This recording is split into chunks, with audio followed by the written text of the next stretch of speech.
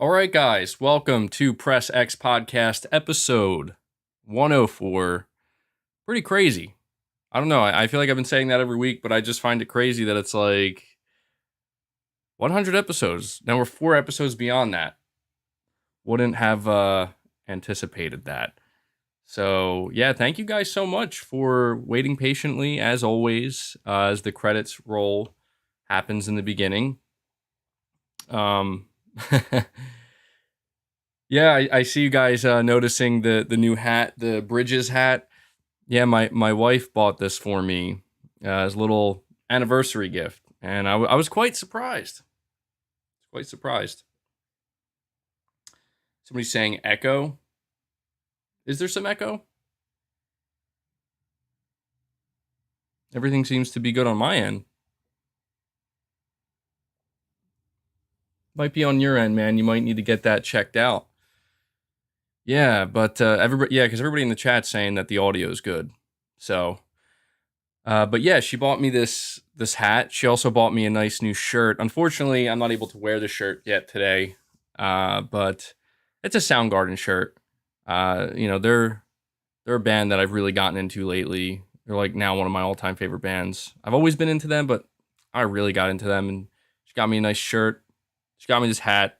I just thought the hat was awesome. I wasn't expecting that. I'm like, I've been wearing just a plain old black hat for a long time now, for quite some time. So I thought it would, it'd be fitting to wear this today.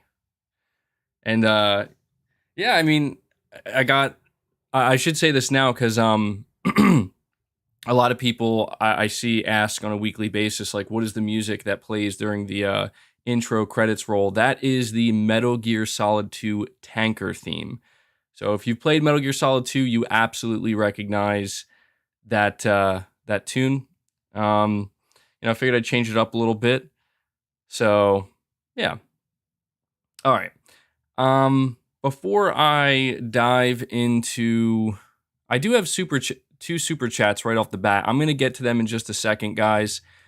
Before I dive into anything, I do want to just, do a little bit of house cleaning here. Let you guys know that got, 5 videos. I was able to produce 5 videos, not 5. I don't know why I'm saying 5, 6 videos actually. 1 video a day, which is kind of surprising.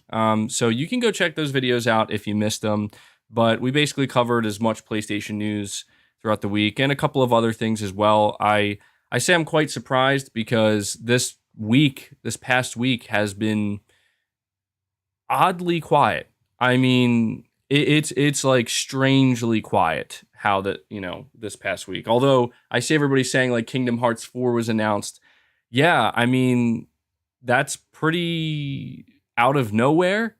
I don't recall a video game getting announced on a Sunday morning, especially one as big as Kingdom Hearts 4. And I do see people mentioning the NVIDIA leak and how Kingdom Hearts 4 did show up on that leak. And a lot of people were like, that's nonsense. That's absolute nonsense.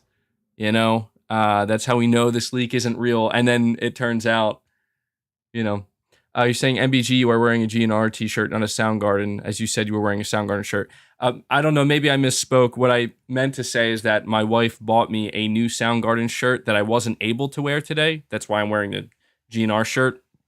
But I plan to wear it maybe on the next episode of the podcast sometime. But I'm looking forward to wearing it because it's my first Soundgarden shirt. And yeah, so sorry for the confusion there. that would be pretty ridiculous if I'm sitting here confusing Soundgarden with Guns N' Roses. But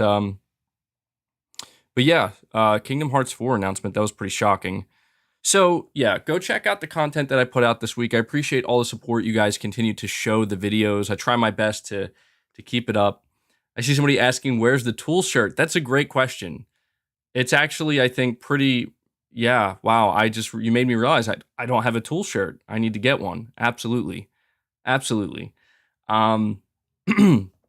So for those of you who are maybe new to the podcast, I know most of you already know this, but we seemingly get a few new viewers each week. So different ways you can support the podcast if you like what I do here, if you really appreciate what I do and you like the content.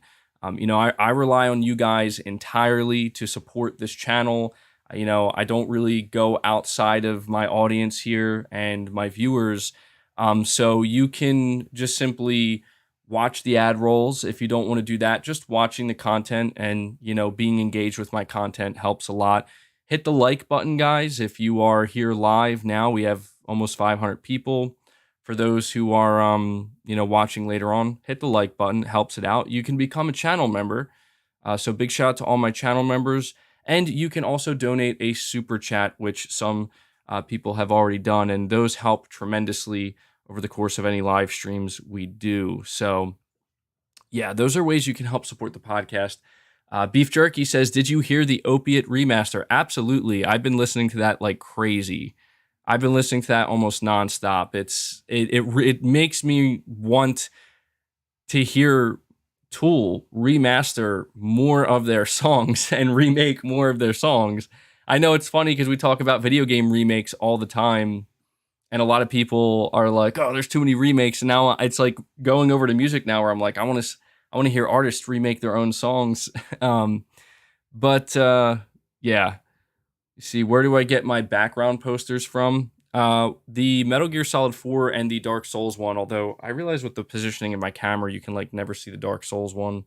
I got them off of Amazon. These two here, the Kratos and the PlayStation symbol, those are disc plates. So yeah. Okay, so let me get to these super chats. We have Pragmaticat. Thank you so much for the $10 donation.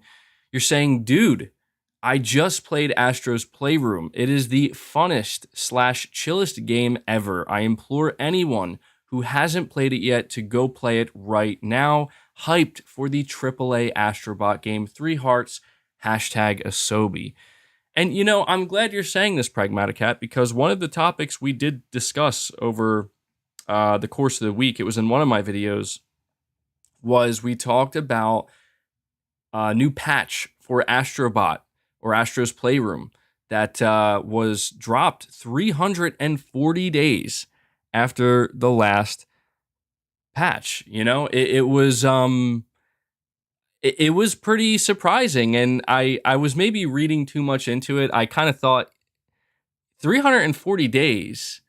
I mean, that's such a extended period of time. I have to imagine that there's maybe a bigger reason why they dropped that patch into Astro's Playroom. Now, look, I know that people are saying, look, anybody who picks up a PS5, Astro's Playroom is a new game to them, and there are going to be millions upon millions of PS5 sold in the coming years. So obviously, it's a game that it would be wise of them to continue to support. And I admit, yes, that is the most logical explanation that makes the most sense. But I guess I just kind of, I guess I just kind of thought to myself, maybe they're doing this now because they're expecting maybe a significant influx of players going to Astro's Playroom. It could be a good signal for PlayStation stock. Somebody mentioned that. They were like, hey, maybe this means that they're anticipating they're going to have like a flood of PS5s and a bunch of new people interacting and playing this game for the first time. So it would be a good time to release the patch. I think we're going to get a new Astro game revealed. I think that all signs point to that, because if you think about it, I mean, Sony's going to be talking about PlayStation VR 2 in the coming weeks. I mean, it makes sense that this is where they're going to want to announce the new Astro game. You're saying you're hyped for a AAA Astro Bot game. That's absolutely what we're going to get. Astro is like the new mascot for PlayStation. And, I think that it would make sense for Sony to reveal a new Astro game alongside PSVR 2. And I think by doing that, there's a good chance people are going to go play Astro's Playroom. So, I don't know. Maybe that's a little bit of, over analyzing. I know people tell me I do that a lot, but I can't help it. So thank you for that, Pragmaticat. And once again, Pragmaticat, you're saying Sony should acquire BioWare. I doubt that's going to happen, honestly. I don't see that happening. BioWare is underneath EA, and, I would assume as long as they're underneath EA, they're not going to, they're not going to sell them off. As sad as it sounds, I think in the long run, EA is more likely to end up shutting shutting down BioWare than actually selling them off. But I don't think that's going to happen either. Zanarkand Blitzer, member for 8 months. Play has no limits. Thank you, buddy. You're saying happy 20th anniversary, Kingdom Hearts. Did you see the new Kingdom Hearts 4 trailer, MBG? The game's development engine is moving from UE4 to UE5. I'm so excited and can't wait. Magic in the making.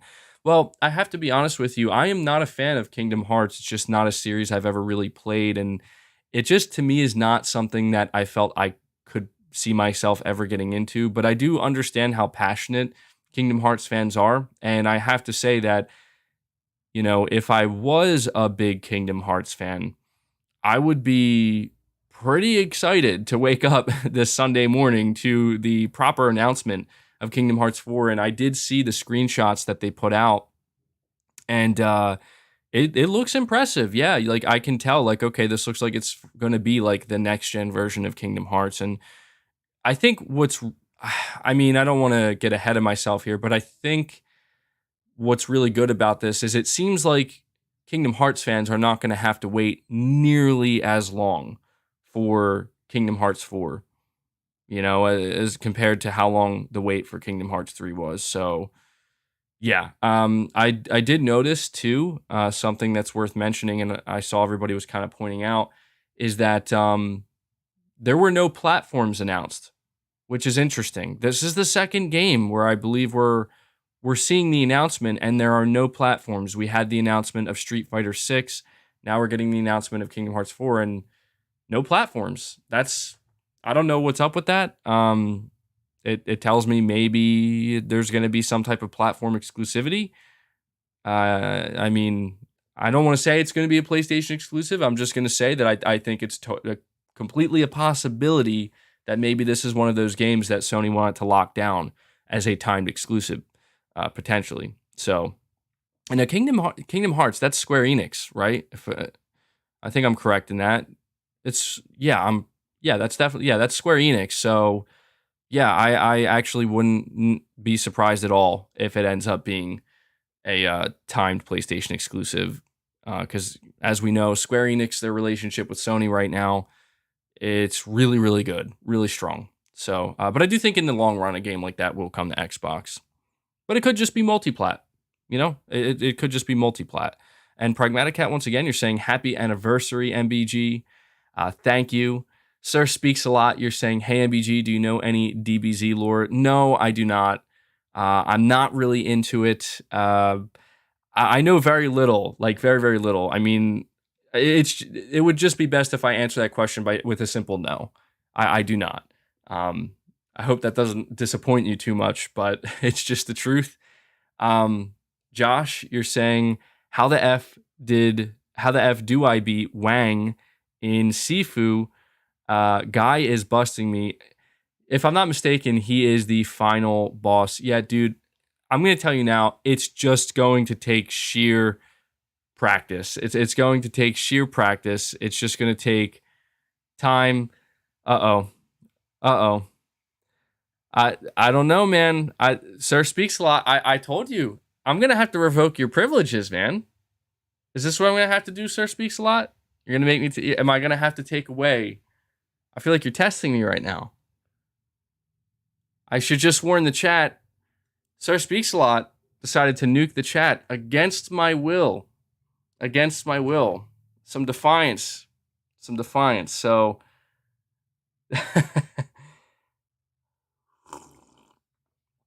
all evil was eliminated. All right, I'll let it slide. Sir Speaks a Lot, but I'm telling you, man.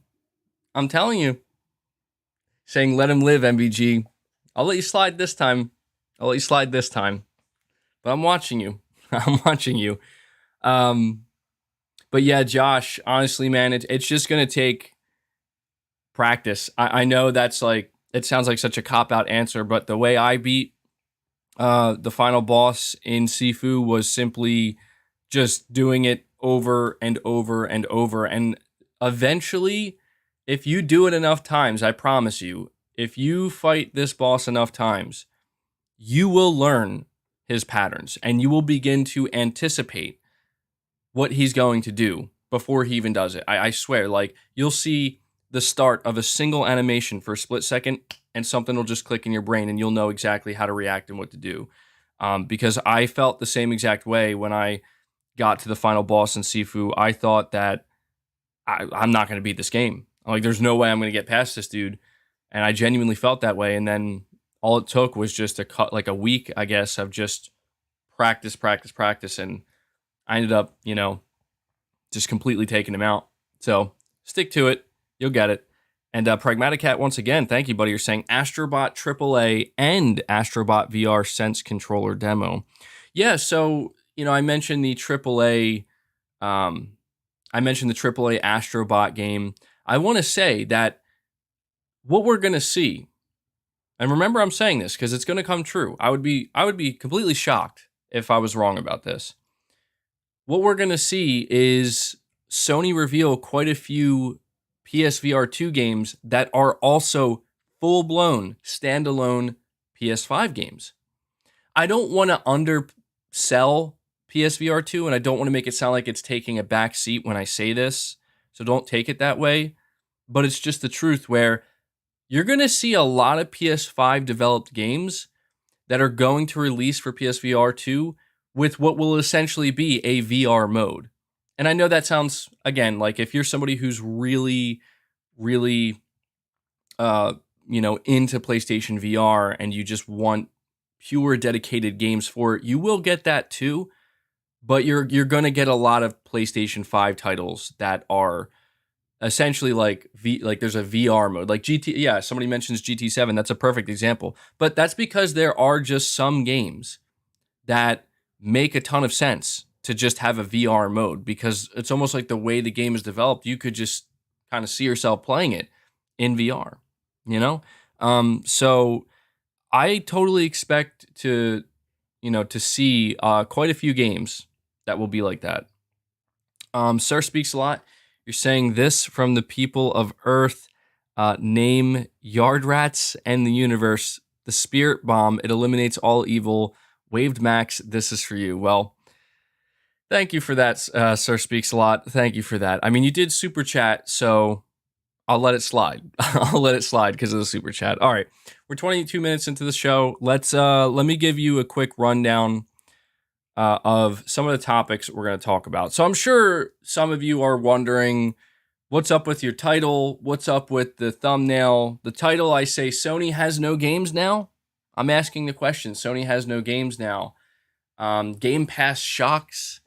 Definitely some, I think, titles that, or a title, I should say, that had some good questions. And then I also ask, well, I don't ask, but I say in the thumbnail, this doesn't make any sense. This doesn't make sense. And you guys are probably wondering what I'm talking about. And I'll let you know, because this is going to be a pretty big topic for the show today. And I think it's a good topic for this week in particular, because as I said earlier, Sony has been, it's not just Sony. The gaming industry has been pretty quiet this past week, but Sony in particular has been dead silent. Dead silent.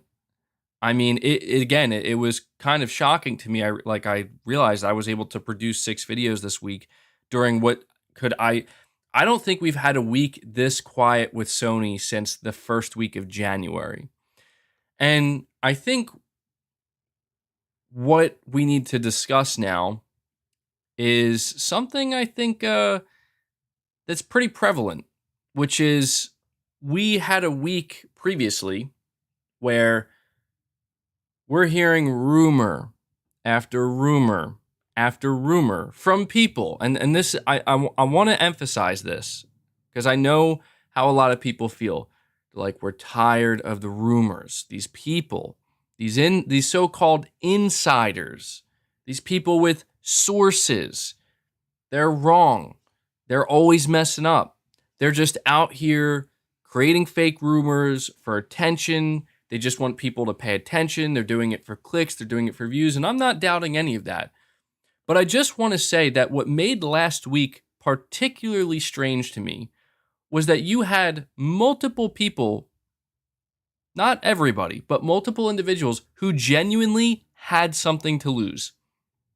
If they were wrong. And they were wrong. And they lost something.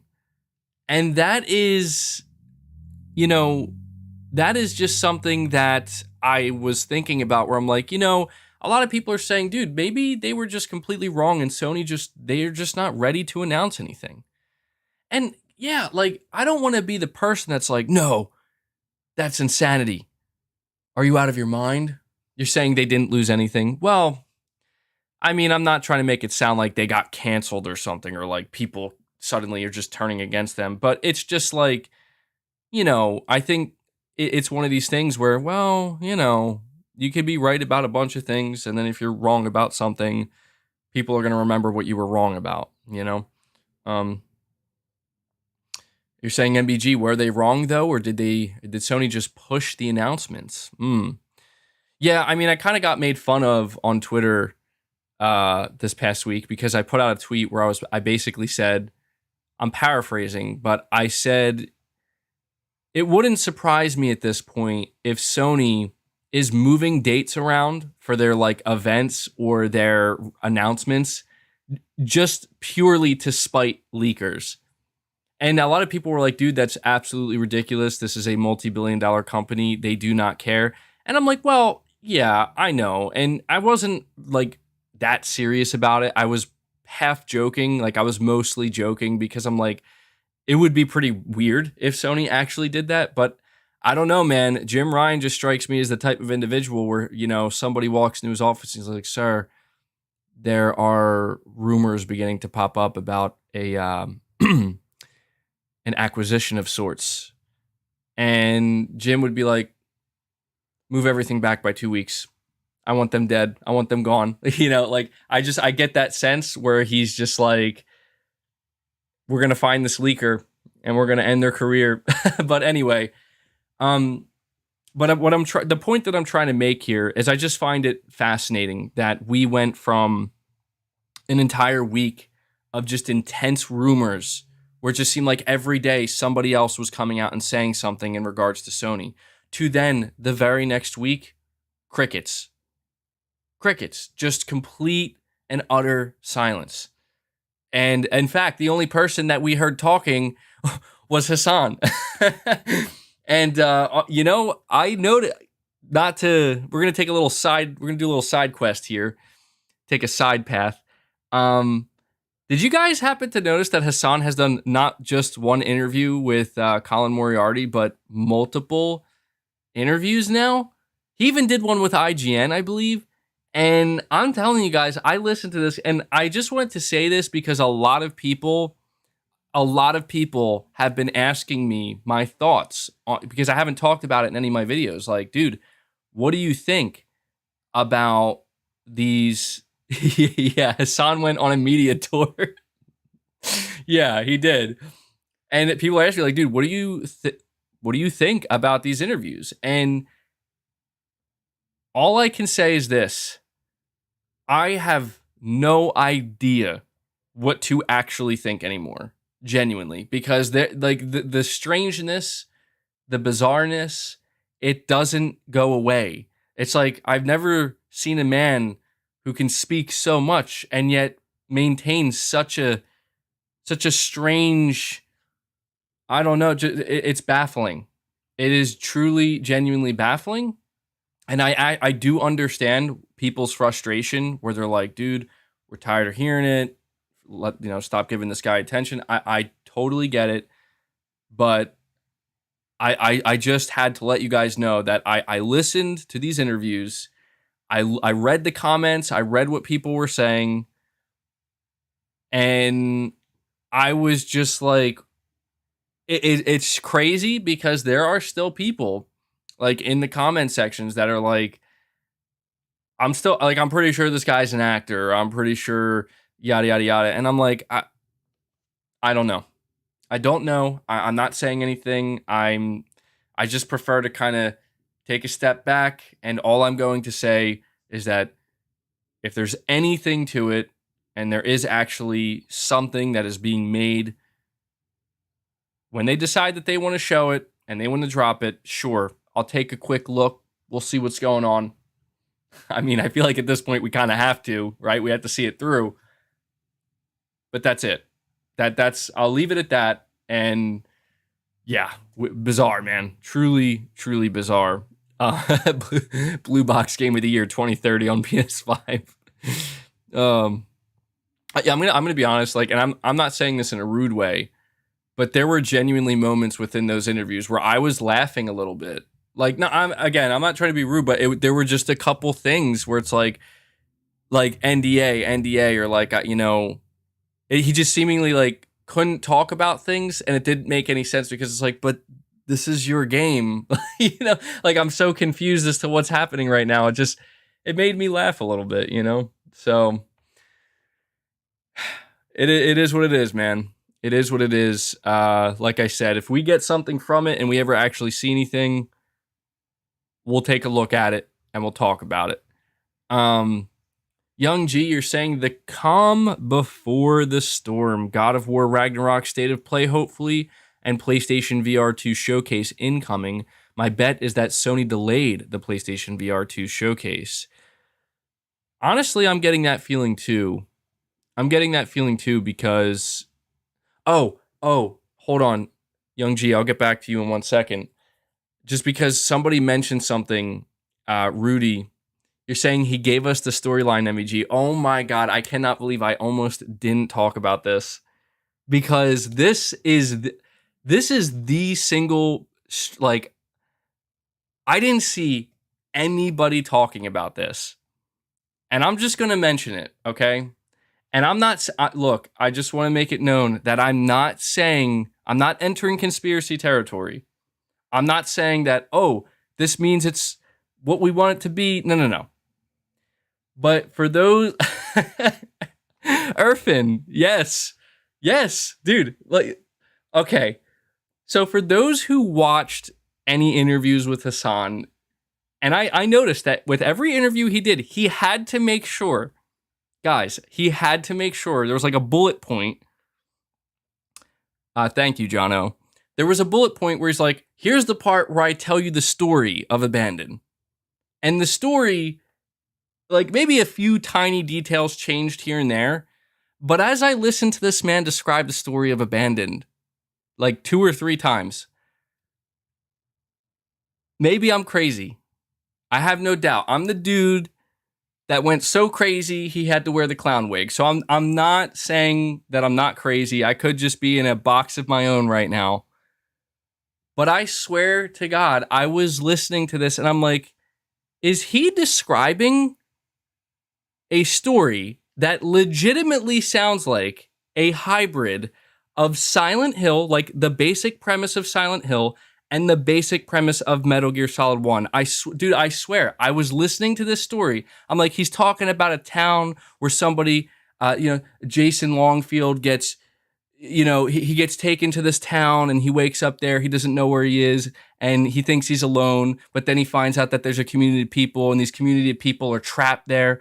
And I'm like, okay, that sounds a little familiar, just a little bit. And then he says, oh, by the way, you're saying MBG, please.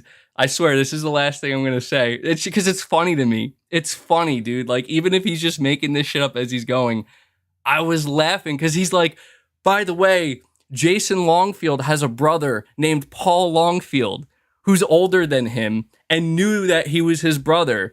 Jason didn't know that Paul was his brother. He's the eye patch guy, by the way, and he has a terrorist organization, and he wants to get Jason Longfield to join him. I'm like, what?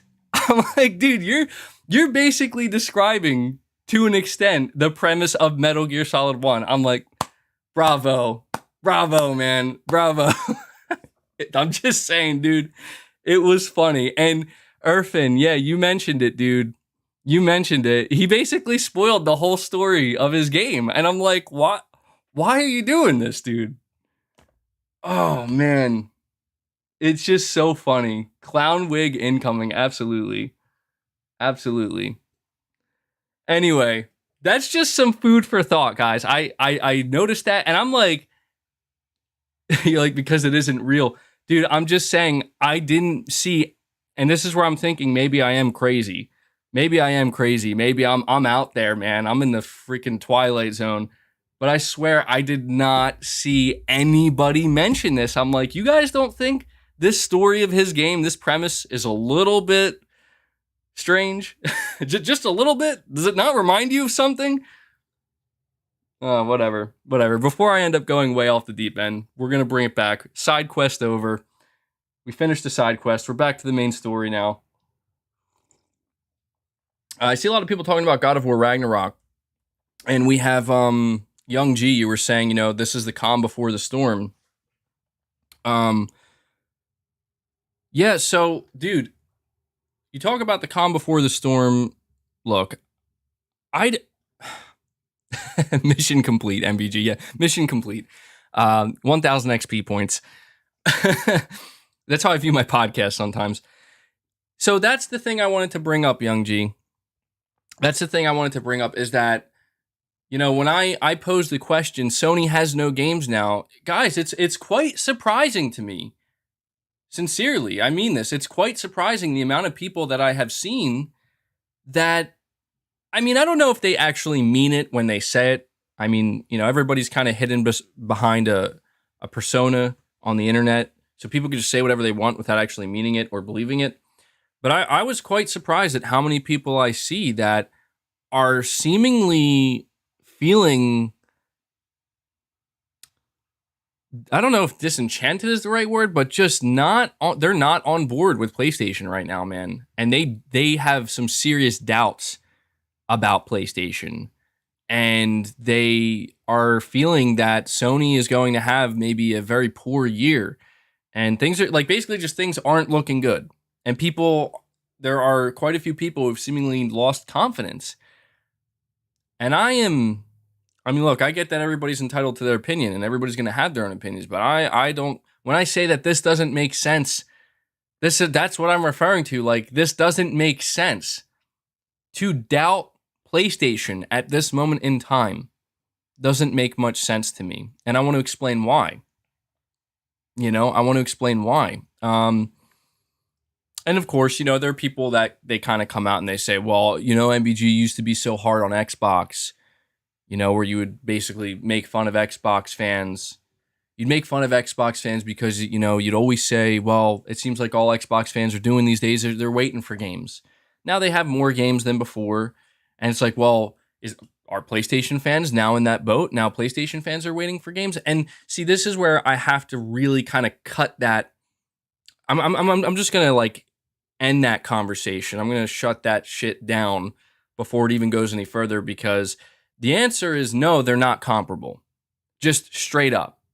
When it comes to the way Sony has conducted themselves, when it comes to their studios and their game releases, I would say the past 18 months, but it's more than 18 months. It's practically 24 months, probably goes beyond that, is night and day, literally night and day between Sony and Microsoft. So no, they're not the same, and you cannot compare them. I just think it's kind of mind-blowing to an extent that people are actually out here basically making it sound like, well, so Sony has no games. And I'm like, maybe that's because they literally just released all of their games. It's weird to me. It's weird. And I think, I don't know, sometimes I think I listen to what some people have to say and I take it too seriously. I don't know if these people actually mean what they say, but they're saying it, and they're saying it in a way where they're coming off like they mean it. And I think that there are people out there who are very easily influenced and susceptible, and they start seeing, oh, I guess Sony has no games. I guess they ain't got nothing coming. And I'm like, oh, okay. Not only are you missing the fact that Sony just, for the past 18 months, has released a shit ton of games on a consistent basis, but the number one thing that I need to convey to people is this. And maybe some of you guys will agree with me. Maybe some of you won't agree. But the way I see it, it's really like this. where Sony is right now from a business perspective,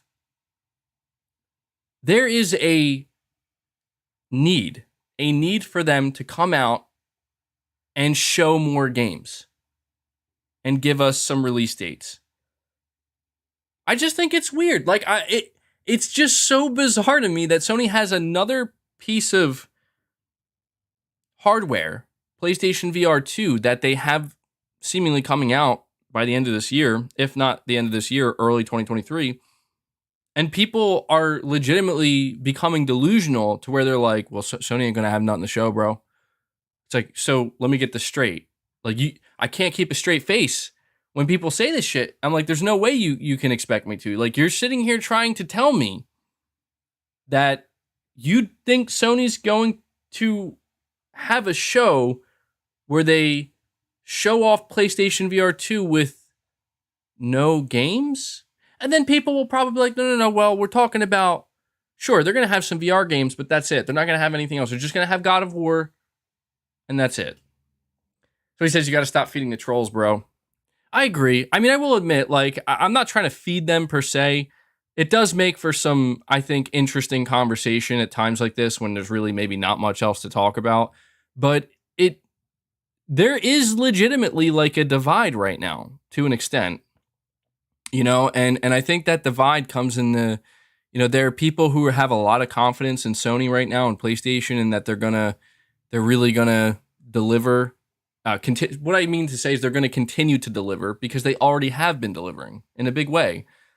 But there are some people who are rooting against Sony, who are hoping that Sony isn't going to deliver, that Sony is going to screw up, that Sony is not going to have a showcase. And if they do have a showcase, it's going to be super underwhelming with just like no significant announcements. And I'm just like,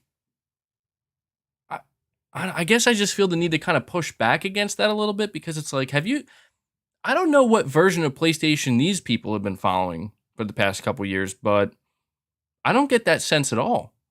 I don't like, because if I actually felt that way, guys, like, and I mean this, if I was genuinely concerned about like, I think we might have a problem with Sony right now. I don't know what they're doing. Like, I think things are going array here, or they're not ideal, not even close. I would tell you guys, because I've been in those situations before, specifically with Xbox, and it wasn't great at all. Swizz, you're saying I'm never concerned. That's a lie, man. There have been quite a few episodes these past couple weeks where I'd certainly had some concerns to express about PlayStation, for sure. Figuratively literal, you're saying, hey, MBG, just thought I'd say while we're on the topic, RIP Chris Cornell. Rest in peace, Chris Cornell. Thank you, man. I appreciate that. Yeah, for those who were wondering, we mentioned Soundgarden earlier in the chat, and yeah, Chris Cornell, obviously, big shout out to Chris Cornell, man. He one of the greatest, if not the greatest, frontman of all time, right? So yeah, definitely a legend. Appreciate that, man. It's a shame. It's a shame how that yeah, how things end sometimes, but still got his music. Josh, you're saying finally beat Horizon Forbidden West, 110 hours, only 70% complete. Yeah, dude, I'm right there. I'm very, very close to platinuming Horizon Forbidden West. I only have a few more trophies left, and I think I don't know what my percentage completion's at. I actually haven't looked. I'm afraid, because I feel like I've done so much in that game. Like I did so much in the game, and I'm afraid that I'm gonna look at the percentage completion, and it's gonna be like 50%, and I'm like, what? That is insanity. I don't know if I'm gonna be able to 100% it. I don't know if I want to. And I gotta say, as far as I'm aware, you don't need to 100% it to get the platinum. And I actually appreciate that. I think more open world games that are doing trophies should maybe take notes there, where you shouldn't have a trophy for 100% completion, in my opinion, because I just think that it can be a bit too much, I think, because there's no, like, let's just be real here. Anytime you're playing an open world game, when it comes to getting 100%, there are a lot of different things they can become quite tedious. And I'm not saying that's a bad thing. It depends on what type of player you are. If you like that tedious nature of some of the requirements, then you're going to like the experience. But there are quite a few people who don't like those tedious like experiences when it comes to doing side content and whatnot, depending on what it is you're doing. So yeah, I appreciate a game like Horizon that lets you get the platinum and do it. The platinum requires you to do most of the content, but certainly not all of it. And I think that's good. I think that's how it should be. But that's good to hear, Josh. Green Al Gill, you're saying the Game Awards replied to a Twitter conversation between Chris Judge and Ryan Hurst with a bulging eyes emoji. Maybe Ragnarok is showing up at Summer Game Fest. I'm gonna be honest with you right now, Green Al Gill. I would be very surprised if we don't see God of War Ragnarok before then. That's where I'm at with the way I'm viewing things. Like I think it would be quite surprising if Sony decided to hold off showing off more of Ragnarok by June. That would be pretty. I mean, it's not the most shocking thing if they do that. Like, yeah, okay, I understand why they would do it, but I just think, I don't know. I feel like the time is kind of now for them to maybe do a state of play. I don't know. I don't think that a game like God of War is going to be part of a Sony showcase. Believe it or not. I know some people might be surprised to hear that, but I say this because at this point in time, it seems clear to me that for games that have already been announced, especially the bigger ones for Sony, we maybe get like a trail. We get like a teaser trailer, and then at the next showcase 1 year later, we'll get like the first gameplay / story trailer. And then after that, it seems like the only thing that's left for them to do is kind of have the dedicated state of play, and then they release the game. So that's why I'm saying, like, I wouldn't be surprised at all if this month or maybe in May, Sony decides to do just like what they did with Horizon Forbidden West, have a dedicated 20-25 minute state of play just for God of War Ragnarok. And then by the end of that state of play, they announce the release date. Maybe it'll be like July, or I mean, that maybe that's wishful thinking, but could be July, maybe September, something like that. I have a hard time visualizing Sony announcing like a showcase, and then if that showcase happens in like June or something, that's when they'll. I mean, it could be what they want to do. It could be for sure, but I guess I'm just trying to say I'm fully expecting a state of play. That's all I'm trying to say right now. But yeah, I mean, I don't know what to make of like the Game Awards account per se, the Twitter account. I feel like the Game Awards account, I think it's obviously run by Jeff Keighley, right? Has to be. I feel like, Jeff Keighley, he's kind of like a hype man, that's kind of his job. And so I think if anything, what I get, because I know what you're talking about, Green Al Gill, we've been getting quite a few tweets. We got Christopher Judge coming out here and being like, I can't wait till people get to see how calm and reasonable we are and stuff like that. To like you said, Ryan Hurst, and Ryan Hurst is showing off pictures of him at Santa Monica Studio. And then more recently, there was a developer who he's one of the. I'm trying to remember what his role was at Santa Monica, or is. I think the lead destruction artist, or animator, something like that. But basically, any of the destruction we see in the game, he's responsible for it, or like a big part of it. He recently tweeted that I think it was his daughter, was playing, as he referred to it, the new game on his PlayStation. But he's like, I can't show you that yet, so I'm just going to show you her playing the last game, and the last game being God of War 2018. And a lot of people were like, oh, like he's straight up out here teasing it. Is this game done? Like, is this game pretty much done? And all I'm going to say is this. I know there are going to be a lot of people that are doubting God of War being ready, but don't forget that, Sony originally had this game targeting 2021. And I've heard, not saying whether or not it's true, I just heard that apparently the game could have come out in 2021. That's all I'm saying. Like, it is what it is. I know to a lot of people that sounds unreasonable, that sounds unrealistic, but it seems like God of War was always going to come out uh, close to Horizon. And you know, I some people are asking me like, dude, do you think God of War could get like a June release date? I think it's possible. I think it's possible. I do. I'm not saying it's likely, but I think it's possible. I think the fact that we're seeing some teasing going on right now, we're seeing clearly what we need to realize here is that these people involved with God of War Ragnarok's development. Oh, another tweet that I saw, by the way, too. There was actually a Santa Monica developer who left recently, who left the studio, not in a bad way, but she was basically announcing that they're done.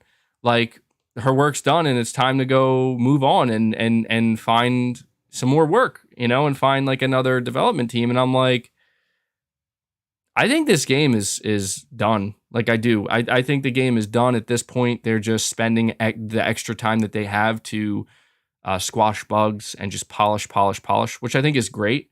And I think that will help the game tremendously.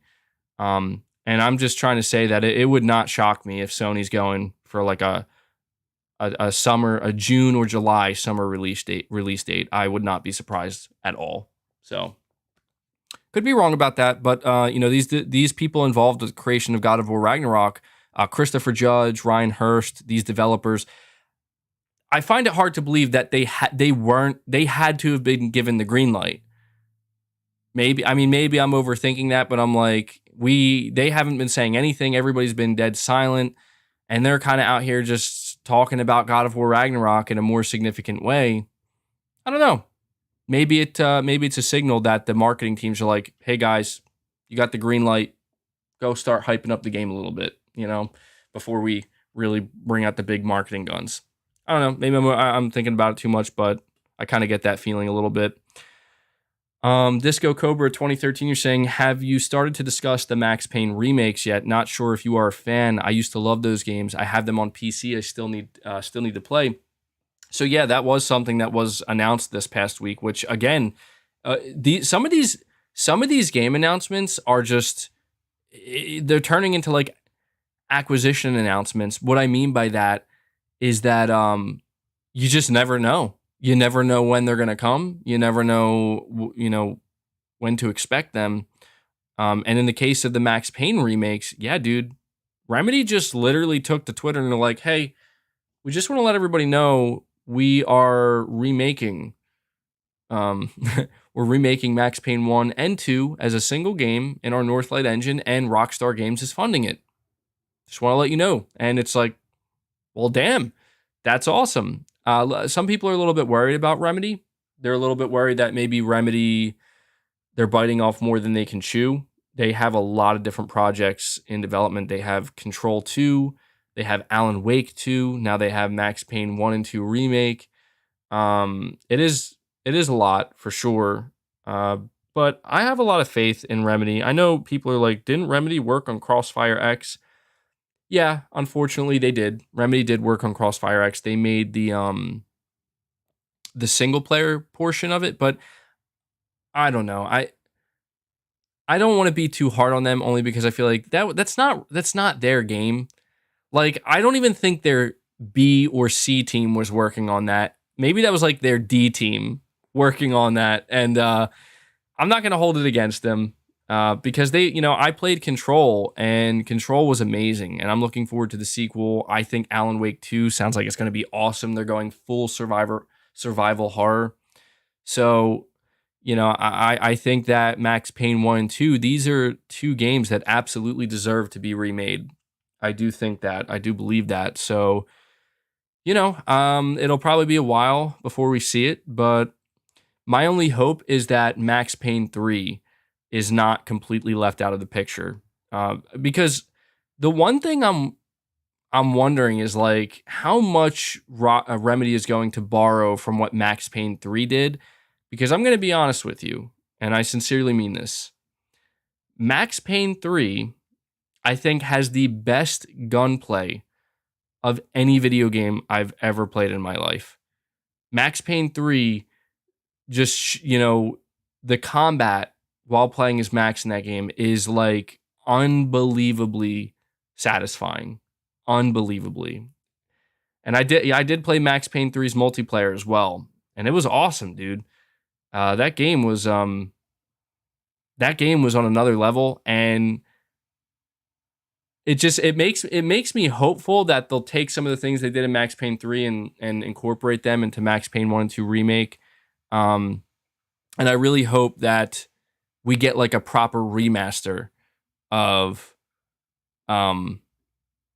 Max Payne 3, because that was dude, oh my god, it was so, even the story, dude, it was so good. Max Payne 3, I don't know, man. I think Max Payne 3 is possibly one of the most underrated games, because it just feels like it's not a game that many people talk about, but it's like it's incredible. It's incredible. So my thing is with Max Payne 1 and 2, I never beat either of those games. I played both of them, but I barely remember playing them. I just remember like some aspects of the first game. And so it's like, this is why I feel like these are two games that I would absolutely love to be remade and play them properly on the PS5.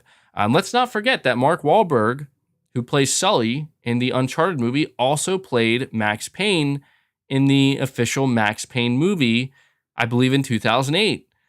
So let's not forget that, okay? I don't know why we need to remember that, but I just feel like that's somehow relevant to this entire conversation. So yeah, that movie, I don't know about that movie, man. There was a lot of different things they could have done with a Max Payne movie, and I feel like they did like one of the worst things they could have done. But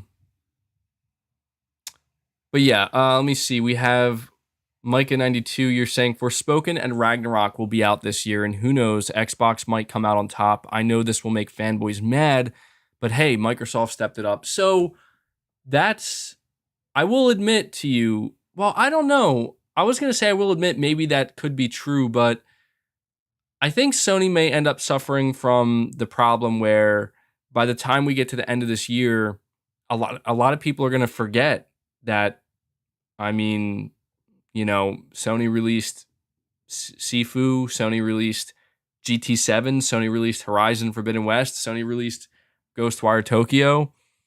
And I feel like people won't really be talking about that because we'll be so caught up in the games that just came out or just came out the past couple months.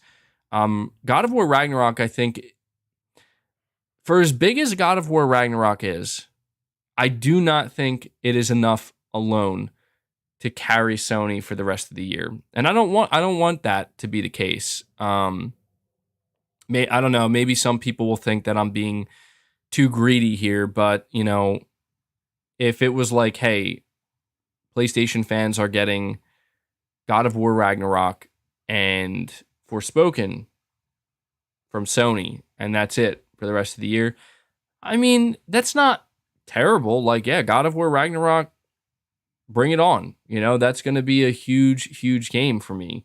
I'm going to spend a lot of time playing. And Forspoken, I'm feeling better about it the more we see it. But I mean, surely Sony has a little bit more than that. Surely, And if PlayStation, the thing is, if PlayStation VR 2 does launch this year, if it launches by like November or October or something, oh, well, then we don't even need to have this conversation because there are multiple launch games that were not revealed yet that will apparently be coming out this year. So I see some people saying that all you would need is God of War. I mean, yeah, I guess so. Like, I do get that sentiment. And there's no doubt that Sony has been doing really good. I guess it's just, for me, Sony has been so insanely consistent. I've gotten used to it. I've gotten used to really only having to wait like 1 or 2, maybe 3 months at most for a new big PlayStation game to launch, And so it's like, if God of War launches in the summer, I don't know, I guess in a way it's like, yeah, Forspoken could be the big holiday game. But that would be a little bit unexpected. I wouldn't expect that game to be the big holiday game. But yeah, I could see that being the lineup. I could. But yeah, the Xbox's second half looks like it has the potential to be pretty stacked. It does look like that. So Starfield is going to be the big one. I don't know if Redfall's coming out. I think Redfall, I don't know if it like got delayed internally or what, but Bloodborne Remake is the big holiday game.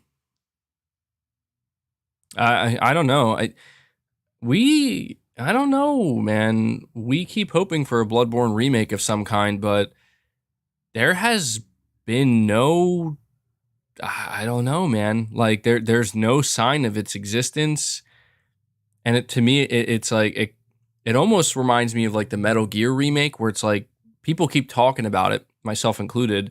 People keep hoping for it, but like we have yet to get like a any tangible evidence, something that really is like, oh, okay, this could be real. By the way, guys, we have almost 1,000 people here hanging out with me and watching. Thank you so much. Please do me a big favor, hit that like button. We could easily crush 500 likes if everybody helps. So hit the like button for me. Disco Cobra 2013, again, you're saying think about the games that have released just within the last 2 years on Sony, and then the last 3 to 5 years for Xbox. No comparison. Sony wins. You're right. Disco Cobra, dude, like that's a fact, man. And I know that some people are going to say it's not, but no, you're right. There is no comparison.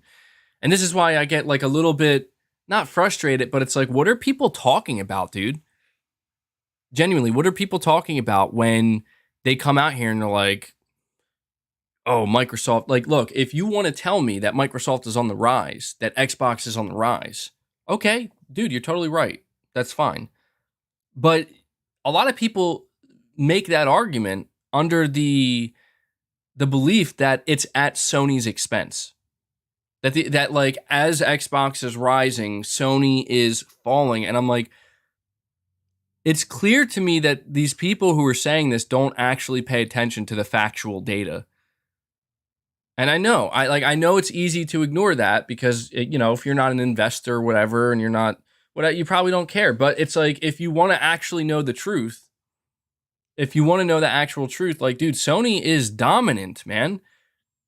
That's just the reality. From a business financial standpoint, they're dominant. And there's no sign that Sony is going to just suddenly fall into like second or somehow third place. Like, I understand people are like, look, maybe Microsoft is chipping away at them. Maybe Microsoft is hitting them from different areas that will, could help, maybe bring them down a little bit slowly over time. Yeah, there's no doubt. Xbox has been doing a bunch of stuff that is having a tangible effect on Sony and, the gaming industry as a whole. There's no doubt. But I don't know, man. This is just why I think that I find myself so confused.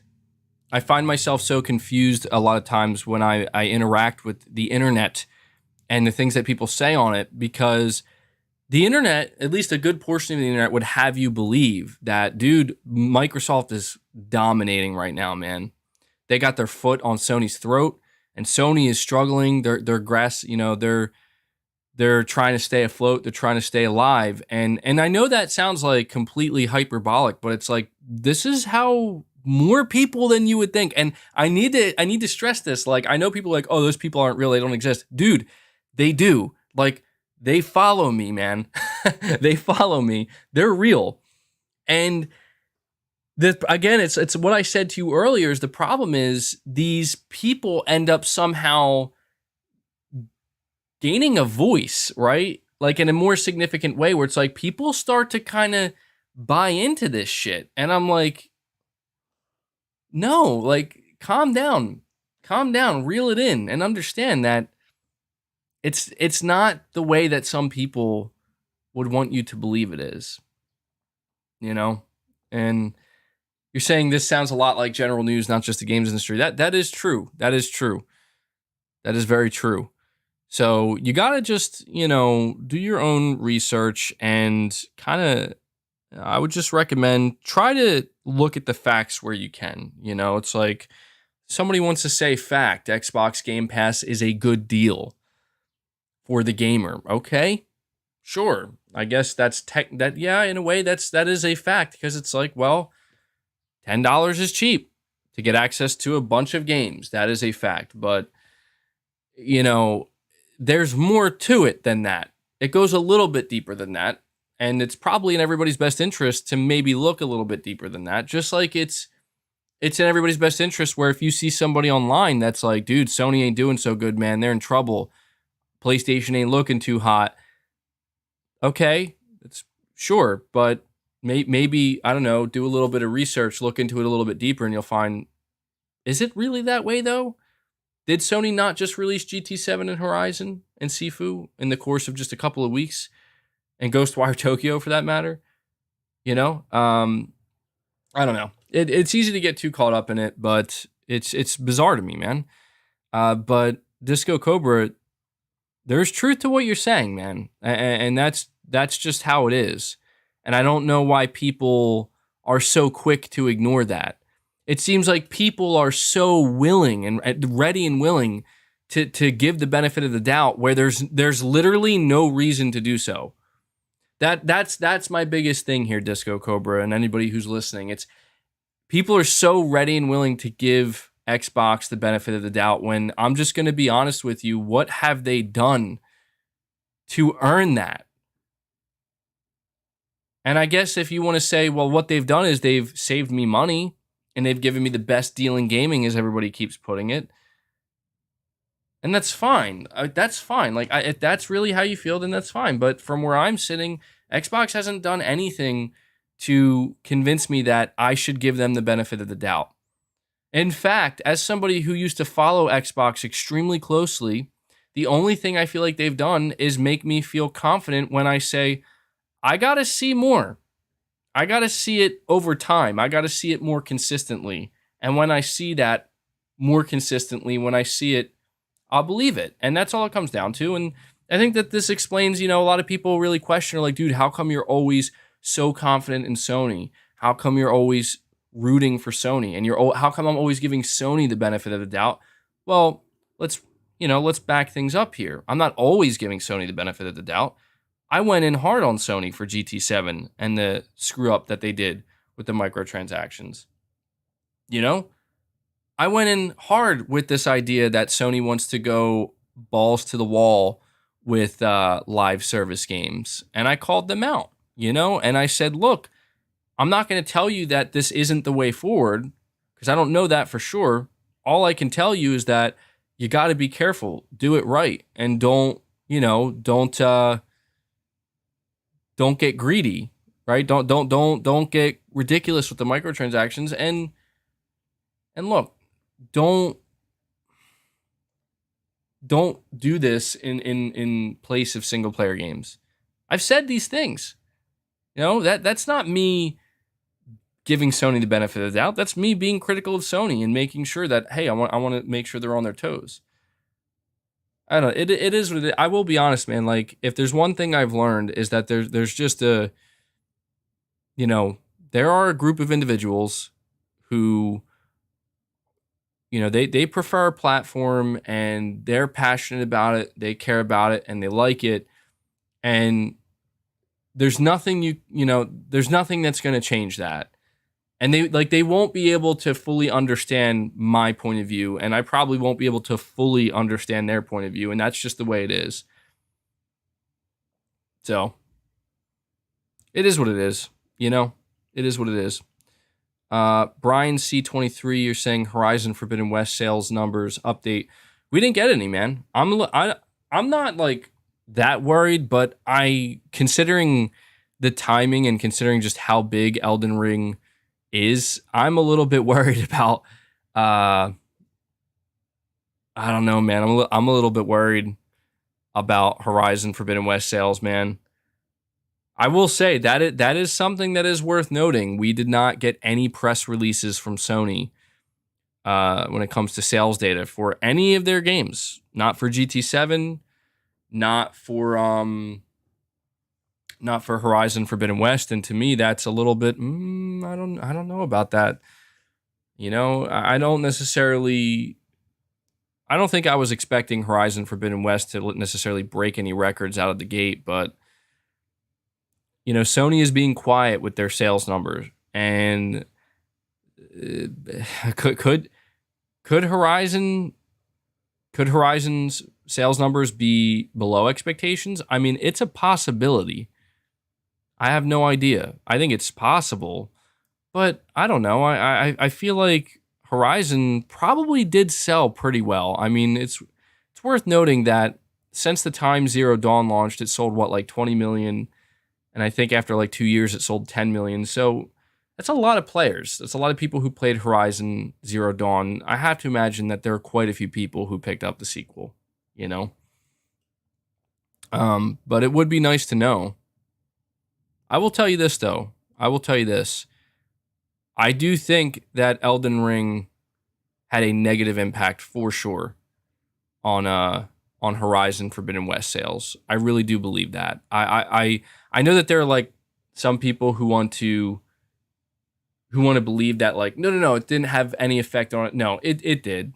It did. That's just the reality, man. You know, they're both massive games. They're both full price games, and I'm telling you now, there are quite a few people who probably felt like they had to decide which one do I want to spend my money on.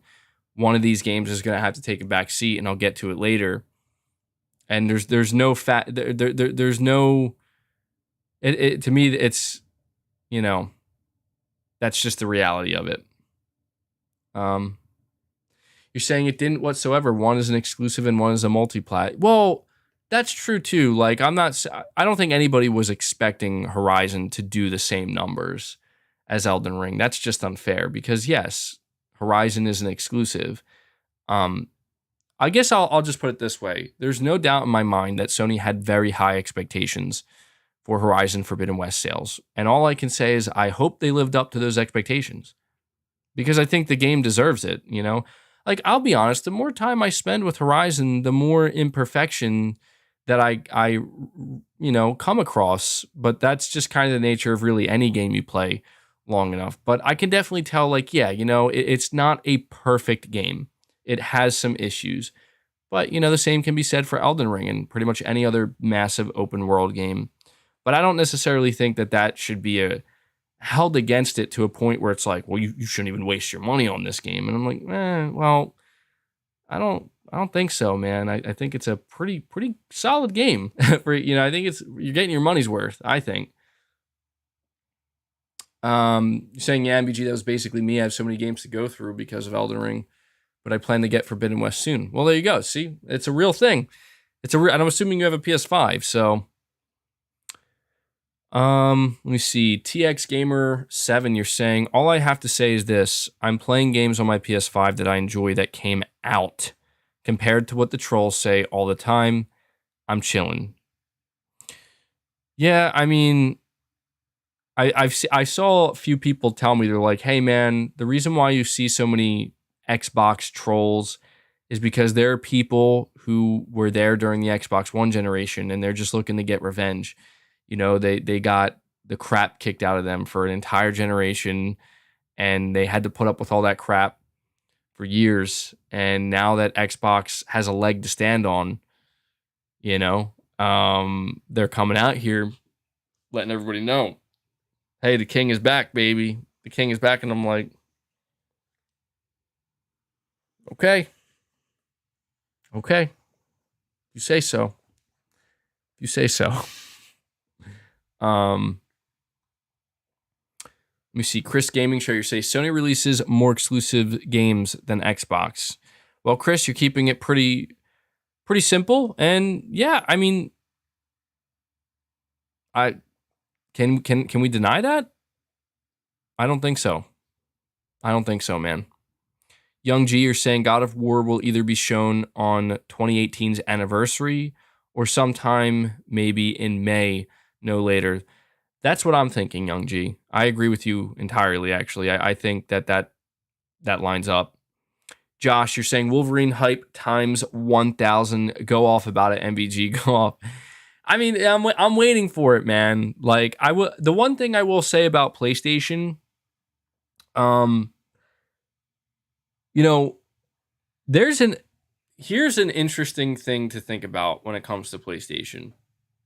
There is an expectation that exists for PlayStation that, frankly, I don't think exists anywhere else. I don't know if everybody would agree with that, but that's how I feel. And people, they kind of let me know, like, hey, man, you're maybe you're expecting too much, or you're always getting your hopes up too high. And I kind of think about it, and I'm like, yeah, you're probably right. Like maybe I am well, yeah, I guess Nintendo's up there too. I guess it's tough for me to consider them only because I don't follow Nintendo. But you're probably right about that. But I guess I just feel like I don't know. I have this anticipation from Sony where I'll just ask you guys. I'll put it this way: if Sony were to announce in a couple weeks, hey, our PlayStation 2022 showcase is going down a couple days from now. Be there and get excited. And Sony's like, they put out their blog post and like, we're going to show you new games from PlayStation Studios. I mean, would the hype levels not skyrocket?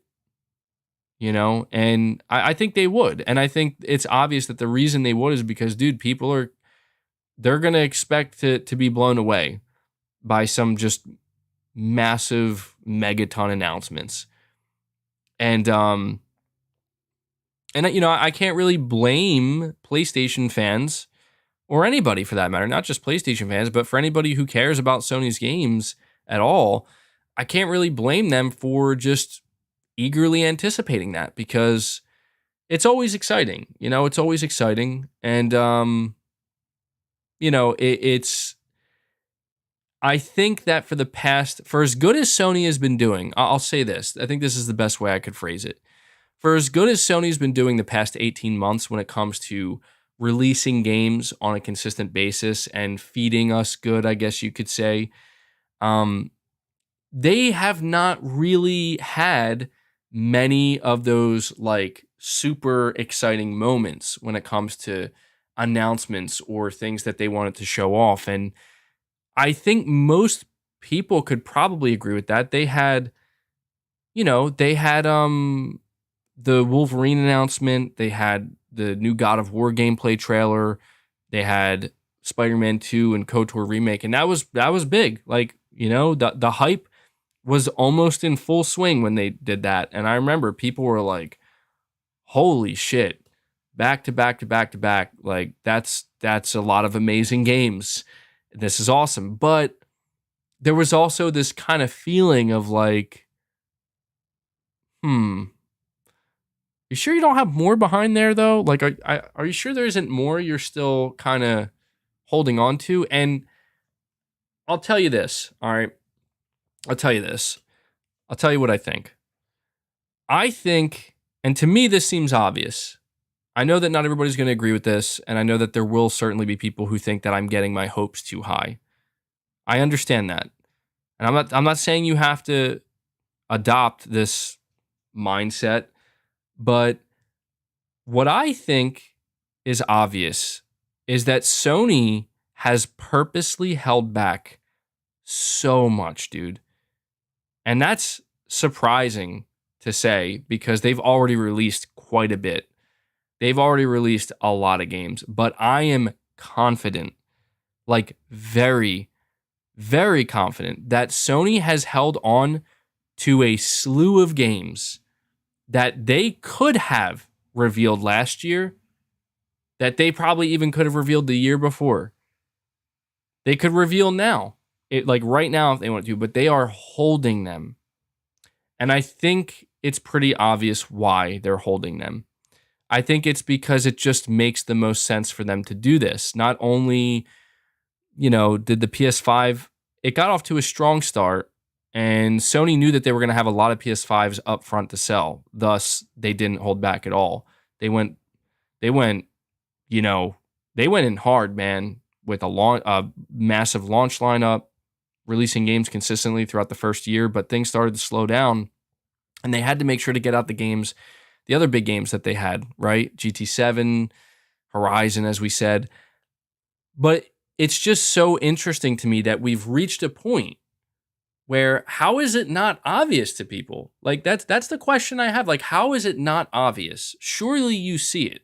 Surely you see the fact that yes, Sony has literally nothing lined up right now except one game, and it's not even from their first party studio. They have Forspoken. Forspoken is the only PlayStation video game that we have a release date for. And that was a game that was meant to come out next month. How does anybody not clearly see that Sony is getting ready to unleash like a whole fucking barrage of games, announcements, release dates, or maybe release windows, information? And on top of that, we also have PSVR 2. Like, you guys gotta know, this is the calm before the storm. And I'm not trying to, like, make it seem like, oh, I have contacts and I know what's coming. And I have a friend who works at Sony, and he told me. No, it's not like that. It's just, I'm just trying to let people know that, guys, like, dude, Sony they're loading up right now, man. They're loading up right now. And it's straight up like, if you think they're just going to come out and be like, well, we got God of War and that'll be enough. That'll be enough. I will say this. The one caveat here that is worth, I think, mentioning is that given the circumstances surrounding the PS5, the fact that the PS5, I don't know, man. I think it sucks. It sucks that the PS5 is running into such a brick wall right now. The shortage of the PS5 is so severe right now. I will say that if there's anything this does do, it cannot, and I need people to know this, okay? Like, it's really important that they know this. Sony cannot continue to withhold these games. All right? That is very important for people to understand. Sony has investors that they need to continue to keep them invested. They need to continue to appease these investors. And one of the ways they're going to have to do that is they're going to have to show new games. Whether or not they have enough PS5s to sell is not really relevant right now because it's not in their control. But they will have to do something to continue to, keep people, because believe it or not, the way that a lot of people feel, or some people anyway feel about PlayStation, we're like, I'm not confident in them, I'm losing confidence. That's how maybe some of their investors start to feel too. That's how some people following the company, they can start to feel that way, where it's like, I don't know, like, what do you got next? And I almost said Microsoft, but Sony, they have a lot to do. They have a lot to do in the coming months. And the one thing I was going to say is that even though Sony cannot continue to withhold these games, they're going to have to announce them at some point. I could see maybe Sony, I don't want to say this because I hope it's not true, because it means we will have to wait longer, but they could maybe try to push their showcase further out into the year, potentially. Like they could maybe try to push it as far as July, potentially. And I say this because, they probably want to try to announce these games and they want to show these games off when they feel a little bit more confident in their PS5 supply. Because that's the whole thing, man, is we got more cross-gen games than we maybe expected. We didn't expect to get GT7 as a cross-gen. Many of us were not expecting God of War to be cross-gen. Many of us were a bit surprised when Horizon was cross-gen. And it seems like, cross-gen lingered way longer for PlayStation than we wanted it to. But we are approaching that time now where how many more cross-gen games do you think Sony has in development? Something tells me probably virtually none. virtually none, or very, very, very few that they haven't already announced. So it's you guys can begin to understand maybe the concern that Sony has, where it's like, well, we developed these games for the PS5, and we're hitting a really bad wall here with PS5 sales and the supply issues. But then again, I also want to make this known as well. I don't know what the supply shortage, like how bad it actually is. I feel like I need to emphasize that. I don't actually know. So it seems to me that it's still pretty bad. It seems like it's still pretty bad, but it could be improving, and I just don't know about it.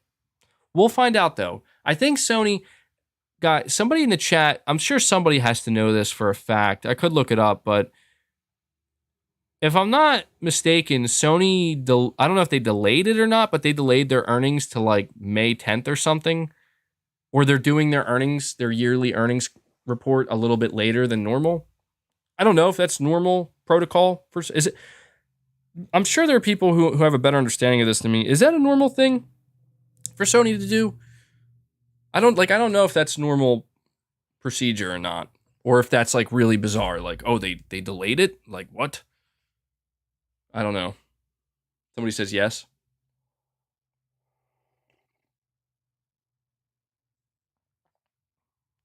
What's normal anymore? Good question. Great question. I don't know. So he says, no, it's not normal.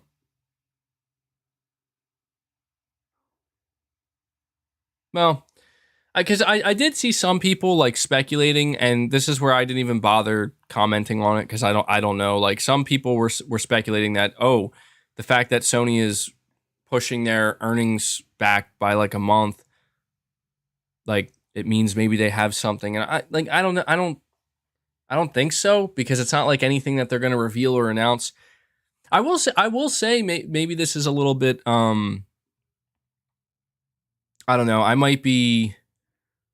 could be totally off the mark here, but it does kind of make me wonder, like, if Sony's financial year, saying it's their financial tax year is always at the end of April. Okay.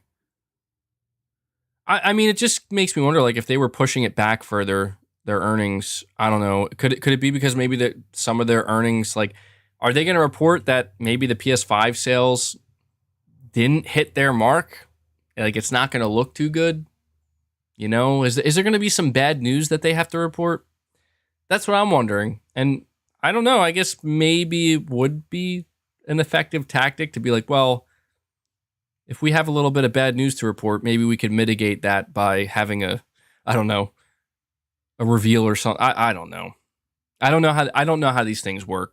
So, the bad news is because of the chip supply. Yeah. All right, sorry guys. I have quite a few super chats. Hanzo, you're saying it has nothing to do with that MVG? Yeah, I figured. I don't know the inner workings of these things, but I assume that they are very much separate from one another. Okay. Artilinu. I don't know if I said your name right, but Adrian, you're saying, after God of War, I must admit that I cannot wait for the Max Payne remake and the new Avatar game. Great content as always. Thank you for what you do. Well, thank you so much, man. Yeah, that Avatar game, I totally forgot about that.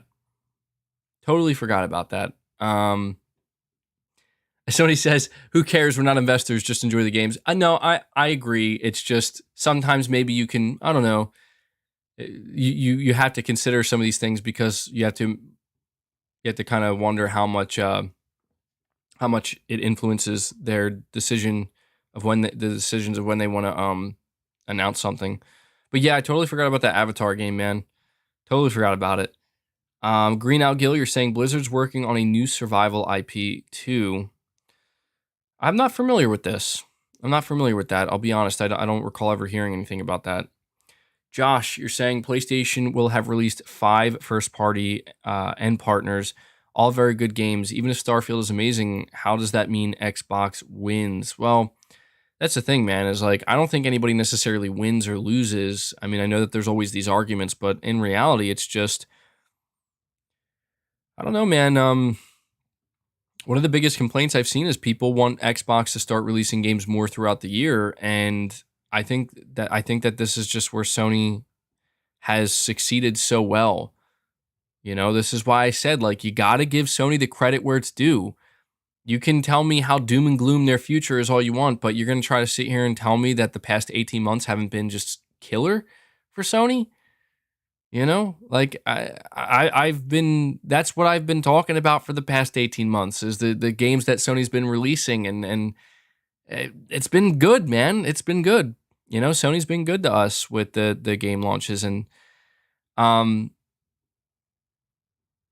I see these guys online and they just say shit. They're like, I'll never pay $70 for a game, or that people are out of their mind. And I'm like, dude, you can talk every day, all night. You can tweet a million times about how you don't want to pay for $70 games. But look at the facts, man. Look at the facts.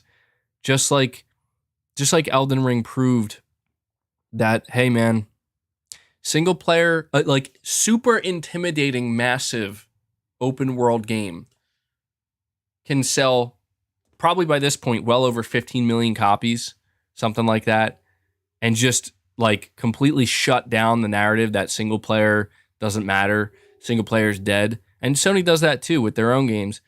Sony's out here basically proving that the traditional model is fine. People are, they're okay buying their games. It's okay. People are still okay with this. I'm not saying it couldn't change, but it just seems like every time we hear about how Sony's doing the PlayStation division, it seems that people are buying games at full price and they're okay with that. That's all. That's all I'm saying. Sorry, I keep going on these side tangents. I apologize, guys. Fevar, I guess, or Fervar 458. Some of these names, I'm sorry. Here's an interesting take. LOL, Sony is desperately transitioning because they know that the model is on life support. Wait, so let me get this straight. You're telling me what Sony just announced with the PlayStation Plus revamp, you're telling me that that's a desperate transition? Huh. I mean, I don't think so, dude. I'm going to go out on a limb here and say that Sony probably could have done a lot more if it was some type of desperate transition of survival. Just saying. But sorry, Fervar, you're saying MPG. Can you make a comparison between PlayStation and Xbox AAA exclusive games starting after the PS3 generation? Well, I can't do it right now, right off the top of my head. Maybe we could. Maybe. I don't know that I would want to make a video like that because, my God, the level of toxicity that would ensue would not probably be good for anyone's health, But maybe I'll consider that. I don't know. I'll have to think about that. That would be a very interesting conversation, wouldn't it? It would be. Oh, you're saying he means live service MBG. Okay, well, okay, I admit that makes more sense, but I don't know that I would call that desperate, man. What Sony's doing with live service does not come off as desperate to me. I'm not saying it couldn't be, but Sony isn't rushing anything out. They're taking their time and they're making the strategic moves that they have to make sure that they try to do it right, seemingly. To me, it just seems like what Sony's doing with their live service endeavor is where they see future growth on top. It's not that Sony has hit the ceiling per se with their single player games, but maybe they have. We don't know that. I mean, if the PS5 goes on to sell another, about 100 million units, 110 maybe when it's all said and done, you get games like Spider-Man 2, maybe Wolverine, games like God of War Ragnarok. If these games sell 10 million over the course of a year and a half, maybe more than that, maybe it'll be up to 15 million. It just makes sense that it's like if Sony is continuing to win, by win, I just mean do really well in this area and make a bunch of money and make a bunch of sales off these single player games, why stop there? if you have that on lock and it's going well, and these game and that's the thing. That's what I think people. You know how people keep saying Sony's so greedy? Sony's so greedy. I just want to point this out. This is a little bit of food for thought here, okay?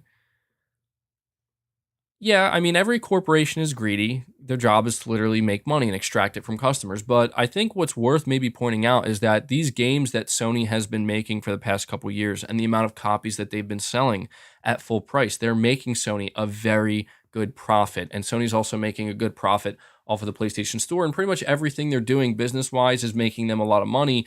They are very obviously and clearly reinvesting this money in more games. Not only are they doing it with their studios, they're like doubling and tripling the size of their first party studios. They have almost all of their studios working on multiple projects. They're continuing to acquire more studios, and they're also trying to branch out into different types of games. They're bringing back a bunch of classic games. They're like, look, we got single player on lock. Let's see if we can make some moves in the multiplayer and service area, and this is why I don't know how anybody could be against this. I don't. I mean, the most I could understand is if somebody was like, well, look, I don't like multiplayer games at all. I don't like live service games at all. I have zero interest in any of them. So if you're somebody who's like, I wish Sony would just keep doubling and tripling their investment in single player new IP, I get that. If you're just not a multiplayer fan, I could totally understand why you would just want Sony to do that. But, Sony is not going to put all of their eggs in one basket. And I want to make that clear. Sony had to put all of their eggs in one basket with the PS4 generation because you want to see a desperate Sony. Sony, people forget, man.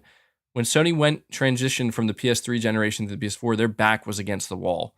They needed the PS4 to succeed. If they didn't, PlayStation may have went away forever. It was desperate times. But they did have momentum, man. Momentum was on their side, and they knew it. And they were like, what do the gamers really want right now? And what does our audience want? And their audience, us, a lot of PlayStation fans, they're like, make more single-player games. Keep making these AAA single-player bangers. And they did that. And they did that for the whole generation, man. And it got better and bigger, and it grew more and more and more. And now they've reached a point where, I'm not saying it's peaked per se, but, they've reached a point where now they can comfortably begin to expand beyond that. And I'm all for it. I am. I know that. And I want to say this last thing before I get to these other super chats. A lot of people, including myself, okay? A lot of people, including myself, were extremely hard on Sony and Polyphony Digital for GT7. But I do want to point out something here. And what it is that I want to point out is you got to at least, if this was their attempt at, okay, this is how we do live service, right? This is live service. And they come out and everybody's like, the fuck you doing, Sony? This is horrible. And they're like, wait, this isn't how we do live service? I'm just saying, I at least give them credit that they reacted pretty damn quickly and they adjusted it pretty quickly. And they just released the patch for GT7 to fix the mistakes that they made. And from what I hear from GT players, they're saying it's like night and day. Yeah, they can't fix the always online thing, which sucks. But people are telling me that they did what they had to do. They fixed it. The game is in a much better state now. And earning credits is not a problem at all. And I've seen people showing off photos and pictures of basically saying wow, it's easier than ever to earn credits. And yeah, I understand the argument that, it should have never happened in the first place. But what I'm trying to say is this: it's a good sign. I know it may not seem like it, but the fact that Sony reacted so quickly to correct their mistake is a good sign for future live service games. What it means is that Sony is listening, and if one of their studios fucks up and they do something that is just not smart, if we come together and say, hey, you're saying it's not quick enough though? Yeah, I mean, yeah, it was a bit of a wait. I have to admit. I think it really hurt the momentum of the game for sure. And I understand that some people are maybe thinking, dude, maybe you're looking at the glass half full in an area where you shouldn't be. But I think that's important, man, because I'll tell you right now, if Sony came out with GT7 and they just kept it the way it was and ignored everybody, oh man, that would be that would be a sign of doom. I think that would be terrible, really. So, you know, you're saying MBG, they were seeing if they could wait out the storm and not have to change. I hope not, man. Truth Decay, I hope not. That sounds so shitty. I don't even want to believe that. Maybe I'm naive for thinking otherwise, but I don't think that. I don't know. I mean, somebody there at Sony has to realize, like, the best way to make money from people is to find a fair and balanced way to do so, because people are willing to pay. It's just it has to seem like a good deal and a good value and worth it to them. Surely, I mean, come on, they're a business. They know this. They were watching the player count. Yeah, they could have been. But I'm just saying, at the very least, it should give us some faith that, okay, well, if you make another mistake again with your live service games, it's nice to see that you'll maybe react accordingly and do what you need to do. Again, we'll see if that happens or not. Figuratively literal, you're saying the biggest threat to Sony at the moment is the supply shortage, in my opinion, and this is not indicative of their popularity, although it could, I think you meant to say it could hurt them in the long run. Yeah, that's my biggest concern as well, man. For those who've been following my channel for a long time, you'll know that I have been an advocate for console gaming. Like, it's my preferred way to game, and I know for you guys who grew up playing PlayStation, still play PlayStation today, it's probably your favorite way to play games as well. And it really sucks to see that the PS5, dude, it was on track to break like every record. It really was. Like, the PS5 was on track to just set new records and do crazy things, and now it's not. I hate to put it that way. I'm not saying it couldn't turn around, but it's not Sony's fault. It's not the PS5's fault. It's not even the gamers' fault, man. Those of us who do support console gaming, the millions of people who are like, I have the money, I want to buy a PS5, and they just can't. And you're going to start to see, we're already seeing, dude, this is nothing against Xbox, and I know that people take it the wrong way, but it's just the truth, man. Like, people are bragging about how like Xbox has outsold the PS5 for the past 2 months, and how the PS5 has come in third place. And come on, like, you have to see that that's not because the PS5 has just suddenly dropped in popularity. You have to see, like, it's so there, like, you have to be somewhat delusional to think that just suddenly, nope, people don't want, those millions of people who did want a PS5, they don't want one anymore. Sony cannot make enough, man. Not anywhere close. And that's why I believed that rumor that said that Microsoft paid for chip priority, because I'm like, well, the Xbox Series X and S seem to constantly be available, and they're winning sales. Like, they're coming out on top. They're beating the Switch and the PS5.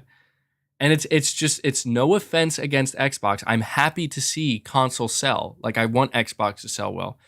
But you expect me to believe this rhetoric that, well, clearly people are just, they're beginning to buy Xbox, and they're more interested in buying Xbox than PS5. No. It's because people cannot find PS5s. Okay? If you go, look, if you speak to any scalper, they'll let you know, oh yeah, there's demand for the PS5. And that's why we scalp them. There's a reason why series consoles are not really being scalped as much anymore, if at all. I know someone, I don't condone their action. I don't. And they're not that bad with it, but they just dabble in it a little bit. But they straight up told me, they're like, dude, no one's buying Xbox. It's like it's just not a thing. And I'm like, that sucks. And it sucks. It's good and it's bad.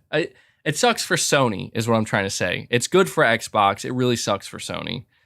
And I don't know. The PS5 is keeping scalpers in business.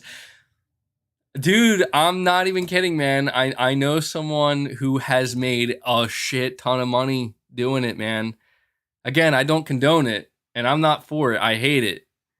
But, people are free to do what they want. People are going to find ways to make their money, but it's true. It's true. It's true that absolutely, man.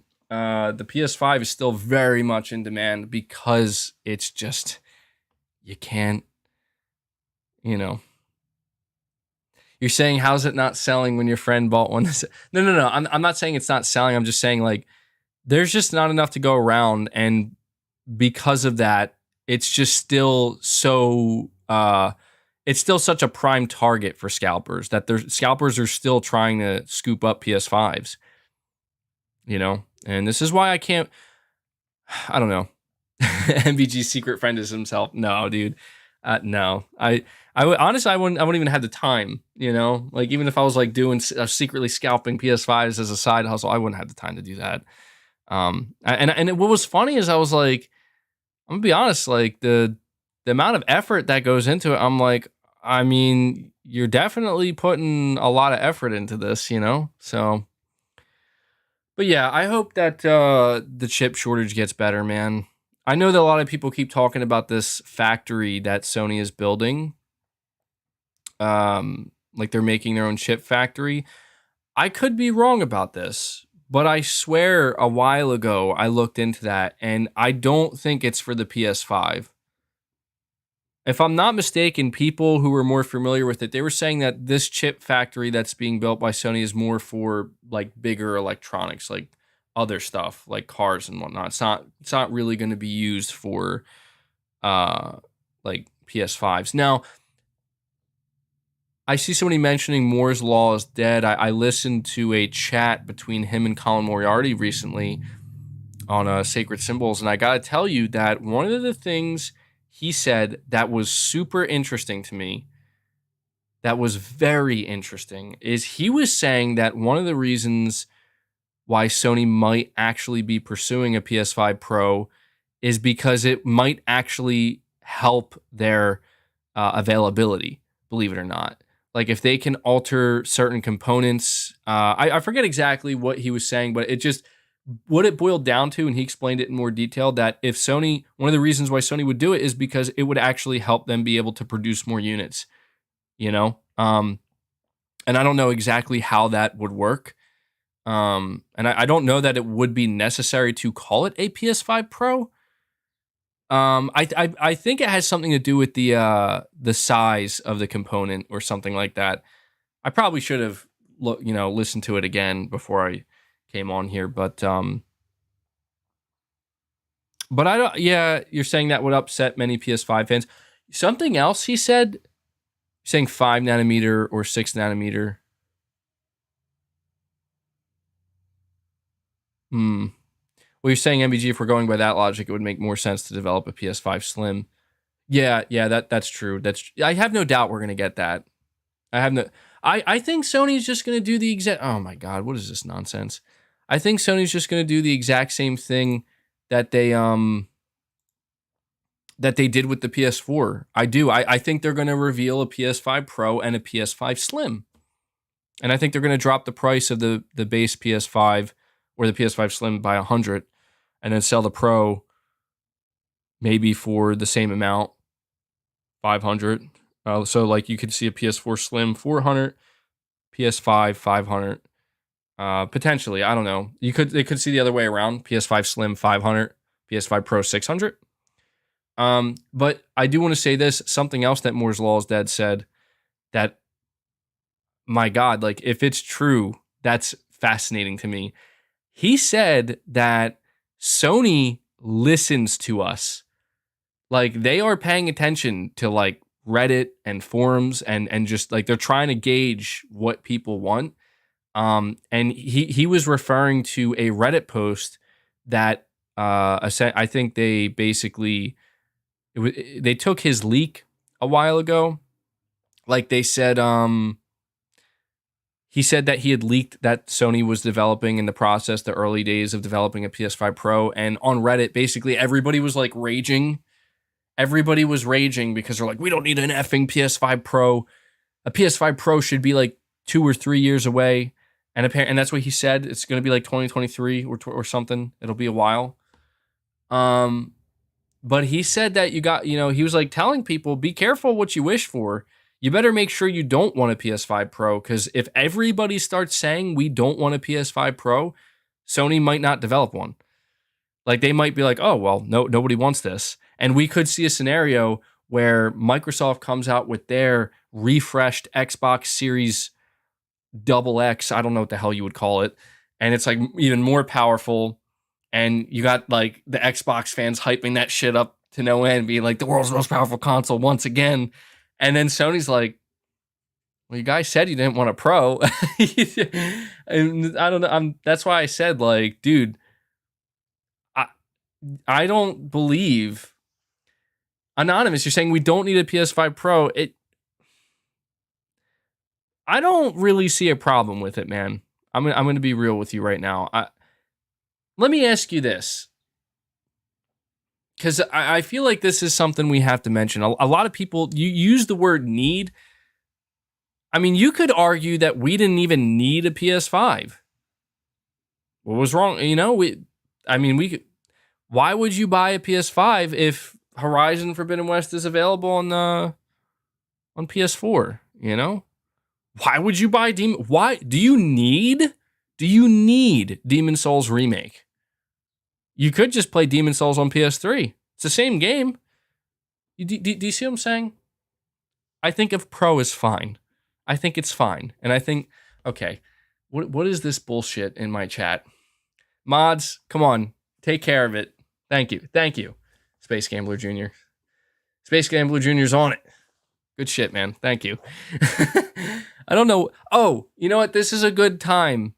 I have to say this. I really have to start saying this in my videos, because I know more people probably view my videos than my podcasts, or maybe not. But if you see somebody replying to you, if you leave a comment on my video and you see somebody replying to you, and they're saying like, hey, you won something, click this link, you want a giveaway, yada, yada, yada. For the love of God, do not click it. Report. It's not real. It's a scam. It's going around on like every YouTube channel. And I've been getting people emailing me, messaging me, asking me about it. And so hopefully they're listening right now. No, I'm not doing any type of giveaway. This is a scam. You'll know that it's me replying to you because I'm just literally replying to something you said, and the context of the text will be something very clearly in response to something you said. So if you comment on my video and be like, oh, I hope Sony is remastering or remaking Metal Gear Solid, I'm not ever going to reply to you and be like, yo, click my link, you won something. No, I'm going to probably reply to you and be like, yeah, me too. Or yeah, Metal Gear Remake would be awesome. Okay, so just had to say that, because my God, it's really annoying. YouTube needs to get their shit together, man. They really do. Okay, Chris Gaming Show, you're saying, but you won't own your games on Game Pass, and you have to make payments on 1 month and 6 months, and it's not worth it. Well, Chris Gaming Show, that's the thing, is like, I don't know. I do agree, man. Like, Game Pass is kind of like you're just renting games essentially. And that's okay. I mean, like, for you, you're saying it's not worth it. Some people, they might find it worth it. And we do have a topic. We do have a topic in regards to Game Pass that I definitely want to dive deep into, because I think it's fascinating. So we'll talk about that. Let me see. We got Disco Cobra 2013. You're saying, I have respect for Microsoft. I own an Xbox One X, which I play sometimes.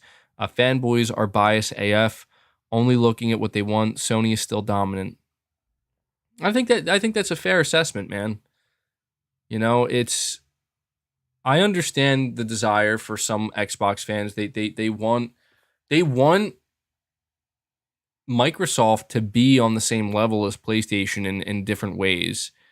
And they do want PlayStation to make changes as well. And I think the strangest thing that has ever happened is the day that Microsoft decided, you know what? We're going to go our own path and we're not going to copy Sony anymore. Like, we're not going to try to be Sony or Nintendo. We're going to be different. And I try to explain to people that it's still not proven. Like, it's just not. It's getting better, but it's not proven. And people, I think they jump the gun.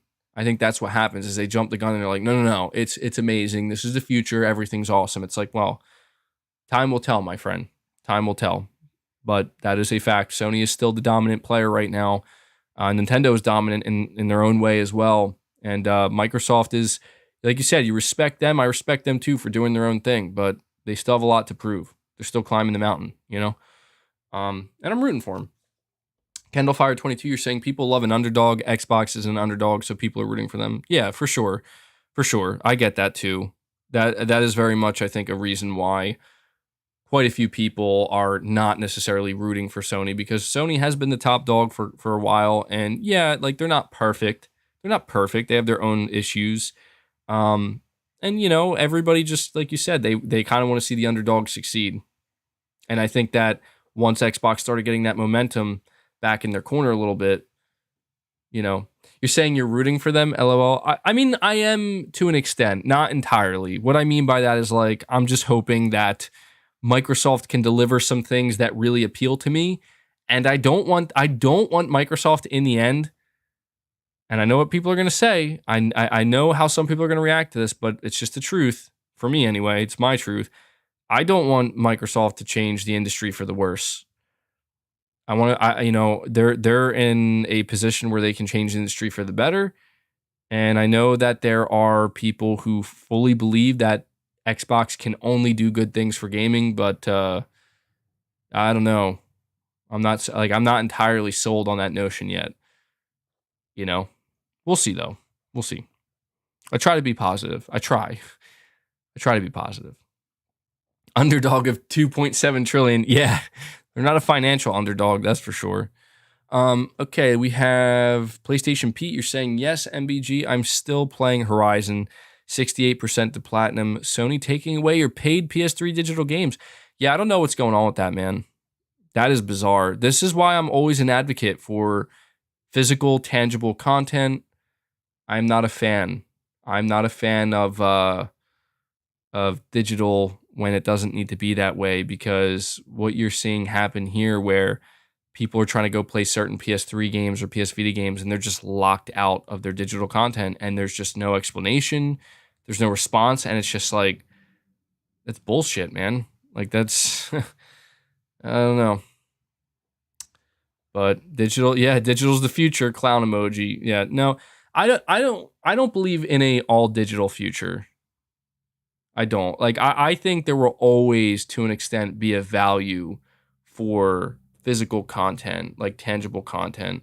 I think we could, in the far future, get to a point where literally less than 1% of the population actually supports it and buys it, and it could be very, very niche, I guess you could say. I could see that happening, but I don't think it'll ever fully go away. That would be ridiculous. And when I say, like, in the distant future, I'm talking like 25, 30 years. Beyond that, who the fuck knows? Who knows, dude? We might not even be here. I laugh, but that's the truth. Ethan, you're saying, is the amount of Sony talking about live service a concern? I don't think so. No, because I think Sony is, like, they have to talk about it. They do. They have to tell people, like, look, this is something we're pursuing. They have to, as I said, tell their investors, this is something we're pursuing. I feel like Sony doesn't really talk the same way about their single player games right now because they kind of don't need to. Sony makes single player games. They've been releasing these single player games. They're still marketing single player games. I think they're just letting those games do the talking for them. And I think that Sony just needs to make it clear that, hey, we're pursuing this now in a significant way, and this is what we're doing a little bit differently.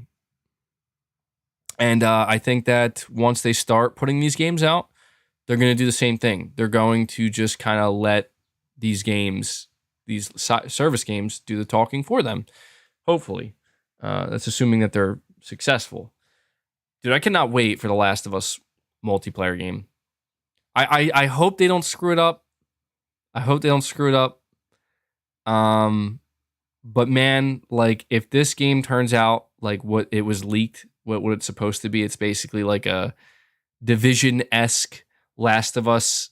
By Division, it's basically like you have like missions and stuff to go on, and you can create your character and customize your character. Oh my god, that sounds amazing. And then you also have like the traditional like regular game modes you can play, PvP. Oh man. Could you imagine that? Could you imagine like creating your character in the Last of Us universe, customize your horse. You get to go out with maybe your clan members. There's clickers out there. You got to go on missions. It sounds awesome, dude. Sounds awesome. Oh my god. I can't wait to see it. I hope it lives up. I don't want to get overly excited, but it's hard not to. Oh, something I want to say too. Something I want to say about the Last of Us multiplayer. Dude, Sony is putting a lot of faith in this game. I'm telling you now, Sony is looking to strike gold with this Last of Us Online game. They are. They really, really are. They are looking to have this be a massively successful live service game.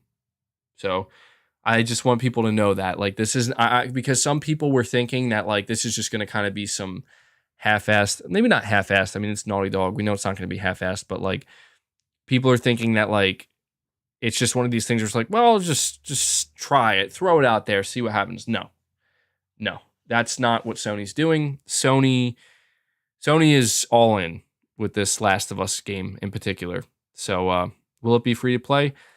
So I cannot confirm that. I wish I could, but my intuition and everything I know about this game, I'm going to tell you 99% sure it's going to be free to play. I think they will have a paid version. Like if you want like they'll have like a premium version where you get all the bells and whistles, like a bunch of outfits and stuff. But yeah, I'm certain it's going to be free to play. Apparently it's not going to be on PS4. That is fascinating. That is truly fascinating to me. If that turns out to be the truth, it's not releasing on PS4. That's interesting. That's very interesting. It also makes me kind of excited. Like, yo, if that's true, if this is going to be a PS5 only game, oh my god, what is it going to look like? Holy shit. Exciting times. And this is what I'm saying. Like, dude, the time has come for Sony to reveal this game. This game is going to have to be revealed soon. It has to. Sony told their investors, we're going to have 2 live service games a year until 2026. Oh yeah, the game's going to have to be revealed very soon. Let me see. Chris B, you're saying, what happened to Stray? Well, the last I heard of it, it was rated in South Korea, which means we are apparently going to be getting a release date for it very soon. So yeah, I think that it'll probably be releasing in the next few months, I would assume. Black Manta 1989, member for 17 months. Thank you, buddy. You're saying, I'm hoping that God of War is released by either June or July. The reason why? We can finally see the real current-gen games on the horizon. The wait has been long enough. I wholeheartedly agree, man. That's something I do need to also emphasize. We talked a lot about how Sony is having trouble with PS5 shortage and whatnot. It doesn't matter how dire the shortage becomes. Sony has a obligation to every PS5 player. Like you, Black Manta, me, and anybody else in this stream who has a PS5. They have an obligation to us to deliver games. And it doesn't matter how few PS5s they can sell at a specific time. They're gonna, that's something they have to do. And if anything, if the shortage continues the way it is, they're gonna have to rely on us a lot more. You know what I mean? Like they're gonna hope an install base of like 15. Where's the PS5 at now? Like probably 20 million or something or close to that. They're gonna have to hope that install base of 20 million is buying all these different games because they might have no choice but to rely on that. What do you think they had to? What do you think they did with the PS3 generation? That's exactly what they had to do. They had to listen to PS3 owners what they want, and PS3 owners said, "We just want you to make games like that are pretty good, and we'll buy them, and we want you to give us a better reason to like play this PS3," and they did, and they like tripled down on that, and the PS3 generation, I think, was the lowest selling console generation for PlayStation in its history, but they still did well overall, and their games still sold really well. So, I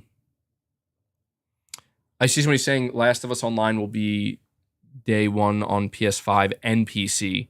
Well, again, if the rumor is true, I don't know if it's true or not, but apparently it's going to release on PC a little bit later.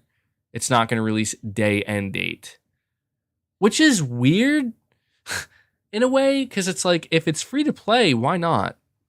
Like, may as well. By the way, guys, we still have over 900 people here watching. Please hit that like button for me. Can we get to 600 likes? Can we do it? I think we can do it. Gabriel Ortiz Jr. is saying it's obvious they got plenty to show, just don't want to pull a Last Guardian and show a game years from release. They want to show games months away. I actually agree with that totally, Gabriel. I do think that the only game seemingly that Sony was willing to show like years in advance was Wolverine. And that's because that game is obviously going to live up. You know what I mean? In a lot. I mean, it's Insomniac announcing a Wolverine game, even if it's like 3 years away or something. It's like, well, I don't think anybody really has any doubts, Like I think that's one of those games where you can probably get away with like, yep, it's coming. Get excited. And I think that's fine. But yeah, I don't think they could do. Sony seemingly doesn't like to really tease things much anymore. The last big tease that they did was that. And it seems like Sony is only willing to tease their big stuff. Like they teased God of War. They were willing to do that. They teased Wolverine, and so makes you wonder what else maybe have they been teasing. I mean, is Silent Hill coming, guys? Oh man, my muscles are stiff. Is Silent Hill coming? Is Metal Gear Solid coming? Are these games real? I need to know. The first thing I read is Hicksock saying no. I love it. Fabrice, no. Just straight up no. Dude. I do wonder. I wonder what Sony's going to be able to do with their own horror game. They got Sony has who is it? Fire Sprite. Dude, Sony has Fire Sprite working on a AAA horror game. Let's see how that turns out, huh? That sounds interesting. All right, let me see.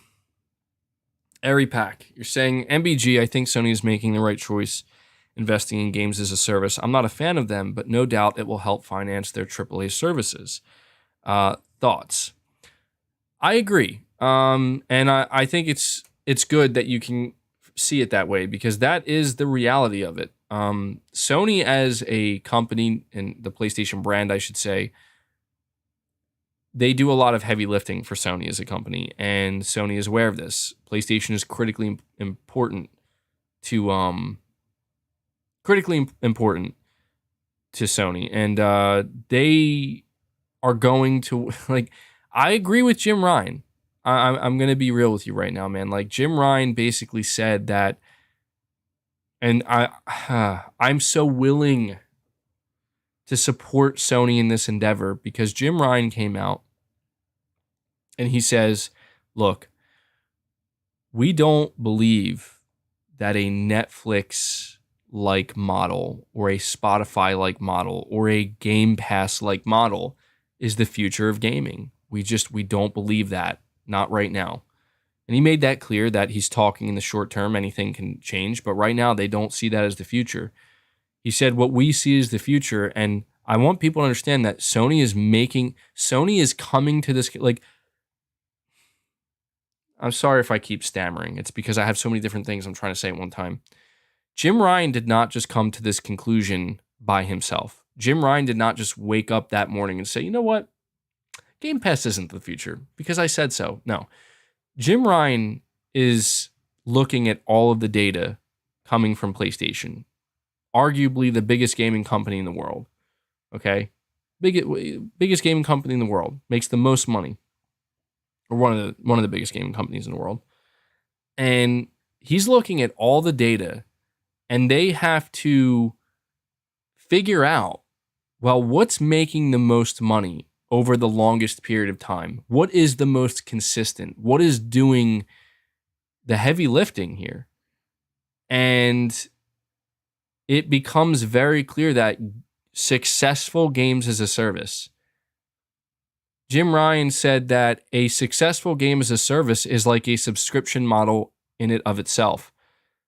And people need to realize, like, the weight of that comment. Like, that is absolutely true.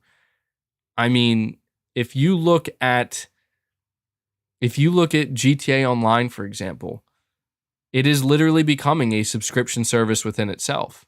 I know everybody like shit on GTA Online with the GTA Online Plus premium membership for like $6 a month, but nobody cares now. Notice how like people were literally angry for like one day and then everybody moved on, but yet there are going to be millions of people who actually do subscribe to that. Because believe it or not, there are millions of people who do, you know, they do play that game and they like it. I see Razio, I don't know if I'm saying your name correctly, but you're saying I listen to your podcast every Sunday while I am chopping firewood. Awesome show. Thanks. That's cool, man. Thank you. I always find stuff like that interesting and fascinating, imagining what the different things that people are doing while they listen to me. It's always cool to hear. So I'm glad, man. I'm glad.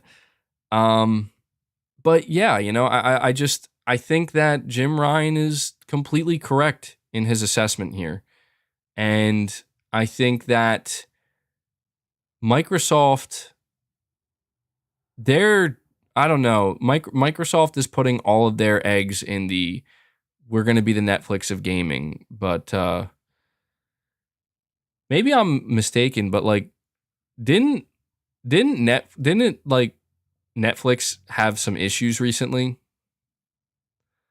Didn't Netflix kind of come out and be like, well, we're not really, I don't know if I'm correct in this, but I remember seeing quite a few people say that like Netflix is not really doing as well as anticipated.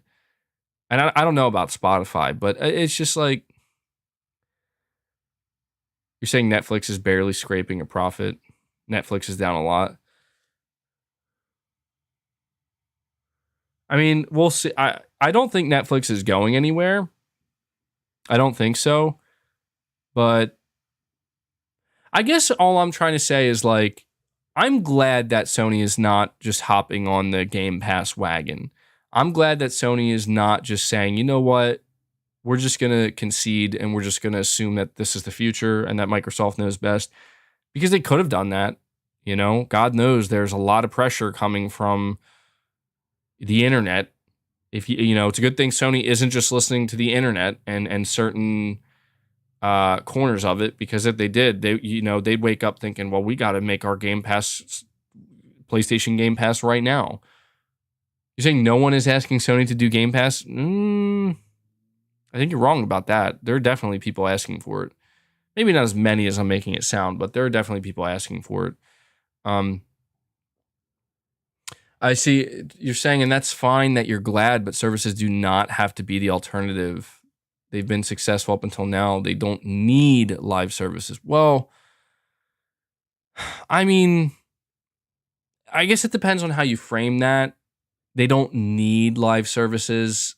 I guess that's technically true, but I don't know. We'll see. Like, I'm not saying that Sony's guaranteed success in this area because they're potentially not guaranteed success. We don't know, but Sony seems pretty confident. And what I like so far is that Sony seems to have a good balance. Sony seems to have a good balance of they have quite a few single player games. They're still doing great. They're releasing more single player games than ever before, but they now have more studios than ever before. They have more development teams than ever before. Their bigger studios like Naughty Dog, Guerrilla, Santa Monica are bigger than they ever have been before, and they can make multiple games at one time. I just really loved. Oh yeah, sorry, Timothy. I'm gonna get to these super chats. I'll just say this last thing and I'll move on. I just wanted to say that I feel like looking at what Sony is doing with I was going to say The Last of Us, but I don't know if we're getting a Last of Us 3, but I'll just use that as an example where it's like we got The Last of Us 1, we got The Last of Us Part 2, two AAA single player games with the highest production values, regardless of your thoughts on The Last of Us 2. The quality was there, and you could tell it was a very expensive game to make. And we'll probably get another single player game in the future in the Last of Us universe. I saw people saying that they would like to get like a prequel game, which would be cool, with like Joel being younger and whatnot. That would be sick. But what I think is just so cool is like Sony is clearly doing this. They're going to do this with an IP like The Last of Us. But they're also like, what if we just develop a standalone AAA live service multiplayer Last of Us game that does also have some single player content that you can play co-op? Why not have both? Like that sounds the best alternative to me. Just like what we got with Ghost of Tsushima. I think that we need more stuff like that because that's so cool to me. Having this amazing single player experience that's standalone, that is like some of the best single player gaming you'll ever do, and then this big multiplayer component that's just a whole nother thing, whole nother beast. I think that's great. I like that. Like I like that a lot, and that's why I can get behind Sony doing services. Because if that's how they're going to do it, then I'm all for it. And I know people are like, well, so you're saying you wouldn't rather just have multiplayer added on to your single player game? Come on, guys. Like, we got to be realistic here. Single player games, especially Sony's, are getting bigger and bigger. And, I think it's unrealistic to expect a game like Horizon Forbidden West to also have a full-blown multiplayer component. When I say full blown, I mean something that's like this could be a triple A standalone game. We did kind of get that with Ghost of Tsushima, but you can tell that like Ghost of Tsushima Legends was not a full game. That's why they sold it for $20 separately. So you're saying GTA 5 had it with online. That's true. That is true. Well, I guess it really depends on whether or not Sony is going to free-to-play model. Because I will admit that, like, if Sony's like, here's Horizon Forbidden West for $70, and here's Horizon Online for $70, and it's like this same world, except now it's multiplayer. Yeah, that would be kind of bullshit. Like, you want me to pay $70 twice just to have basically co-op, or something? Yeah, that wouldn't fly. But if they're like, here's Horizon Forbidden West, and here's Horizon Online, and Horizon Online's free to play. It's filled to the brim with microtransactions, but it's free to play. That makes more sense to me. Okay. iSolid, you're saying the rumor about Microsoft paying for chip priority for console. I think I believe that. Well, apparently it's a common thing from what I heard. Like, it's not uncommon. Like, all businesses and companies do this. And it also could come down to AMD. They could maybe see Microsoft as more of a priority customer-wise. And that could be true too.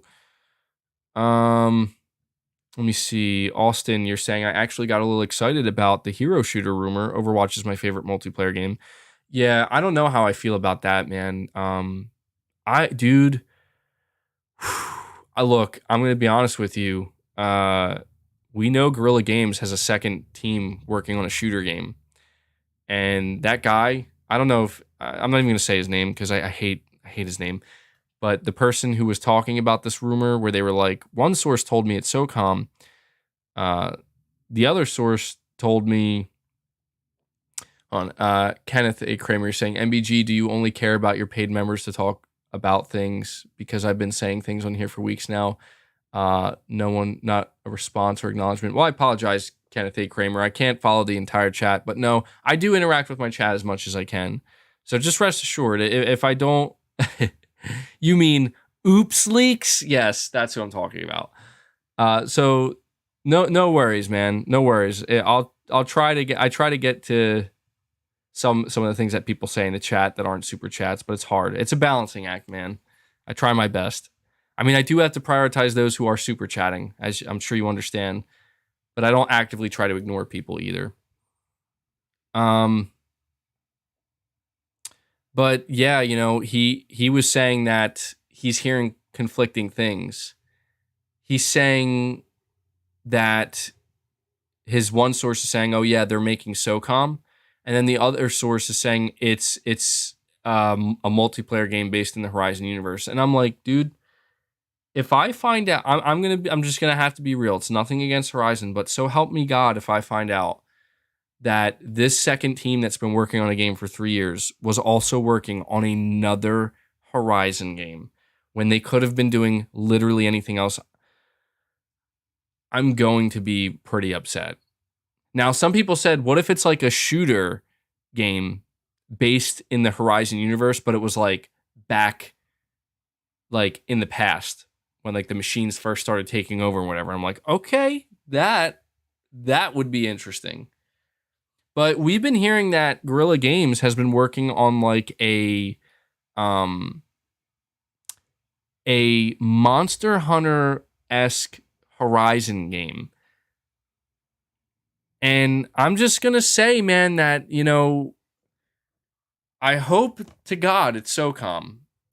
Apparently it's not Killzone, but I don't, that is actually something I'm a little bit afraid of, where it's like, I think Guerrilla Games is big enough to where they could have a second development team, maybe not their A team, but a B team, I guess you could say, working on a whole nother AAA game. But I think they're also big enough they could probably have another separate team making like a DLC, I guess you could say almost like kind of what Ghost of Tsushima Legends was for Ghost of Tsushima. We could see them developing that for Horizon Forbidden West.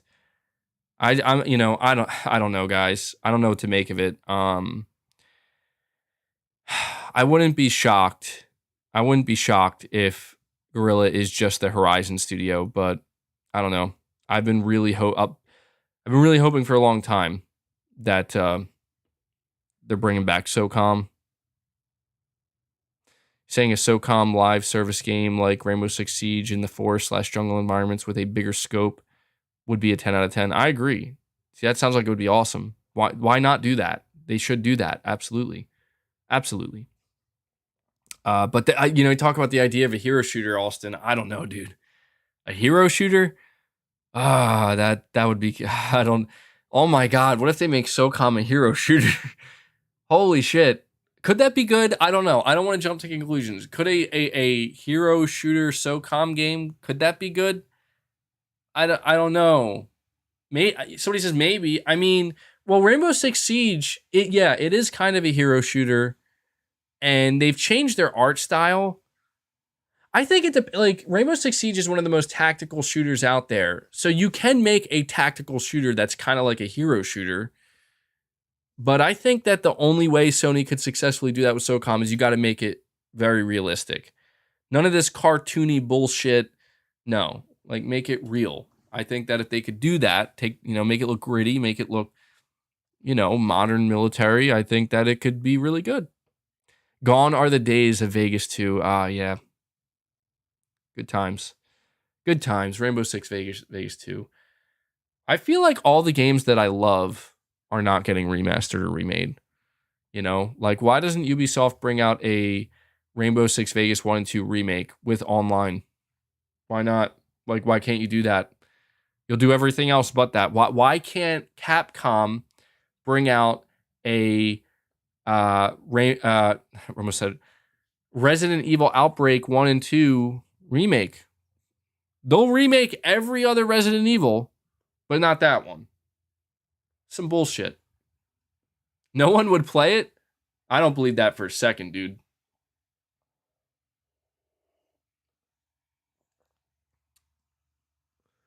Okay, let me see.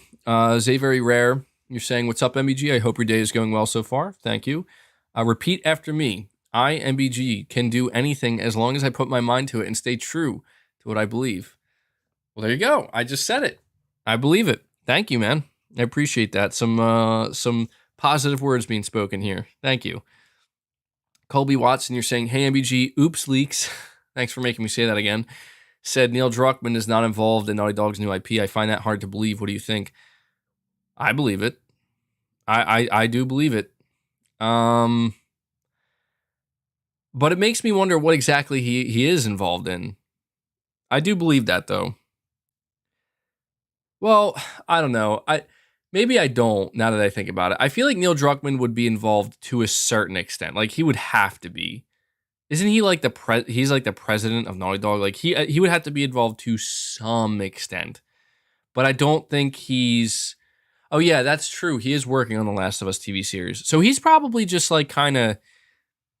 He has this role, I would assume, where he's like kind of visiting, being like, so how's your game going? You know, you want to show me what progress you've made? Tell me your ideas. And they're telling him, and he's like, cool. I'll keep it up.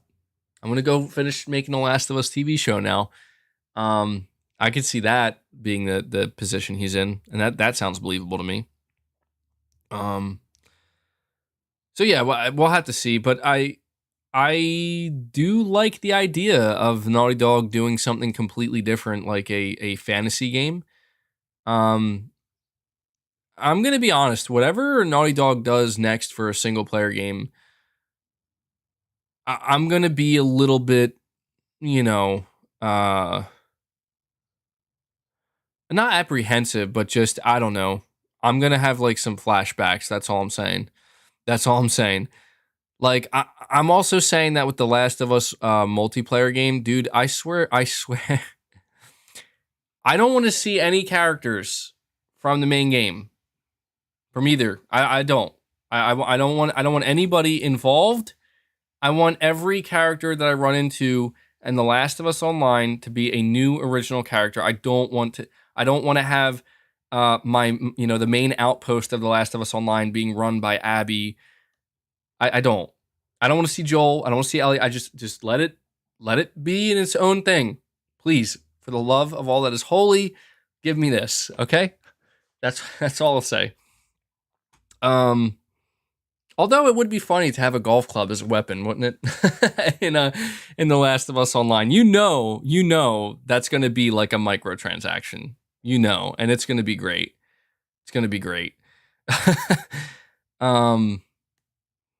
David should be the main character. Exaggerate The Last of Us 2 so much. It's been 2 years. Yeah, I guess. I mean, I'm definitely over it now, but the thing about having the older just characters from the main stories, it's almost, I feel like it will kind of invalidate the story a little bit, if that makes sense. Like, I think maybe at most, if in the Last of Us Online game, like, you could hear people talking about certain characters, and like that's it. Like, you just maybe hear a name referenced. It's like, oh, I got that reference, and that's about it. So, yeah, so we'll see what they do with that. CJ, you're saying quality over quantity. Sony has more quality. Onyx says revisit the NVIDIA leak. So far, it's legit. Horizon Forbidden West PC soon. I want to make it known, Onyx. Yes, the NVIDIA leak is it's true. Almost everything on that list is legitimate, and it's true. And I just want to make it known that I said when that first came out, when that NVIDIA leak first came out, I said that, yes, I do expect Horizon Forbidden West to release on PC. And it will not shock me if it does in the next year or year and a half. I want that to be known. Because everybody's going to be like, we told you. Be like, no. You didn't tell me anything. I'm saying right now, like, yes, I fully expect it's going to release on PC. I expect more and more PlayStation exclusives to go to PC. Sony has embraced PC. We made this clear. But yeah, that Nvidia leak is legit. Slide away. You're saying, should Sony launch VR games on Plus Premium? It's a good question. I don't know. I think maybe some games, not like, I don't know. I feel like that's a tough one, man. It's a tough one. I think they could launch maybe a few here and there that are a little bit older. Like I don't know if they'll actually launch them into premium, but I think they'll kind of treat it maybe the way they treat PS Plus games, where occasionally you'll get like a couple bonus VR games. I could see that. JDTV, you're saying poor MBG constantly under pressure. One guy wants feet pics, then a stripper bot in his chat shows up, and I want the clown wig. What do you prefer? Well, the clown wig is the most reasonable thing here, JDTV. So that's all I'm gonna say. Magnum Visuals, you're saying, what if Sony drops a showcase after Starfield drops? Would that take away the hype from Starfield? It definitely would hurt Starfield. It would hurt Microsoft, but it would also hurt Sony, because it's just, there's no reason to, why fight for people's attention, during a time like that, when you could just do it at a time that's not when Starfield releases, maybe at a time when there's really not much releasing at all, and make sure you get all the attention because nobody else is doing anything. So that's how I see it. Rari2X, you're saying, I heard it's a glitch. Seen a YouTube video on it. Okay. Timothy, you're saying, could you imagine if The Last of Us multiplayer had colossal hype and ended up being like Anthem? Oh, that would be terrible. That would be terrible. I do worry a little bit. I do worry because they don't have this type of experience, man. They don't have this type of experience with multiplayer games, and it's like, I hope they do it right, because it could go very wrong. So I'm holding out hope. That would be crushing, though, man. That would be. Figuratively literal, you're saying, doesn't surprise me with The Last of Us multiplayer. I mean, Naughty Dog has been successful with almost every genre they've tried, from kart racers to platformers and action games. That is true, figuratively literal. I mean, they do have a great pedigree, and we know that Naughty Dog takes anything they do very seriously. So that's why I am choosing to have faith that this multiplayer or this online game is going to be a quality one. I do think that there's always the chance that they could mess it up. But I'm still trying. Like I said, they've given me more reason to be confident that they'll be able to make it a good game. So will I ever sell merch again? I don't know. I think my merch store is still up, but I don't really have it like shown off on my channel. I think it's still there. You can go get it. You check it out if you want. Darren, you're saying Sony only dominates when they have no true competition and have room to breathe. They have a history of making dumb decisions when the competition is real. I think it's the opposite, man. I'm going to be honest. I think it's the opposite, because when I think of Sony making dumb decisions, it was when they had no competition, dude. Like back from the transition from the PS2 to the PS3, Sony got so cocky and arrogant, and they thought that they were untouchable, and they thought Xbox and the 360 was a joke, and then they ended up paying for that. Oh, I just smashed my desk and probably made it shake like crazy. So sorry about that. But yeah, that's kind of what happened. And I think Sony actually did their best when they had serious competition, when they had a flame under their ass. So I don't agree with that, Darren. But there is truth to an extent that Sony, over the years, they've made certain dumb decisions. But all in all, I don't know. I think that the competition from Microsoft is good. I do. That's why I say that, like, this is why I hate that Microsoft tries to drag Sony down. Like, I know that sounds weird, but I hate that Microsoft's like, well, we can put our AAA games into a service for $10 a month. What do you mean you can't, Sony? Like, shut up, Microsoft. Sony can't afford to do that, Like, I hate that Microsoft is so willing to just make it sound like this is such a normal thing that anybody can do. Like, no, literally only you can do it because you're the only one that can bleed that much money, you know? And I just think that's bullshit. I do. I think that's bullshit. But that's why I don't like. Our next topic is about Game Pass. And it's going to be interesting, man. This is why when I've talked about Xbox over the years, my focus was not really that much. I mean, yeah, we've talked about Game Pass, but it was mostly on the games and the quality of these games coming from their studios. And to me, that's where the competition needs to exist more than anything. Like, fine, Microsoft, you can make your AAA games and you can put them into a service. Sony won't be able to do that to match you. But can you match Sony's quality? You know, because to me, that's where the competition needs to exist. And I've said it before and I'll say it again. If Starfield is a masterpiece, I'm going to feel a little bit strange about that. I guess. I don't know. Like, I'm just saying that if Starfield is a masterpiece, I don't know that that's going to be absolute proof that Microsoft can make great games, that they can make like Bethesda made that game. I'm not saying it's unfair. Because people are going to be like, well, doesn't Sony pay for third-party exclusives? Yes, they do. They do. But notice how the confidence that I have in Sony is not in the deals that they can make. It's my confidence in Sony is how their first-party studios produce the games that they produce. It's not like God of War Ragnarok is a third-party game that Sony paid for.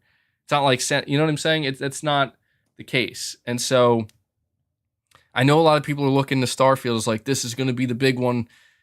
I'm like, yeah, there's Forza 5. Yeah, for sure. But I'm waiting to see the original AAA game from Microsoft. That's not Forza Halo Gears. That's all it is, man. I know Bethesda is Xbox first party, but dude, like, come on. I know, but they're Bethesda, bro. That's all I'm saying, man. It's like if Sony, it would be like if Sony bought Square Enix, which they won't, but it's like, imagine Sony bought Square Enix, and then when Final Fantasy 16 comes out, it's like, Sony made that. Sony made that. Like, no, they didn't. Sony literally didn't make that. Square Enix made that. A development team under Square Enix made that. Sony just bought all of it and now owns it. They can slap their logo on it. You know what I mean? It's different. And so, you know, saying Sony bought Insomniac, Naughty Dog, Sucker Punch. No, they did, for sure. Nobody's denying that. I'm not saying that purchases didn't have to be made or they weren't made, and I'm not saying purchases aren't supposed to be made. They are, but I just feel like, I don't know. I feel like there is a bit of a difference between Sony buying Naughty Dog back in like 2001 or something like that, and buying Sucker Punch in 2011 versus, Microsoft buying Bethesda. Sony made Destiny, MBG. That's what I'm saying, dude. That's what I'm saying. It's like when Bungie's new IP comes out, whatever it's going to be, it's like Sony didn't make that. Straight up, like Sony didn't make that.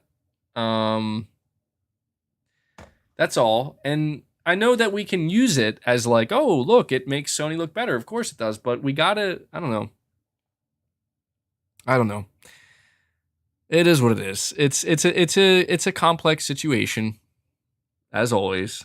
It cannot be whittled down to just one simple sentence. But I don't want. But that's the thing is like I don't want to. I just want to say I don't want to turn it into like a console war thing where it's like if Starfield comes out and it's a masterpiece, I know that people are gonna be like, see, and I get it. I'm not going to take that away from you. Like, you want to tell me. I'm like, look, Game Pass, Starfield, AAA gaming, bro. Xbox is doing it. And I'm like, I get all that. But I feel like there are just some things we have to acknowledge. Where it's like, look, I'll tell you this. One of the rumors, I mentioned this before, but I'll just mention it one more time before I move on, is that the Coalition, the Xbox studio that makes Gears of War, there's been a rumor for a long time that they're working on a new IP, and it's like a horror game or something. Okay, that's what I'm talking about. That's a Microsoft studio, and they are talented. They did well with Gears. If they're making a new IP, that's what I want to see. This is the type of stuff where it's like, okay, let's see, flex a little bit now, like really spread your wings. Let's see what you can do. And if it comes out and it looks good, it's like, well, damn, there we go. Let me see. I have iSiler18. You're saying it takes such a small team to remaster games after Elden Ring. Sony needs to hop on that Bloodborne. They own the IP. That's the thing, man. I will tell you this. If Sony wasn't planning on doing anything with Bloodborne, which I feel like is unlikely, but if for some reason they weren't, they absolutely are now after Elden Ring. Oh, yeah, for sure. Let me see. Goldcast, you're saying by that logic, Spider-Man isn't proof, right? I mean, honestly, yeah. Yeah, I'm going to be real with you, Goldcast.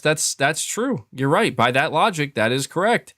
Insomniac made Spider-Man when they weren't, under Sony, and they're using a non-original IP. So yeah, that is true. That logic also applies to Spider-Man.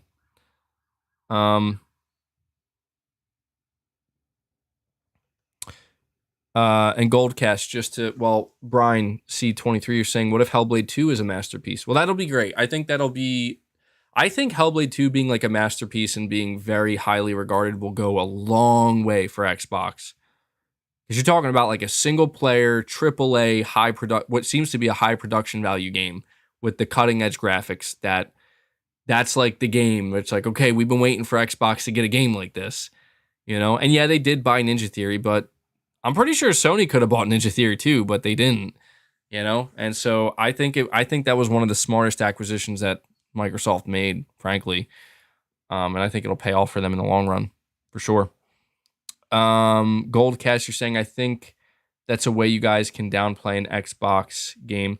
Well, no, it's not about downplaying it, man. I guess, your follow-up question here, you're saying, what's the time limit before Bethesda's looked at as an Xbox game in your eyes?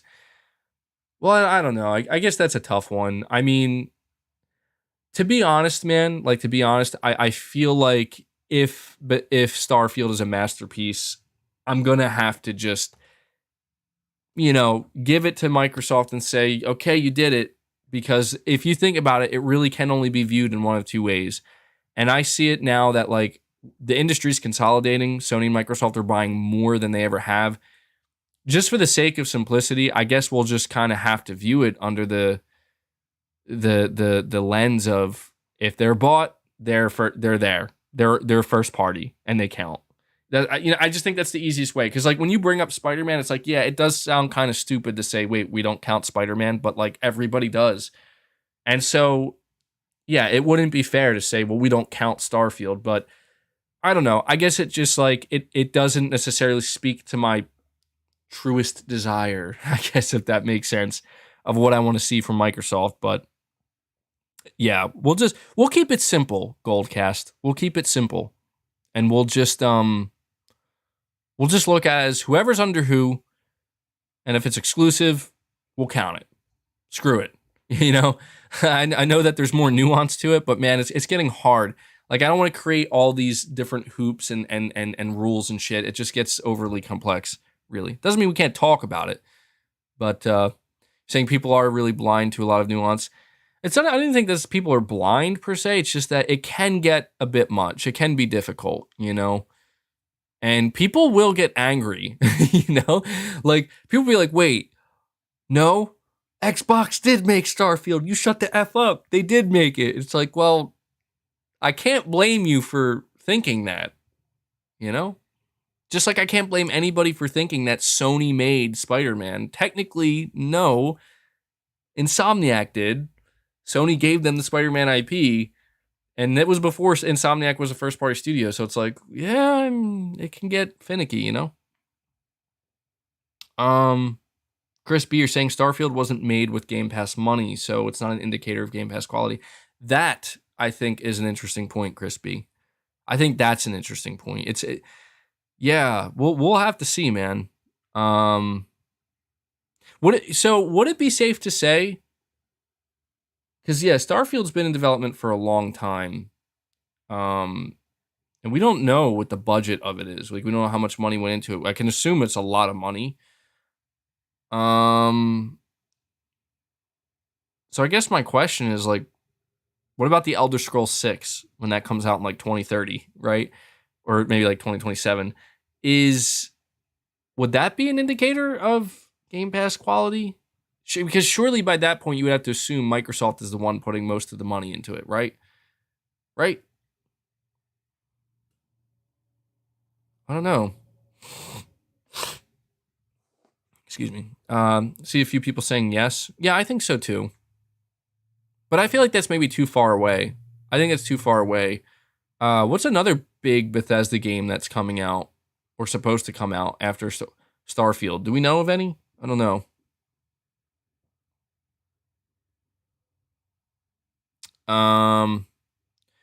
Truth Decay. You're saying, did you see the new Kingdom Hearts 4 trailer yet? What did you think? I'm hoping the actual game has a more classic Kingdom Hearts look to it. I did see it. It looks good. It does look good. I gotta say, like, I'm not a Kingdom Hearts fan, but I was like, yeah, it's looking good, man. It's looking very Kingdom Hearts. People are impressed, I think. Wolfenstein 3. Okay, yeah, that'll be interesting. Oh, I forgot they were making Indiana Jones. I feel like that's so random.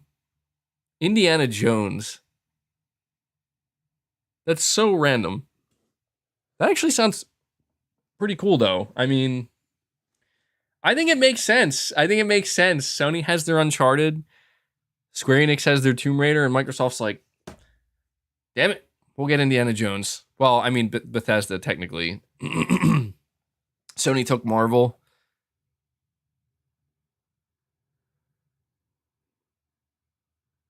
Yeah, we'll see. Todd Howard is a big Indiana Jones fan. Oh, well, there you go. Wasn't the last Wolfenstein game, wasn't that like not a good game? Didn't people like hate it? I'm asking because I don't know if I'm misremembering, but I feel like the first two Wolfenstein games were really good, and then they just like butchered the third one to the point where it's like, oh my god, what did they do? It was a spinoff? Okay. Maybe that's why. Yeah, I remember, I think it was like Skill Up's review or something, where he was like talking about the game. He's like, I literally cannot stand this game, and these two characters, they're the worst ever. Jeez. Dude, this guy in the chat, he just like, Xbox is a disgusting failure, LMAO. It's pretty, I mean, I'm not gonna lie, like, it's pretty funny to read shit like that, because I mean, it has to be a joke, because I mean, it's a bit intense, but the intensity is what makes it so funny. A disgusting failure. Oh, man. But yeah, apparently Kingdom Hearts 4, like I said earlier, just revealed on a random Sunday, man. Random Sunday. I did see the Oops Leaks post. Stop making me say that name. I did see it already. Don't worry, I've seen it. We talked about it. So thank you for that, Truth Decay. We'll see. We'll see if they keep that classic Kingdom Hearts look, or if they go more for that. Alentius Returns says PS3's games sold terribly compared to Halo, Gears, and Mass Effect. It took Sony Studios an entire generation to develop this pipeline. Microsoft will get there too. Yeah, I mean, I said it before, man, and I will say it again. I do believe Microsoft will get there because they can afford to continue to fail if need be. If need be. But I think with the help of Bethesda and especially Activision, you know what's interesting? Jack Tretton. How many of you guys remember Jack Tretton? He talked about the Activision Blizzard deal. He's the former Sony CEO. And I thought what he said was interesting because he said that he believes going forward, like, and we're kind of already seeing this, that any major acquisitions, they're all going to remain multi-plat. Where he basically was saying that it seems pretty clear that most of Activision Blizzard games are going to be multi-plat. Sony bought Bungie, and they're like, dude, it's just like what the first thing out of the gate, like multi-plat. Don't ask us, nothing's exclusive. Shut up. Like they just made it clear, and it really makes you wonder. Like we talk about, oh, will Sony ever maybe try to make a play for Konami? Or people talked about what if Sony did buy From Software? I bet you if Sony bought From Software, they'd stay multi-plat. I bet you they would. You know, I think it's other stuff like what you see with Haven Studio. I think that won't be multi-plat. I think stuff like from Housemark, you know, and their like marquee games like God of War and whatnot. But I think if it's like something that's kind of already out there, I think they'll keep it multi-plat. And I think Microsoft will do the same thing. I don't know, man. Could we see a future? This would be pretty sick. This would be pretty sick. A future where basically Phil Spencer and Jim Ryan are shaking hands and are like, you know what? Going forward, we'll watch each other's backs. You buy somebody, you're good. They'll stay on PlayStation. We buy somebody, Sony that is, we'll keep it on Xbox. No worries. I don't know. I mean, I feel like Microsoft didn't do that with Bethesda though, so.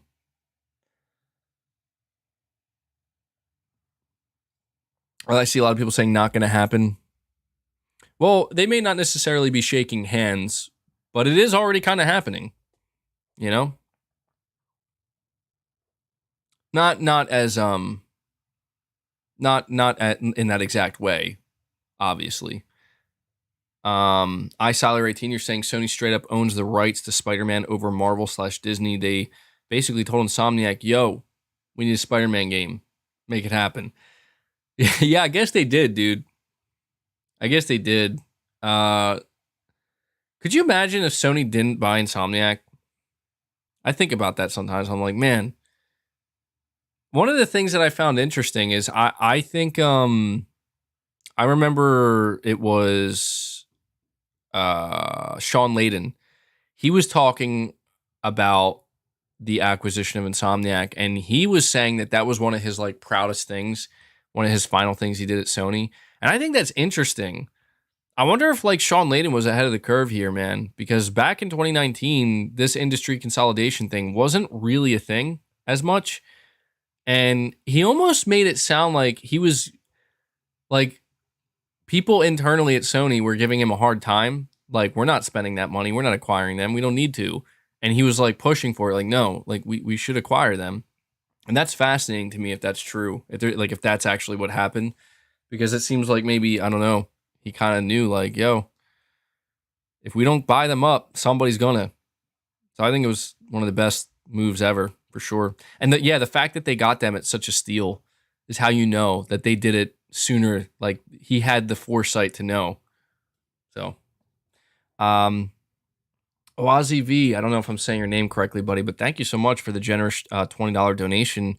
You're saying, hey, MBG, new fan here. I would love if you could shout out my comic book called The Veil Walker 2, currently planning a Castlevania-like. You can check it out on IGG.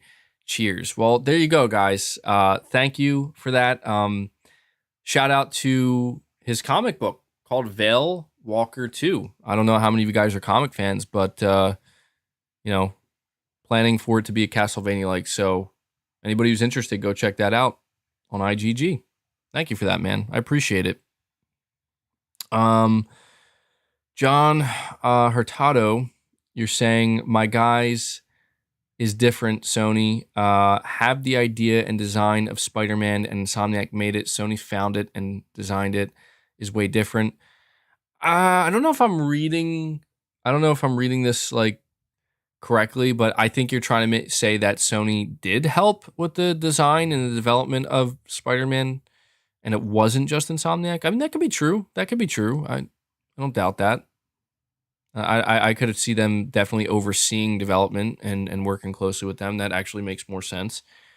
Jerome Montgomery saying, will you be picking up Forza 5 when you pick up the Xbox? Well, if I ever do pick up an Xbox, I'll probably play Forza 5. It's just I don't know. I haven't felt the need to play on Xbox, frankly. I mean, like I like Forza and I think it's awesome, but it's just not it's not calling me, right now. I'm playing Horizon. I'm neck deep in that, and I'm probably gonna play Ghostwire Tokyo after that. And I have a feeling that by the time I'm done with the games that I'm playing right now, there's Elden Ring. When I'm done with the games I'm playing right now, I'm probably going to be right on the cusp of God of War releasing, and so we'll see. I'm gonna be interested in seeing Starfield. I'm not excited for Starfield, but I wanna see it. Like I want to see what Starfield looks like because I'm just curious to know like is it gonna live up to the hype and is it gonna be like that game? Because I'm gonna be honest, like I don't really get Bethesda RPGs. I just don't. It's nothing against them. It's nothing against Bethesda. I might pick up Lego Star Wars: The Skywalker Saga. I've been hearing amazing things about that. Also, I saw some people mentioning that the PS5 version is like way inferior. Is this true? I don't know if there's any truth to this. I know that it's like apparently has a higher resolution or something on Xbox Series X.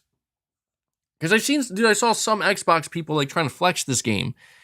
And I'm like, okay, that's great and all, but like, come on, it's just one game here, people. We've seen Sony have some game advantages themselves, but it's a much lower resolution. What's the resolution difference? Because I've seen some games with like it has a slight resolution advantage on Series X, but like when you say a much lower, I might have to look into that. Because I'm gonna be honest, man, if it's like that big of a difference, I might pass on it potentially. Because I'm not about that, man. I'm not about poor optimized games. No way. That's a lie. You're saying it's 1080p on the PS5 and 4K on the series? Nah, that has to be a lie. You're saying, bro, I've been spamming this thing and MEG continues to ignore my comment. Honestly, dude, East Coast, this is the first comment I'm seeing from you, man. If you just said what you were going to say, I would have read it that time. No fucking way. If that's true, it's 1440p. Okay, that makes more sense. You're saying check out Digital Foundry. Geez, it's not that difficult. You're right. I could just do that. iSiler18, you're saying since Xbox keeps a juggernaut like Elder Scrolls and Starfield on their platform and PC, it's fair that Sony keeps Soulsborne or Ring games exclusive to PlayStation PC. I actually think that's fair, dude. I would be disappointed in Sony. I wouldn't be disappointed in them, but it would feel unfair. Because like people would say to me, like, you want Sony to buy From Software and make their games exclusive? And I'm like, well, look, all I'm saying is that if they did buy From Software, which I don't think they are, but if they did, I would expect them to, at the very least, keep the games off Xbox because it's fucking true, dude. Like, you want to keep Elder Scrolls off of PlayStation? You want to keep juggernauts like that and Starfield? Well, then screw you. We'll keep we'll keep the Souls games and the Ring games. I think that's fair. I think that's fair. Comparing graphics on a Lego game, LOL. Yeah, I mean, I'm actually just asking because I was actually looking at the game and I'm like, I may check this game out. Now I'm gonna have to go to Digital Foundry and see what's going on here because I'm concerned. I'm concerned here. Let me see. Where's Digital Foundry? I know I still am subscribed to them. Where are they? At the very bottom here. Wait, did they even do the Lego game? They didn't even do it yet. Well, then where are we getting this from? Digital Foundry they didn't even MBG, hey dude, nice silky eyelashes, my man. Thanks. Thanks, bro. Appreciate it.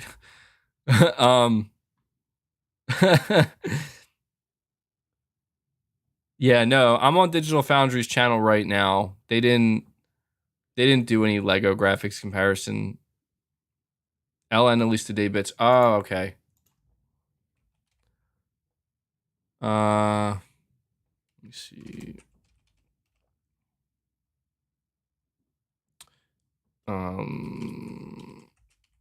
Okay, let me see. Okay,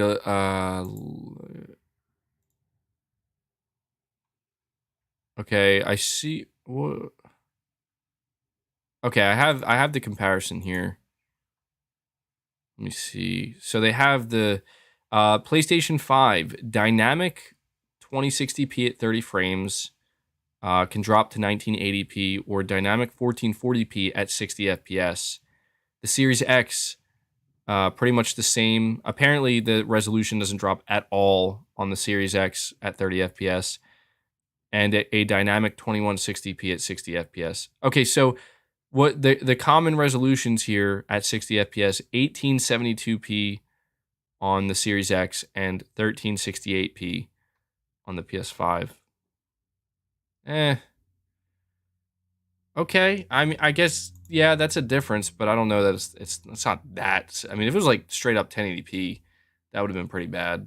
So I don't know. Maybe people are blowing it a little bit out of proportion, just a little bit. I mean, I'd have to see, like, I'd have to watch this video and see the differences.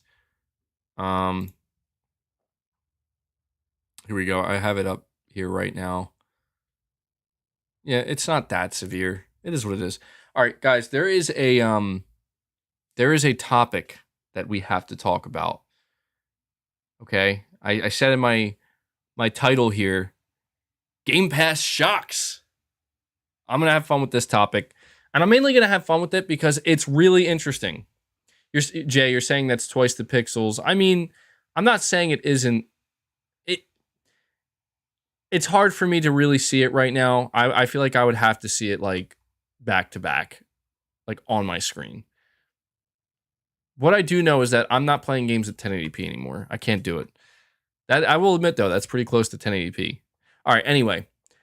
So I have this article here. Now, look, the reason why I put in my title Game Pass shocks. Okay? By the way, hit that like button for me, guys. Let's get to 600 likes. The reason why I put Game Pass shocks is because I've been seeing a lot of people quote tweeting this article from VGC and talking about Guardians of the Galaxy, and a lot of Game Pass fans are coming out and saying, "We told you that Game Pass is good for video games. Game Pass is not bad for video games. It is good for video games." And this catches, this definitely piques my interest because I'm like, oh, really now? Now, I'm going to read this article, okay, and I want to talk about this. So the article comes from VGC, and the title says, Guardians of the Galaxy dev says it's finding its audience after a slow start, and they're referring to it being on Game Pass. So Guardians of the Galaxy developers have said that the game is now finding its audience. Developed by Eidos Montreal, the single-player action-adventure game was released on October of 2021 for PC, PlayStation, and Xbox consoles. Despite receiving highly positive reviews, it undershot publisher Square Enix's sales expectations at launch. That is according to the president of Square Enix. However, he also said in February that the sales initiatives kicked off in late 2021 had resulted in growth, and the title has since attracted many more players after joining Xbox Game Pass in March, according to Eidos Montreal. Senior narrative director of Guardians of the Galaxy told Eurogamer, "For me, it's all about creating the game. What I love right now is that people, especially with Game Pass, are playing it and they're sharing the experience. We make games to touch people. We make games to hit an audience. And it's great that it's finding its audience, and it's great that it keeps going forward." Guardians of the Galaxy senior creative director also told the site, "It's like anything. We always want to sell trillions, but it's not always necessarily as easy as that." He added, "But is it a great ride? And is it something this year or last year that you played that is unlike anything else? And is it worth spending your time on? I honestly think it is from a game standpoint. I have no regrets. We did everything we could. That's the reality of the market. And let's not forget, it's a new IP. Even though we'll all say it's Guardians of the Galaxy, they are known, it's still a new IP in the video game market. It could be a lot of people don't even know that the game is out yet, or they're not sure exactly what it is. Okay, so there's also this follow-up article here where, reading from PlayStation Universe, it says Marvel's Guardians of the Galaxy is finding its... Oh, sorry, that's the wrong one. That's the same one. This one where it says Guardians of the Galaxy could get a sequel.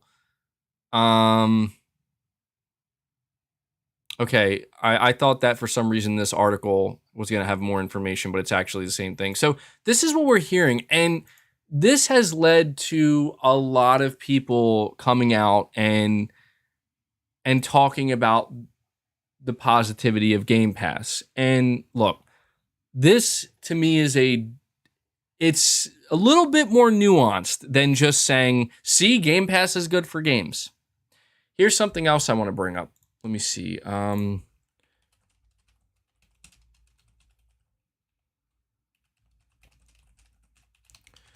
meant to have this up.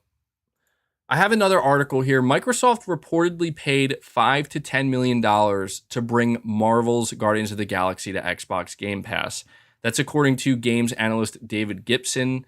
So we don't know if there's truth to this, but he suspects that Microsoft paid between $5 and $10 million. Now, here's what I can tell you. This game cost way fucking more than that to make. Way more than that. Way more than $5 to $10 million. And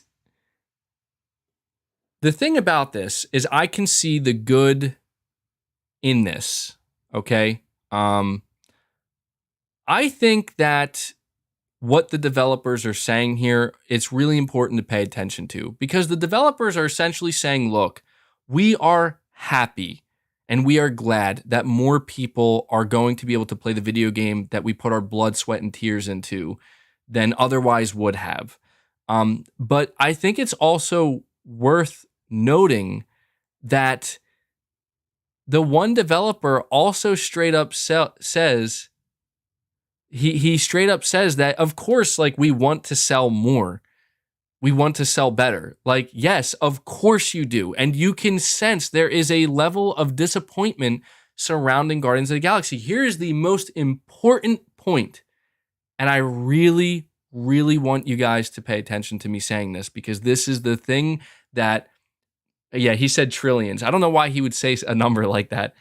I really want you guys to pay attention to this, because this is the most important point that I can make in regards to this. Now, keep in mind, before anybody jumps on me, I made it clear that I think there is a good to this. Xbox Game Pass is showing that a service like Game Pass can be a great place for games like Guardians of the Galaxy, as well as other games that maybe did not perform up to their expectations. It gives them a second chance to find an audience. We even just heard Housemarque say that they hope Returnal finds a new audience within PlayStation Plus Extra and Premium. So I acknowledge there is a good aspect to this here. But the one really important thing that we need to acknowledge with this is that Guardians of the Galaxy was not developed with the Game Pass model in mind. In fact, if Guardians of the Galaxy was developed with the Game Pass model in mind, it would be a very different game. To me, Guardians of the Galaxy is a sad story, because I played it and it's an amazing game. It's a really great game, and it's a no frills, solid single player experience. We don't get enough of those. And you can tell that this game was expected to sell way better. It really was. Now, the only question we have to ask right now is, why did it fail to sell? And this is where, honestly, I don't have an answer for you. Why did Guardians of the Galaxy fail to meet its sales expectations, but seemingly a publisher like Sony with their single-player games, they do really well, you know? Truth Decay, you're saying, but is Guardians of the Galaxy 2 made with a AAA budget or a Game Pass budget? Why pay when I can get it free in a couple of months? They're shooting themselves in the foot in the long run. That is true. You're absolutely right. That is another aspect I didn't think of. We do have to keep that in mind, where Guardians of the Galaxy went to Game Pass very fast. And what that tells me is that Square Enix was desperate. And again, like, this is where we have to seriously try to identify when a game like Guardians of the Galaxy, it is a game that was developed with the traditional market in mind. That being, we are going to put millions of dollars into the development of this game, possibly like $100+ million, right? Somebody says Square Enix has ridiculous sales expectations. I don't think the sales numbers of the game were revealed. Were they?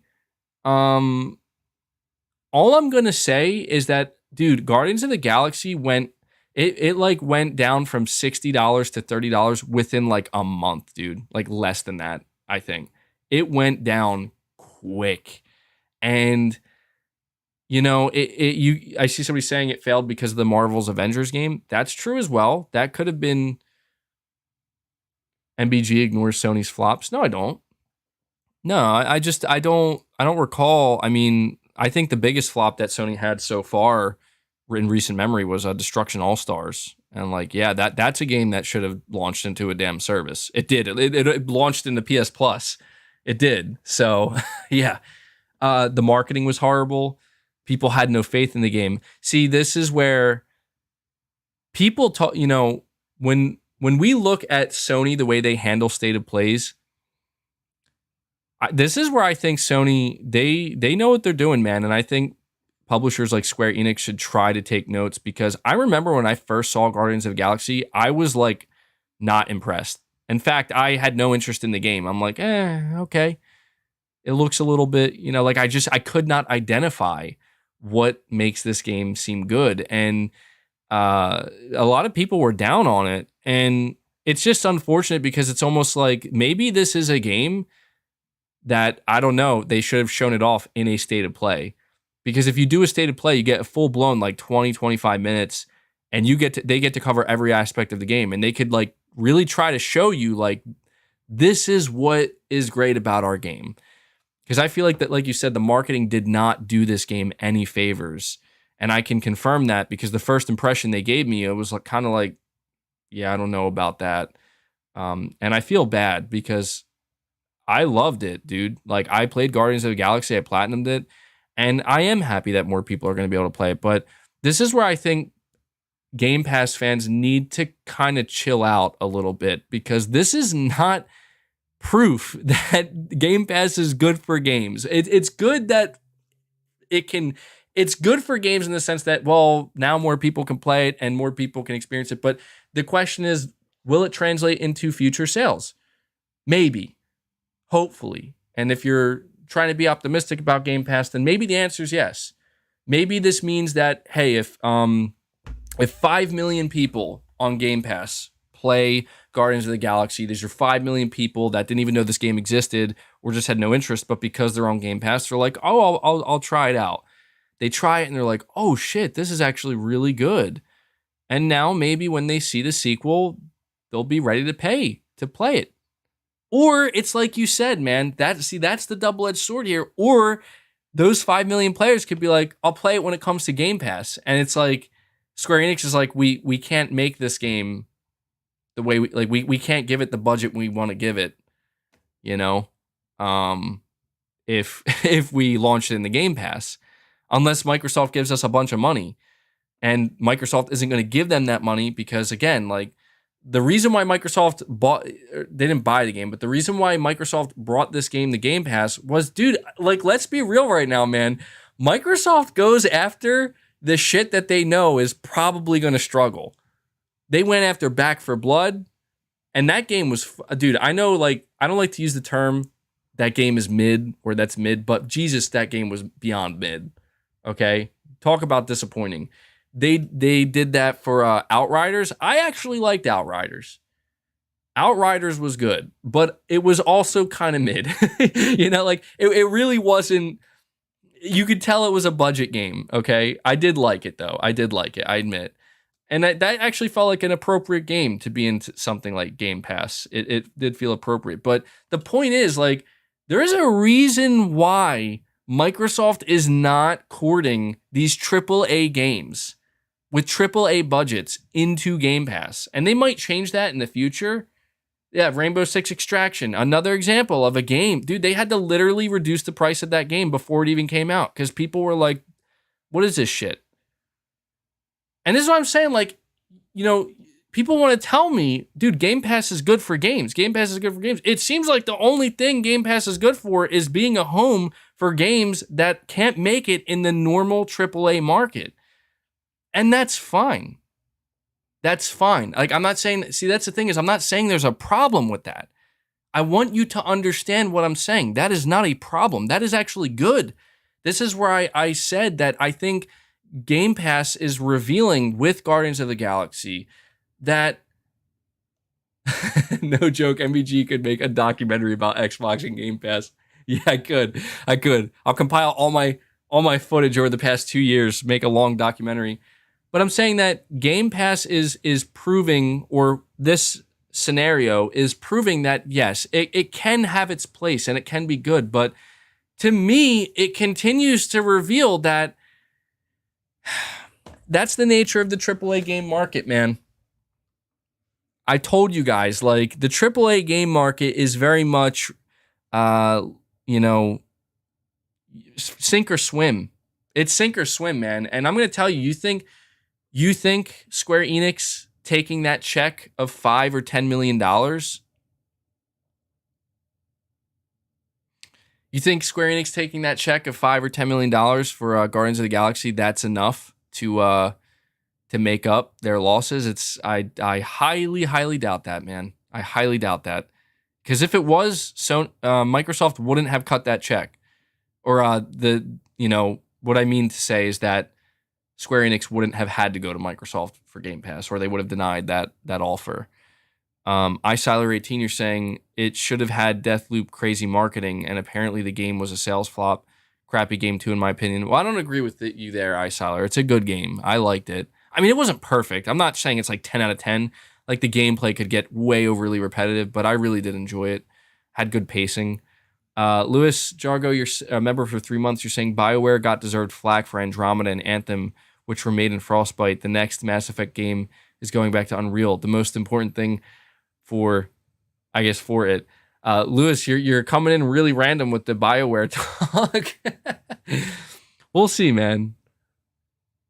MBG, you do realize it's a common issue, right? New IPs tend to not sell well. You just made it clear that Game Pass can be a safety net for devs that make games that don't sell well. How is that bad? Well, it's because I don't know that it's actually a safety net, man. Like, it depends what you consider a safety net. Like, if you consider a safety net more people can play it, then sure. But does that translate into, did we make a profit on this, or did we lose money? Like, I'm just trying to point out, man, that Microsoft is not trying to fund games, okay, that aren't theirs. And I don't blame them for that. But I'm just tired of Xbox being looked at as the fucking good guy when it's like they're not. Like Microsoft is just doing what they should be doing, which is, oh, we could go after that game. Look, that game's almost drowning. We could, yeah, that one's down. It's not selling really well. Like, I'm just saying, man, there's a reason why we see games like Guardians of the Galaxy. Square Enix is desperate. And Microsoft's like, we'll give you like 5, maybe 10 million for this. And Square Enix is like, oh, okay, sure, we'll take anything we can get right now, man. And meanwhile, you think you're gonna see Elden Ring or something like that on Game Pass? Yeah, right. Never. And it just, I don't know, man.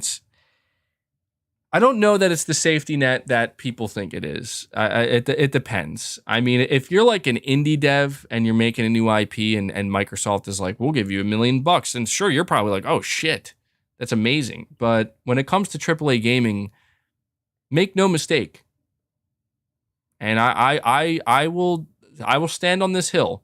When it comes to AAA gaming, Game Pass is the furthest thing from a savior for AAA gaming. And I don't know, man, like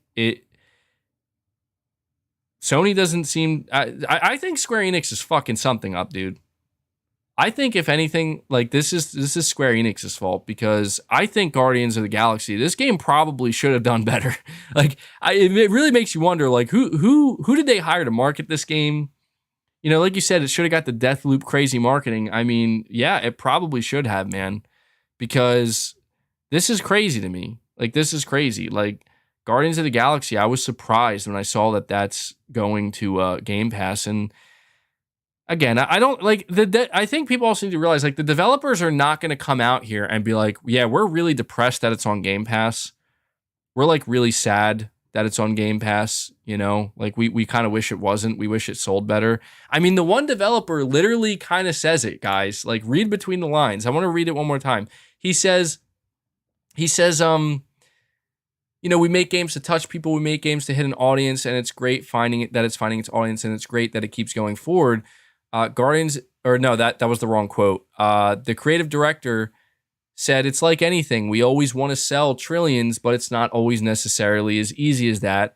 He's saying, but, you know, is the game great? Are we happy we made it? Do we have regrets? Of course they don't have regret. Like, yeah, you're not going to have a regret because, like, this is the game you made, man. He's basically saying, like, this game should have sold better. And I'm sure that even he doesn't know who to blame. I mean, it's probably not, I don't think it's the developer's fault because I don't think Guardians of the Galaxy is mid. I think Guardians of the Galaxy is pretty good. Like, it's not like top, you know, tippity top tier AAA, but it's good. Like, really good, I think. And it just, I don't know. Yeah, somebody's, maybe it's the market, dude. I don't know. Because I feel like the other side of this coin is like, well, maybe the market is just really picky. You know? Maybe the market is like, it's so crazy that we're seeing a game like Elden Ring break like sales records, and this is a hardcore, non-accessible game. It's the most accessible From Software game so far. But when compared to Guardians of the Galaxy, like Guardians of the Galaxy is like the most. It's like the most accessible game ever, and somehow that's struggling to sell, even with a Marvel behind it. It's crazy, dude. I'm trying to figure out what this says about the market. Lewis Jargo, you're saying BioWare to go back to their glory days is great writing, and some original writers are returning. I am both a PlayStation and BioWare fan, loving Horizon Forbidden West a lot. Okay, yeah, dude, I see you kind of show up here where you're like, yo, you're like me with Konami in a way. But I'm probably worse though, where like you want to see Konami return to their former glory, or not Konami, BioWare. You want to see BioWare return to their former glory and do something great again, kind of get back to the roots, and that's kind of how I feel about Konami. So I feel you, man. I'm not the biggest fan of BioWare, but I'll definitely be paying attention to BioWare and what they do next because yeah, as far as I'm concerned, they are a studio that they need to kind of get back on the saddle for sure. I don't think anybody wants to see them go down. I think everybody just kind of wants to see them rise up again, hopefully. So thank you for that, man. Thank you for the generous donation and your super chat. So yeah, you know, I just it's a multifaceted, complex scenario here where like I understand. Somebody says, MBG, I honestly do believe it was the marketing. The marketing for Guardians did not want to make me play the game. The only reason I gave it a chance was because of a friend. Yeah. I mean, that's the thing is if it was the marketing, I can't even really identify what about the marketing. Maybe. I got one for you. Do you think it could have been the graphical art style? Maybe. Because I will admit, Guardians of the Galaxy on a graphical level is certainly not the most impressive game I've seen. And it makes me wonder, like, is this one of those games where it's like people always wonder, like, why does Sony always go for like these very realistic kind of, you know, gritty, I don't want to say gritty because it's not like Horizon's gritty, but they try to have like a certain, yeah. Geronimo, you're saying nothing popped out and the art was, and I feel like another game that is, you know what? Now that I'm thinking about it, maybe this is a common theme between these games that drop in the Game Pass, dude. I'm thinking, you ready? I'm thinking of Outriders. I'm thinking of Back for Blood. I'm thinking of Rainbow Six Extraction. And I'm thinking of Guardians of the Galaxy. I'm thinking all four things that these games seem to have in common is a pretty bland and mundane art style where nothing really pops. And it's not that they look particularly bad, but it's almost like they blend in too much. I don't know. We could be on to something here. We could be. I mean, some people I think have complained about like Horizon Forbidden West, where they're like, things pop too much, like everything maybe it's a little oversaturated. And I'm like, yeah, but maybe that works. Maybe that's a good thing for the game. You know, it could be that simple. I don't know. It's a difficult topic to truly unpack, but I just think, frankly, it's a little bit disingenuous for some people to kind of latch on to the failure of Guardians of the Galaxy and make it and kind of frame it as like, oh, hey, you know, see Xbox Game Pass to the rescue. And it's like, you know, I don't know about that. I think it helps. I don't think it hurts. Like, I don't think Game Pass, and I want to make that clear too, because I know people, you're saying you literally picked out 4 games out of hundreds on Game Pass to make a dumb point. Dude, I'm talking about the bigger third-party games. Like I guess you could say the more triple A-ish games that launched on the Game Pass. Crossfire X. But I also want to make it clear that I don't think Game Pass is hurting games like Guardians of the Galaxy either. I want to make that clear. And we have Louis Jargo with another very generous super chat buddy saying Guardians is very underrated. Yeah, I mean it is, dude. Like I gotta say, like I was smiling a lot playing that game, and I was very much surprised. I liked it better than the movies, dude. I did. Like I actually think the characters in Guardians of the Galaxy, the game, are done better than the movie. Genuinely. And I was shocked. I was like, this is real. The game has great writing. Like I thought I would hate the banter, and the soundtrack is great. I mean, my only flaw of the game, I mean, maybe on a graphical level, but I think that the gameplay could have been a little bit more fleshed out, you know? But in a way, it was kind of nice, I guess, to have just kind of a game where it is super on rails, and it was a nice change of pace, I will say, for sure. So I agree with you, Lewis. I think it is underrated, and I'm not saying Game Pass is hurting it. I want to make that like I do think it's ultimately good that more people can now play it, and I think it's just unfortunate that it reveals that there is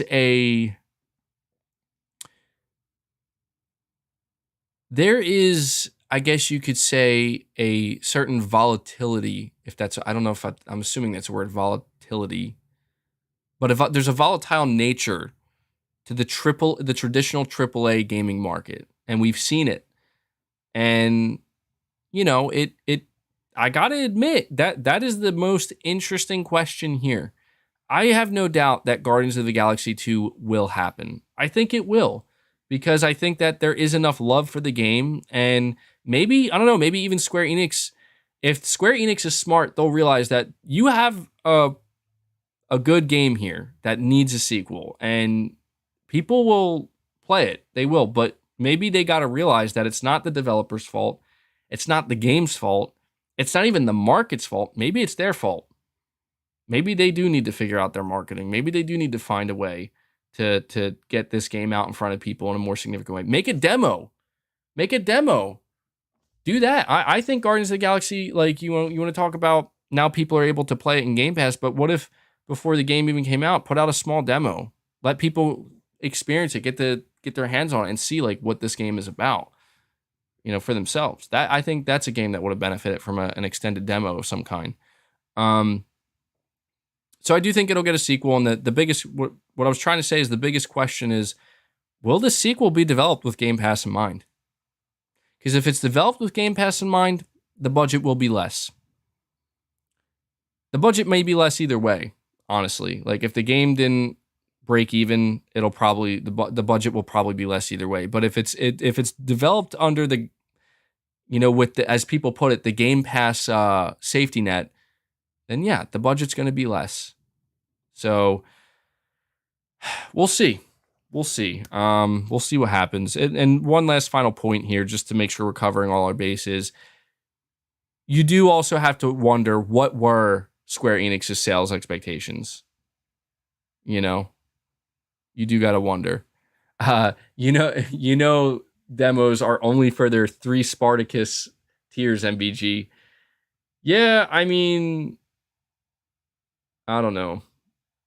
You're saying, why would a game not in Game Pass and not made by a studio that Microsoft owns be made with Game Pass in mind? Well, the game we're talking about is Guardians of the Galaxy, and that currently is in Game Pass. We'll see. Again, like guys, the market, it's fascinating. I will admit, yeah, MLB The Show is mid, bro. I'm just kidding. I don't know. That I still don't know how. That is the strangest thing, man. Strangest thing. I thank you for bringing up MLB The Show. I'm just going to say this one thing. This is all I'm going to say about it. How telling is it? How telling is it that MLB The Show launched onto Game Pass last year? Okay? It launched onto Game Pass last year, and when the sales data was revealed, it turns out that it didn't make any difference for PlayStation. It turns out that people who buy their games like MLB The Show on PlayStation yearly, or maybe not yearly, but they just maybe every couple years they buy a new MLB The Show game, they're still totally willing to pay full price, and they do not care that's on Game Pass. I think that's extremely revealing. I think this is exactly why Sony is not budging, man, because I tried to tell people that you can Game Pass this, Game Pass that, service, Netflix-like service future. Sony should do it, whatever. Sony's looking at those sales data and they're like, well, what the fuck? You're saying, or they don't have an Xbox. Yeah, but dude, like, yeah, I mean, yeah, I will say that does have to be taken into consideration, because in the long run, if that's true, if it's like, well, people feel kind of strong-armed, like, well, I already bought a PlayStation, so I don't play on PC, I don't have an Xbox, so it's actually cheaper for me to just buy the game than to buy a whole new console or a gaming PC. Also, yeah, is that game even available on PC? I don't even know, but yeah, if that's the case, then in the long run, in like the next 3 to 4 years, if like people who buy MLB, if it's like Sony's not going to offer it, here's one for you. Will Sony offer MLB The Show 23? Will they offer it in PlayStation Extra? That's one we're gonna have to pay attention to, because that I don't know, that would be fucking weird if they didn't. That would be weird to me. Like, Sony, come on now. Yeah, I know. That's the thing, is like, you're saying no, it won't be, because I just said why it wouldn't, because they're still selling, and it's like, yeah, I don't know, man. It's so weird. It's so weird. It's a weird time, man. It's a weird time.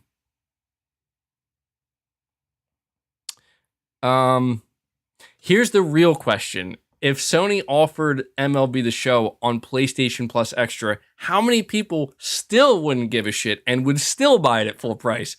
That would be the ultimate test. That would be and I think Sony should do it just to see how much PlayStation gamers actually do just want to buy their video games. Because if their sales barely dipped, even though it's part of PlayStation Plus Extra, oh my God, that would be the most revealing data ever. That would be a big test, and I think Sony will have to test those waters. I mean, they might lose sales, but they might gain subscribers. So it's not like they would lose everything. Brian, C23, you're saying, I miss the days of demos and cheat codes. Yeah. Long gone are those days, huh? All right, so let me see here. I have a few more topics to cover. Trying to see which one I want to talk about. Okay, so one of the topics I will cover, I put it in my title here, more remakes coming. So did you guys see David Jaffe? He was teasing a remake apparently, and this caught the attention of quite a few people. Quite a few people were kind of like, "What's he teasing here?" And I know, it's still rumor territory, and I admit, yeah, he's comes off as a big tease because he's not going to tell us what it is or hint it to us. So Narcan Blitzer, you're saying, I think Guardians of the Galaxy sales could have benefited from PS Plus Premium's game trials feature. Maybe Guardians of the Galaxy 2 will use it next time. Oh yeah, that is true, man. That is true. You're right. It could, because I mean, if even half of PlayStation Plus subscribers upgrade to the premium, that'll be about like what, 23, 24 million people. And if 23 or 24 million people basically have access to an extended demo of Guardians of the Galaxy 2, I think that could help. Brian East, you're saying Jaffe never just baits for trolls. To be fair, I believe he probably heard something. I mean, I could tell by the way he was talking about it. Like, David Jaffe is one of those people where it's like, that dude obviously has contacts in Sony. Like there's no doubt that he probably at least has one or two people that are within Sony that he could probably get some info on. I don't doubt that. Christopher, you're saying, I can't believe we got Kingdom Hearts 4 and Return to Monkey Island both announced in the same week. Also, Max Payne. Crazy week. That's true. I did say, even though it's been very quiet for Sony, it is true that, yeah, they have, there's been quite a few announcements this week, man, for sure. And that's what's interesting to me, is that like these announcements are happening less and less at like dedicated events. Do you guys think, I meant to ask you this last week because it was news that came out last week, but it's still relevant. Do you think that that what is it, Summer Game Fest can be the new E3? Is it already the new E3? Like, do you think it can hold the same weight? Do you think Jeff Keighley can get it done? I mean, you got to wonder, Jeff Keighley has no competition now. All those studios and publishers that would have tried to be part of E3 can now be part of Summer Game Fest. I'm sure Jeff Keighley's probably really happy about that, but I don't think it'll ever be quite the same. I don't think, like, is Sony going to be part of it? I want to say probably not. Probably not. But I will say this, like, I'm at least glad that somebody is still out here doing something, even though, Jeff Keighley, he does the Game Awards and he does Summer Game Fest. And I think that's fine. I think we can keep it that way. We can have Summer Game Fest as like the summer E3 show. And then at the end of the year, we can have a little bit more with the Game Awards. Christopher, sorry, I read that one already. We have iSiler18. You're saying Elden Ring is full price with those monster sales. People like to buy games and not rent. That game peak concurrent players destroyed Halo, a free-to-play game, and I believe it dropped off the top 10 on Xbox. Yeah, man, and that's why I still kind of do bring up Elden Ring as an example of, like, there's something, dude, there are just games that release sometimes where it's like, it causes developers and publishers to kind of look around and be like, we're learning something about the market that maybe we weren't previously aware of. And Elden Ring is proving something, man. And I think that it's even good for Sony. It is. Like, I mean, Sony and From Software have a pretty good relationship. There's Bloodborne, as we know. But I think that a game like Elden Ring, I think it's good news for every publisher. I think that Elden Ring is absolute proof that you don't have to chase trends per se. You don't have to bend. And, obviously From Software is not a publisher. They are a single developer.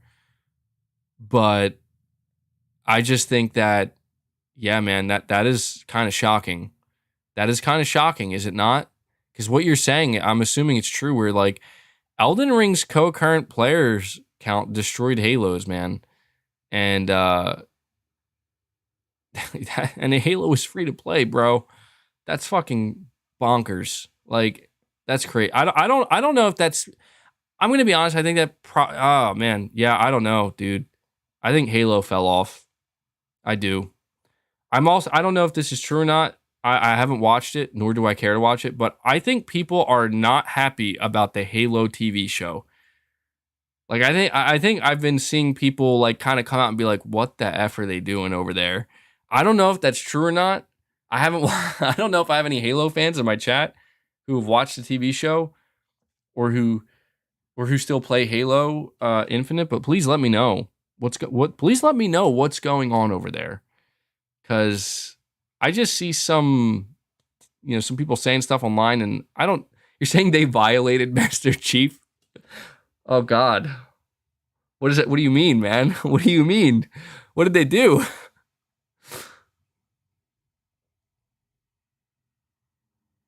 Um, every content creator's trap. Yeah, I saw this one video pop up. I don't know who the content creator was. I think it almost had like 100,000 views, where they were like, "Why I'm quitting Halo after like 20 years or some shit." I'm like, yikes, dude. Like, that's not good. Like, the fact that like it had so much viewership, I'm like, that's not good, man. They showed us the master cheeks. What? Nah. So let me get this straight.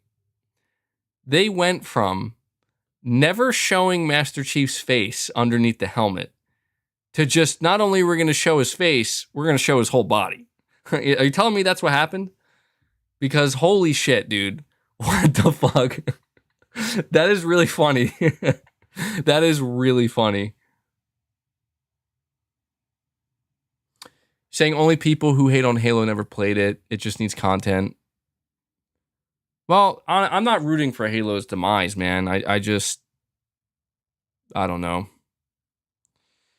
I don't know anymore, honestly, when it comes to Halo, Gears, Forza. It seems like Forza's doing fine. It seems like to me Halo did not live up to what it should. I mean, I think Phil Spencer knew, dude. I think Phil Spencer absolutely knew that Halo wasn't going to do it, because he literally came out, I think, before Halo Infinite launched, and he was like, yeah, we're not just going to like retire Halo if it doesn't succeed. We're not just going to get rid of 343. I'm like, oh, well, I guess it's that Game Pass safety net, or maybe the $2.7 trillion safety net. I don't know. Anyway, didn't mean to get too off topic there. Tom Holland will be Kratos. I wouldn't be surprised. But yeah, iSiler 18, I agree with you. Elden Ring is proving, it's proved a lot. I hope publishers and developers take note, man.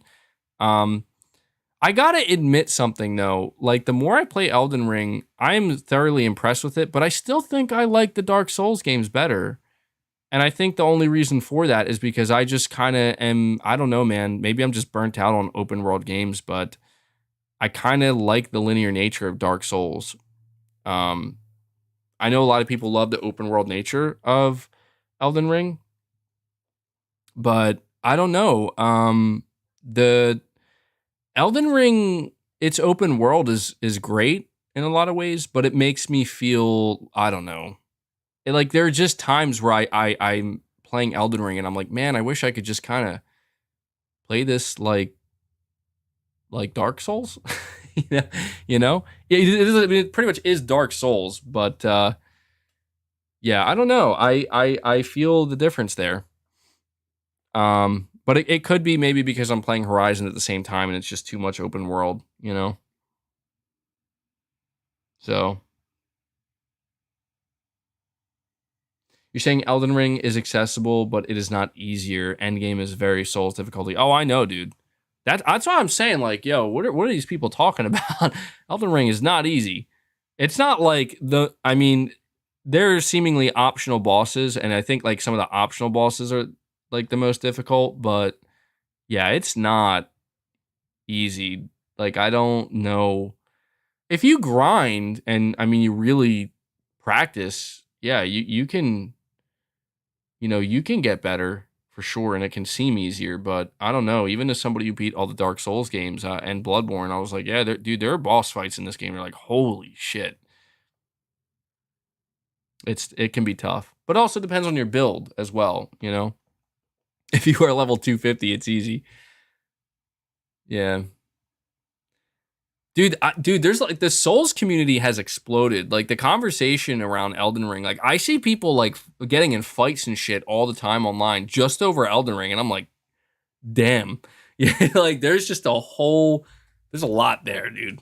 There's a lot there. Elden Ring is a beast in and of itself. From Software is a beast in and of itself now. Am I wrong? You guys tell me if you agree with this. I think From Software is now From Software replaces CD Projekt Red and in the top tier of development teams. Rockstar is, I think Rockstar's like still up there in the eyes of most people, but I don't know, man. I think From Software has like catapulted. I think they catapulted. They're beyond like almost so like pretty. You're saying not at all? No. Are you kidding me? You don't. Whatever. You guys are crazy. No. I'm not trying to. I'm fucking confused right now. You guys are telling me From Software is nowhere near CD Projekt Red? Am I reading this right? Did I enter the Twilight Zone? You guys are fucking with me, right? There's no way. There's no way you guys think CD Projekt Red is a better development team than From Software. There's no way. There's no way. I mean, don't get me wrong. If you think that, I'm not. It's fine. It's fine. Like, I'm not saying that there's anything wrong with that. I'm just surprised. That's all. I'm just surprised. And I think CD Projekt Red, they're still like, I have faith they're gonna do justice to the next Witcher game. Like, I don't think they're gonna fuck up like CD Projekt or like Cyberpunk or with Cyberpunk, like they did with Cyberpunk, if I could speak. I went with their smoking. Yeah, okay. Fabrice Paul, you're saying nobody makes better RPGs than Bethesda. The Elder Scrolls 6 is the most anticipated RPG of all time. 6 years for developing Starfield, their new IP. Yeah, dude, that's the thing, man, is I'm not going to sit here and make it seem like, well, just because I'm not going to make it sound like just because I'm not into Bethesda RPGs and they're not my cup of tea, I'm not going to make it seem like they're not huge games. They are absolutely huge games. The Elder Scrolls 6 is going to be colossal for Microsoft. Absolutely.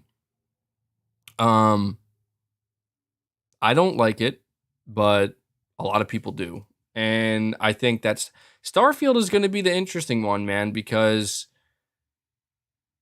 believe it or not, like there's a lot of expectation on Starfield. Bethesda, a lot of people I think kind of had this viewpoint of Bethesda where it's like, yeah, Bethesda's great, but it seems like the games that we considered great from Bethesda are like really starting to age now.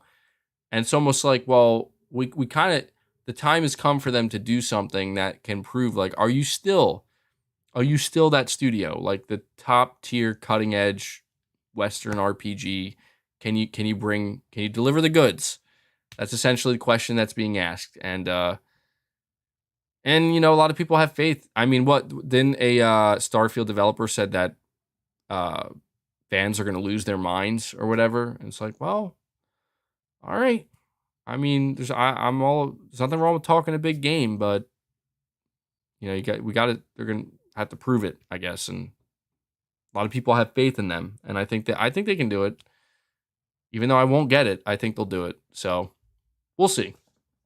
We'll see. Christopher, you're saying I think all these games are getting unannounced or getting announced now because they are using Unreal 5, and since UE5 is now available, that's why so many.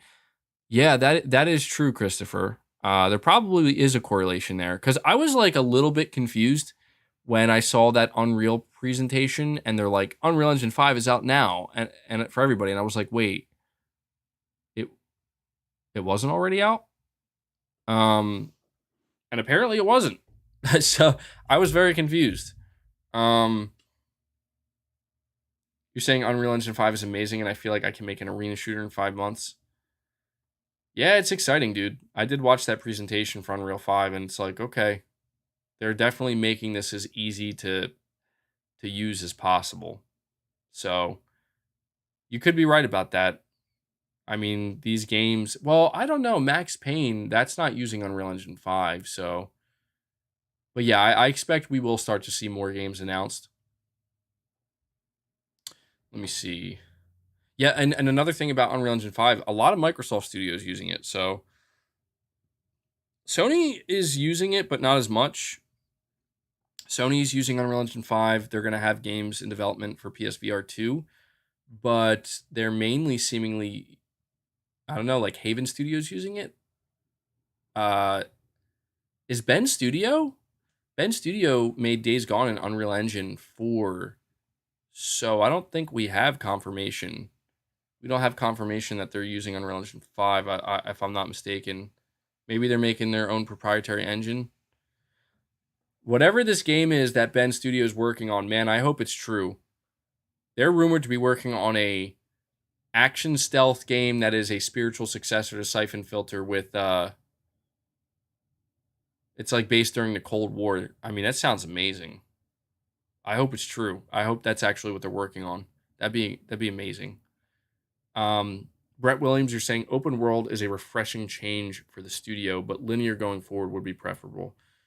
Yeah, I mean, I'm I'm inclined to believe that From Software won't actually just make another open world game next. Even though it seems like they should, I don't know, From Software, they seem open to just trying different things or doing whatever they want to do, and I don't know that making another open world game. I don't know. It really depends on what they're doing next. If they're doing like a new IP, the vision for their game might not call for an open world. Like the one thing I will give about Elden Ring is that it had to be open world because that was the natural progression of the Souls formula, you know? That doesn't mean they can't go back, but it really was the natural progression. Like, how do we make this bigger and more interesting in a different way? Do we add just more bosses? Well, we already did that with Dark Souls 2 and 3. Do we add more weapons, more move sets? They did all that already. So the next thing is, well, how do we open up the world? Well, we got to go open world. That's the way, you know? We got to make exploration a much bigger part of the game. So, but they could go back. They could go back. And I wouldn't be opposed to that. I do agree. I think linear is preferable. Let me see. I'm checking my topics list now. Oh, okay. So something else I did want to talk about, and this is something that I do think is worth mentioning. I don't know if you guys noticed, but Returnal took home the BAFTA award for the best game. And I don't think a lot of people really understand how important the BAFTAs are for development teams. And when I heard that they took home the BAFTA for like the best game and they won like the most awards, and I think Insomniac won 2 BAFTA awards for Ratchet and Clank Rift Apart. This is a big deal. Like, it's a big deal for development teams, man. Like, for those who don't know, you know how like when it comes to the gaming, I guess you could say like the wider gaming, not market, but just like the consumer side, you know, the player side, we talk about the Game Awards. In reality, dude, this is just the truth. Like, the Game Awards don't mean shit. Well, that sounds a little bit disrespectful. The Game Awards just don't hold weight, really, in the eyes of developers and in the eyes, like in the development scene. They just don't. Like, they're nice to have, and it's like it makes them feel good, and obviously it's a big deal. Like, if, for example, you know, when like Sony's teams win a game of the year, or like the developer of It Takes Two, it's a big deal. It's like, oh, look at that, you won, that's great. But the BAFTA awards and awards like that, like the DICE awards, these are awards that are like very prestigious in the eyes of development teams. And I don't know, man, like, I'm telling you, Housemark was a good pickup for Sony, man. I mean, I know it was like always there, where it's like, this is a team that they should acquire, and it doesn't feel surprising when they do, because it's like, well, this is how it should have been. This is what they should have done. Yes, but man, seeing Returnal get the recognition I believe it deserves, seeing it win like this, one of the things that Housemark did point out is they said that Sony really did believe in them, man. He said Sony took a big leap of faith. And from what I heard with the development of Returnal was not that easy. Like, they were, as they put it, they were figuring it out as they were going. But Sony believed in them, and Sony supported them. And I think Housemark proved a lot. That's really what I want to say. I think that when we see Sony studios like Insomniac and Housemark kind of cleaning up or sweeping, I don't think it was a clean sweep, definitely not, but just kind of winning a lot of these awards. I try to explain to people that, see, this is why PlayStation fans, in my opinion, this is why we have so much faith in Sony, because it's not really just Sony that we put our faith into. Like, we're putting our faith into these development teams. We put our faith in the Sony that they're going to continue to support these development teams the way they should, give them the type of creative freedom that they need, but also manage them in the way that they need to, and we put our faith in Sony there. But it's really putting the faith in that these development teams are going to really do some great things. And I don't know, man. I don't know how people can look at a game like Returnal, and I know that it's like, people are like, oh, it's not worth $70, but it's like, I played it, man, and it's an amazing game. It was worth every penny, and I have no regrets. I do not care that it's, I mean, when I say this, I mean, personally, I don't care that it's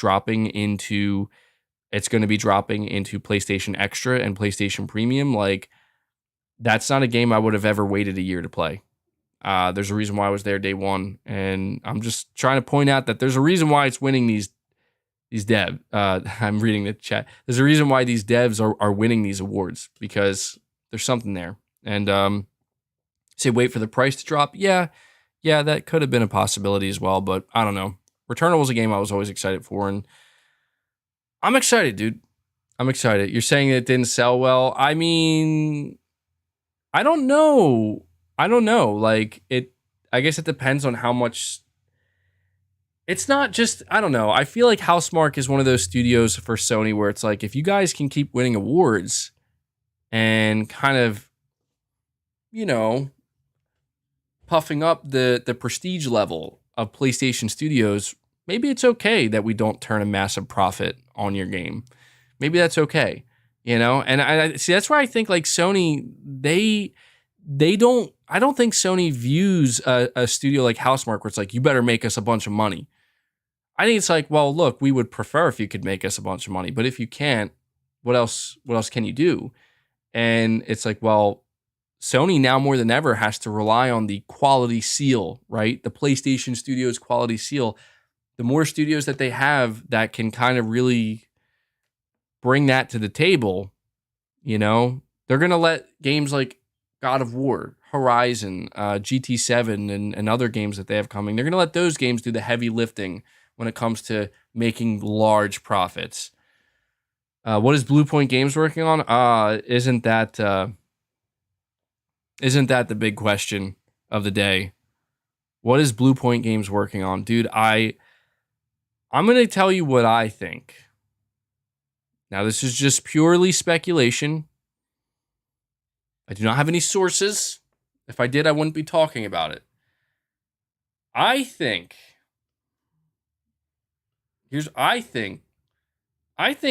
Blue Point Games has done a full, complete remake of Metal Gear Solid. And then I think when Blue Point Games was done developing it, because I think they finished it, I think that game got handed off to another studio to give it somehow, some way, a VR mode, like a native VR mode. So that way they can reveal this game. They can reveal it alongside.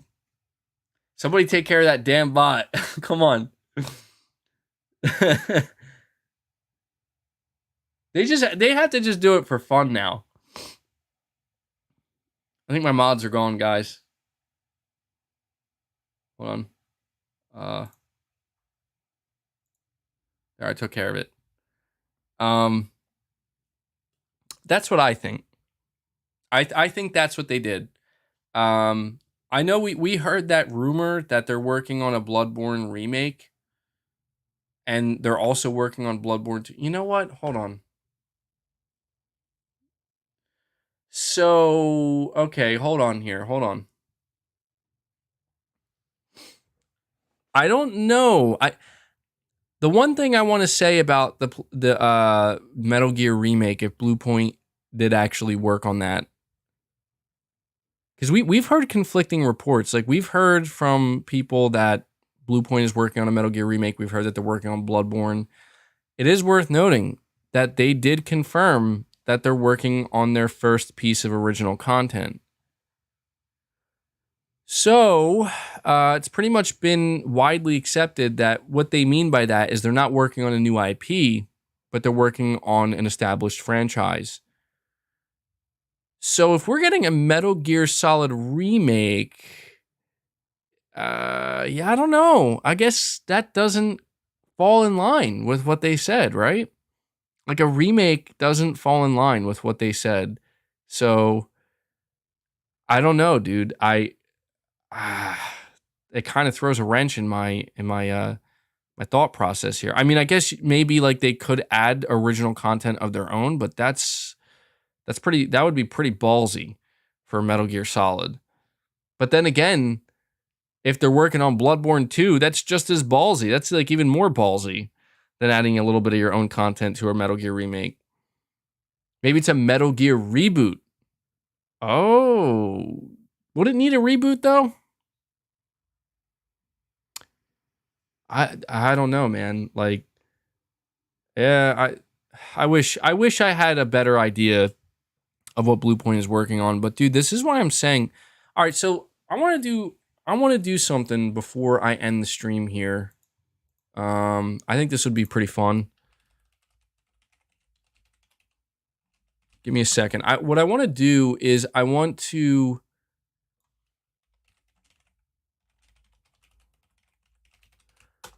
find the complete current list of PlayStation Studios, and I want to kind of just run down it and kind of guess talk about the things that they're working on. And I think this is a good exercise to do at the end here, because one of the biggest topics we discussed this whole time is how Sony, this is the calm before the storm, people. This is absolutely the calm before the storm. And I think that as we go over this list, you'll probably walk away thinking, you know what? Yeah, I think it is. I really do. So before we do that, guys, hit the like button. We are almost at 650 likes. Maybe we can get to 700. Okay, so the first studio we have in line here, Guerrilla Games. So they just released Horizon Forbidden West. They are apparently working on some type of significant DLC for Horizon, which I think this might be the rumored multiplayer that we've been hearing about for the Horizon, the Monster Hunter-esque multiplayer. I could see it maybe getting the Ghost of Tsushima Legends treatment, and it's going to be some type of, standalone multiplayer DLC for Horizon. And they have a second AAA team that is working on a multiplayer shooter, which is rumored to either be SOCOM. If leaks are to be believed, it's not Killzone. Killzone is dead. So it's either SOCOM or some type of hero shooter, supposedly. Maybe SOCOM could be the hero shooter. So that's Guerrilla Games. And it's also worth noting that the main Guerrilla Games team is probably already beginning the early phases of Horizon 3, because Horizon 3 is going to happen. It's going to be a trilogy. Next up, we have Housemarque. Housemarque is obviously still celebrating Returnal. They just released DLC, but Housemarque did confirm that they are beginning early work on a new IP. And that's pretty much all we know. I mean, we have a pretty good idea of what we could expect from Housemarque, but they are working on a new PS5 IP that's been confirmed. Polyphony Digital, if I could talk. It was like 4 hours. God. Polyphony Digital is obviously working on GT7. And they just released it, and they're trying to maintain that. Now, I don't know if there's truth to this or not, but I feel like there was like a rumor that came out that said Polyphony Digital is essentially working on another type of racing game, like a more arcade game-like game that can compete with Forza Horizon. That would be interesting. I don't know if there's any substance to that whatsoever. I don't know if there's any truth to that whatsoever, but it would make a lot of sense. Next up in line, we have Media Molecule. I'm going to be honest, I don't really have much to say about Media Molecule. I think that it's obvious that they're going to have to bring a PS5 port of Dreams, maybe bring it to PC. And outside of that, who knows what they're working on. We have Pixel Opus. Pixel Opus is working on a new PlayStation 5 IP in conjunction with Sony Pictures Animation. It's been rumored that Pixel Opus is the studio rebooting Sly Cooper. So that could be a pretty big deal. If they're, I think I said a new IP. I don't know if they've confirmed it's a new IP. I actually want to take that back. I think they just said a new PS5 game, and they're the studio rumored to be rebooting Sly Cooper. So we'll see if that turns out to be true. But we've been hearing rumors of a Sly Cooper for a long time now, and so right off the bat, we have two studios here from Sony, Guerrilla Games and Pixel Opus, that could potentially have game reveals ready to go within the next, I want to say like 8 to 12 weeks. Then we have San Diego Studio. Now, San Diego Studio, I'm unsure of, because we heard that I don't know if it was San Diego Studio, but it was like people from that team or the visual arts group that I think works closely with them. They had a team that was going to be dedicated to making like remakes of games or something like that. And that kind of disbanded. So I don't, as of right now, I think the only thing San Diego is working on is probably MLB. And if they're working on anything else, and we find out they're working on anything else, that would be quite the surprise. So yeah, MLB for them. Next up, we have Insomniac Games. Now, this is where you talk about things that can be shown off. Insomniac, they're working on Wolverine, they're working on Spider-Man 2, and they're supposedly working on a multiplayer Marvel game that we've heard about. Like, that's actually been confirmed seemingly in job listings. So, they have 3 things here that we haven't really seen that much of, that the next time Sony decides to do an event, we could see any one of those things. So that is now 3 teams that could potentially show things for Sony, or be ready to show things. Then we have Team Asobi. They did Astro's Playroom. We talked about them earlier. They've been working on a AAA platformer of some kind, a AAA game. It's pretty obvious to me it's a new Astro game for PS5 and likely for PSVR 2. So this is another studio. That's now 4 studios that are potentially ready to show off a new project. Now we have London Studio.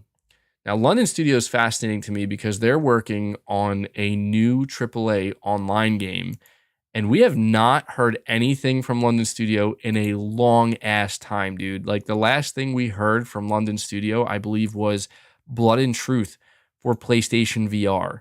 So they've been working on whatever it is that they're cooking there for a long time. And I wouldn't be shocked if the time came where it's like, it's time to reveal it.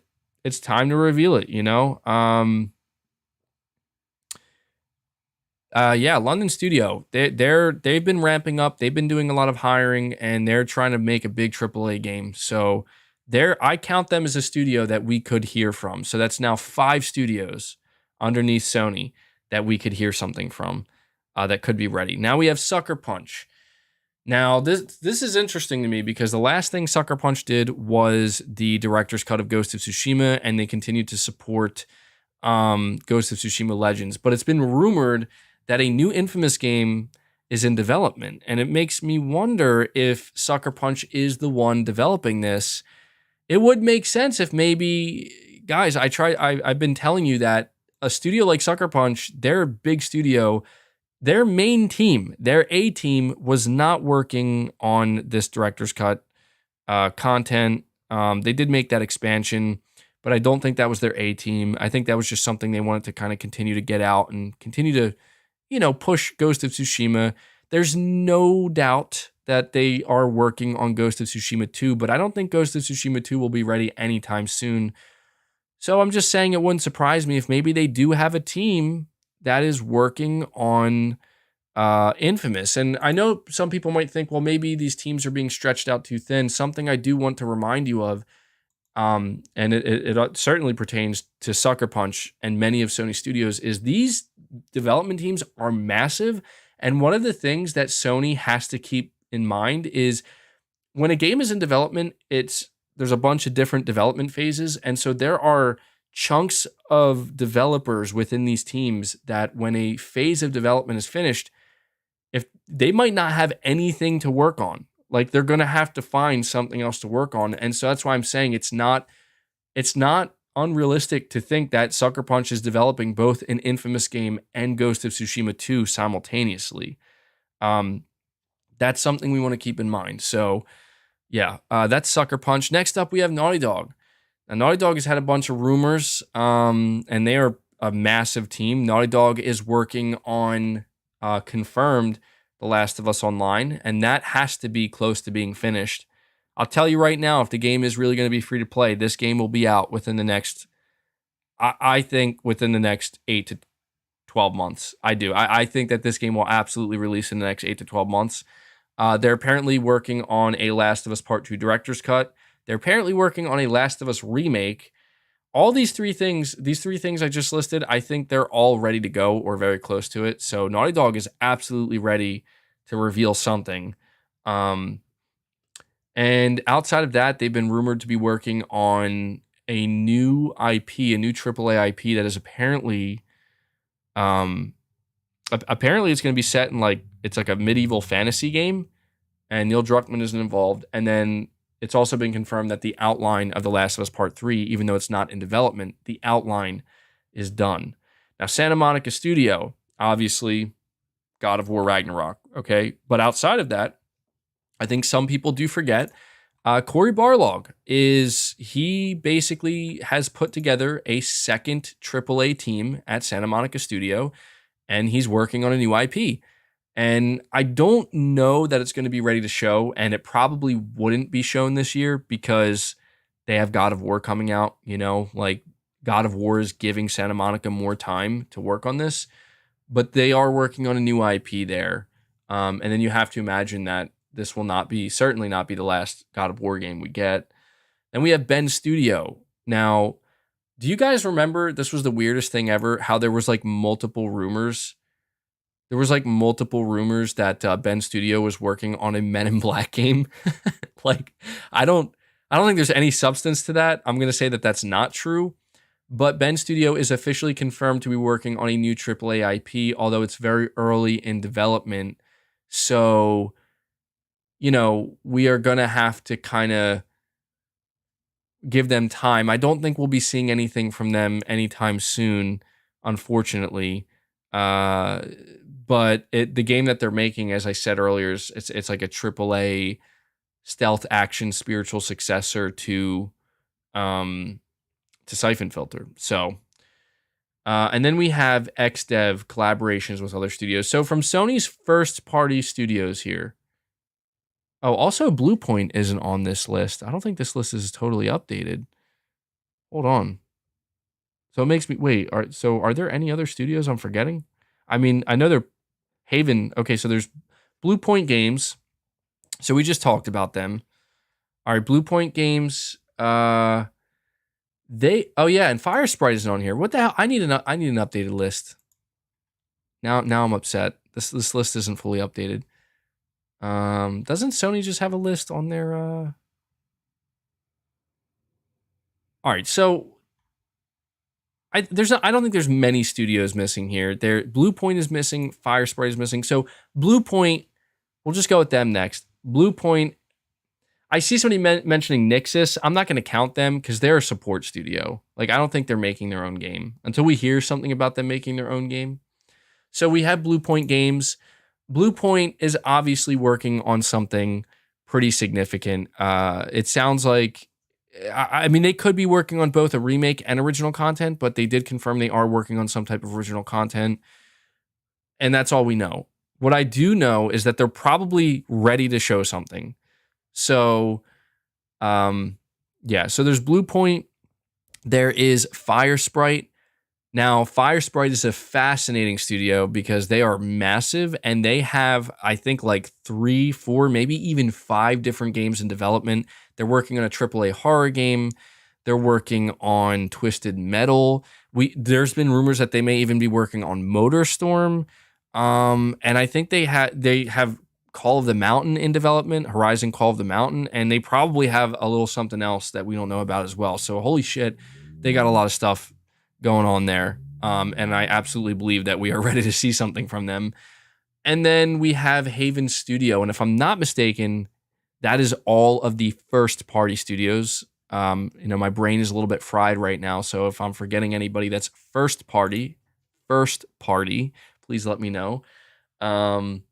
So Haven is working on a new AAA IP as well for PS5. And it's like some kind of game where you create things and it's a service game.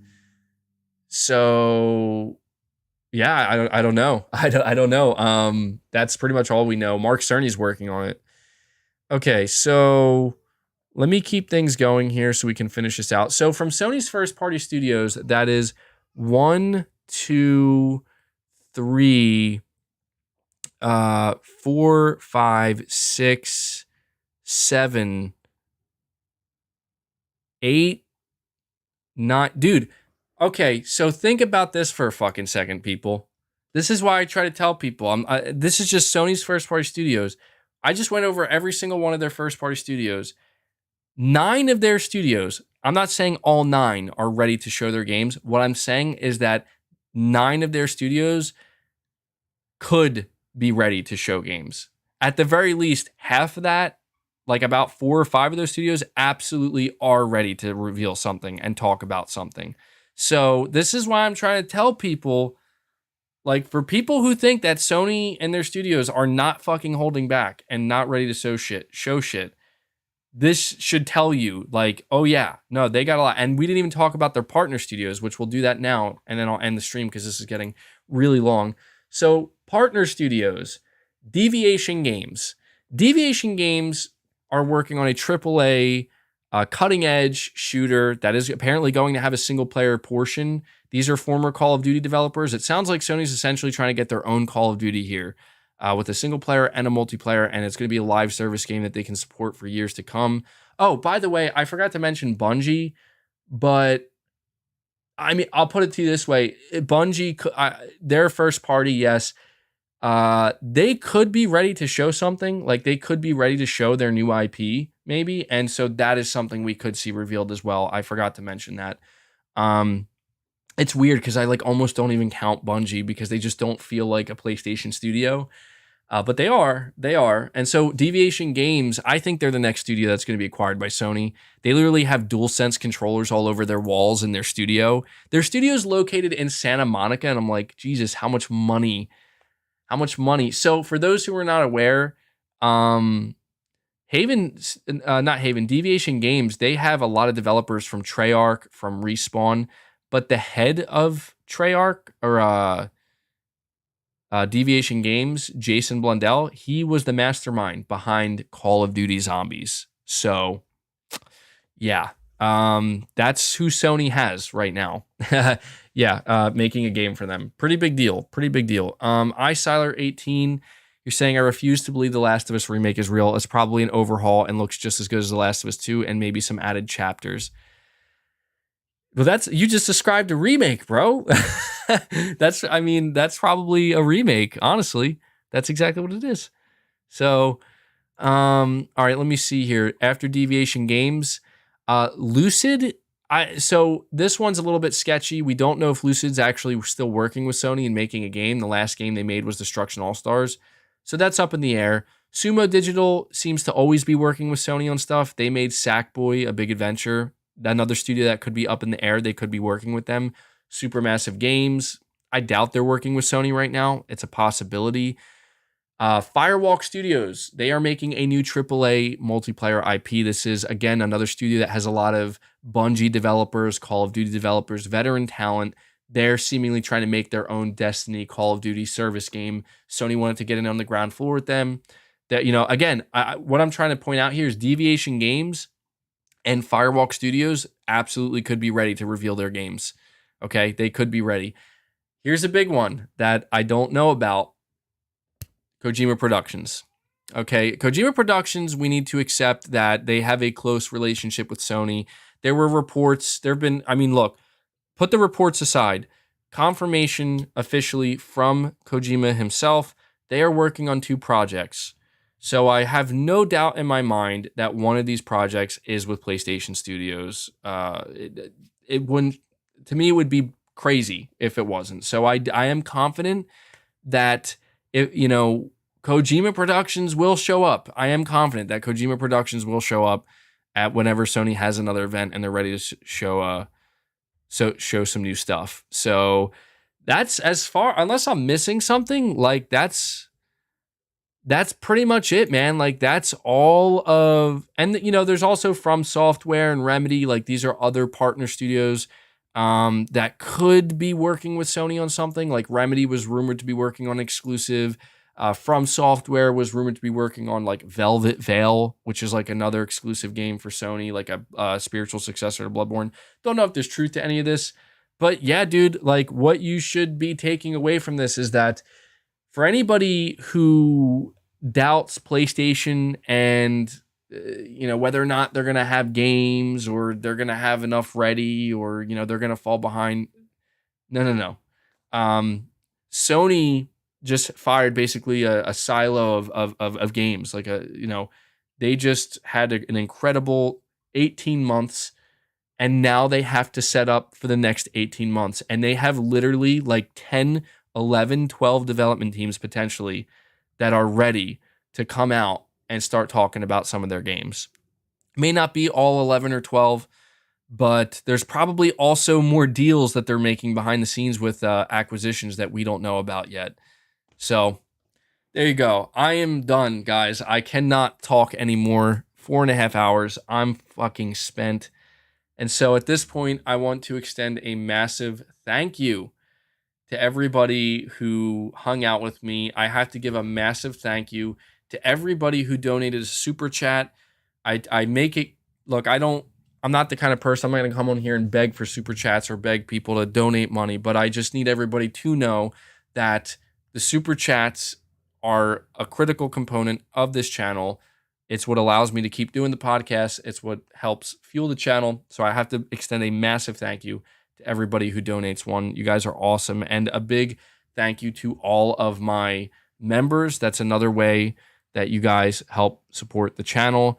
And I have to give Devil Shooter a big shout out as well. He does the timestamps for the podcast, usually a couple hours after it's finished. Within the first 12 hours of the podcast being finished, he will have the timestamps up usually, which is awesome. And he does amazing timestamps.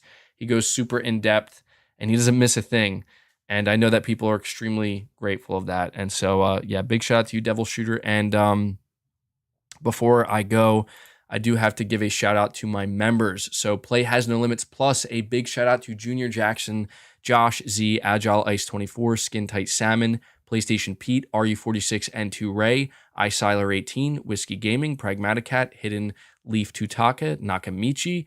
And then we have Play As No Limits. Shout out to Rune Gasoden, Black Waifus, Ryan Butcher, John Renzies, and Arcan Blitzer, Space Gambler Jr., JD TV, Sir Speaks a Lot, A Shorty Faye, Big Norman 0518, Shaky Shako, Tyson Webb 509, Black Manta 1989, Brandon Chad Perez, Adrian Lupton, Introvert Gaming Dude, and Kevin Kahan. Thank you guys so much. And that's it. That's like another 4.5 hour episode of Press X Podcast. I don't know where the hell I'm finding this, right? I don't know how I can talk this long.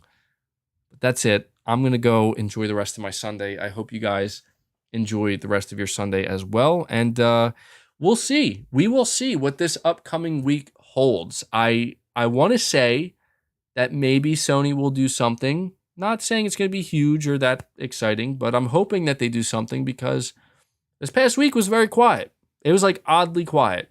So it makes me wonder if Sony's getting ready to, maybe talk. If not, I'm sure we'll have plenty of topics to discuss throughout the week. So, all right, guys, that's it. Episode 104 in the books. I'm out. I'll catch you all in the next video. Take care.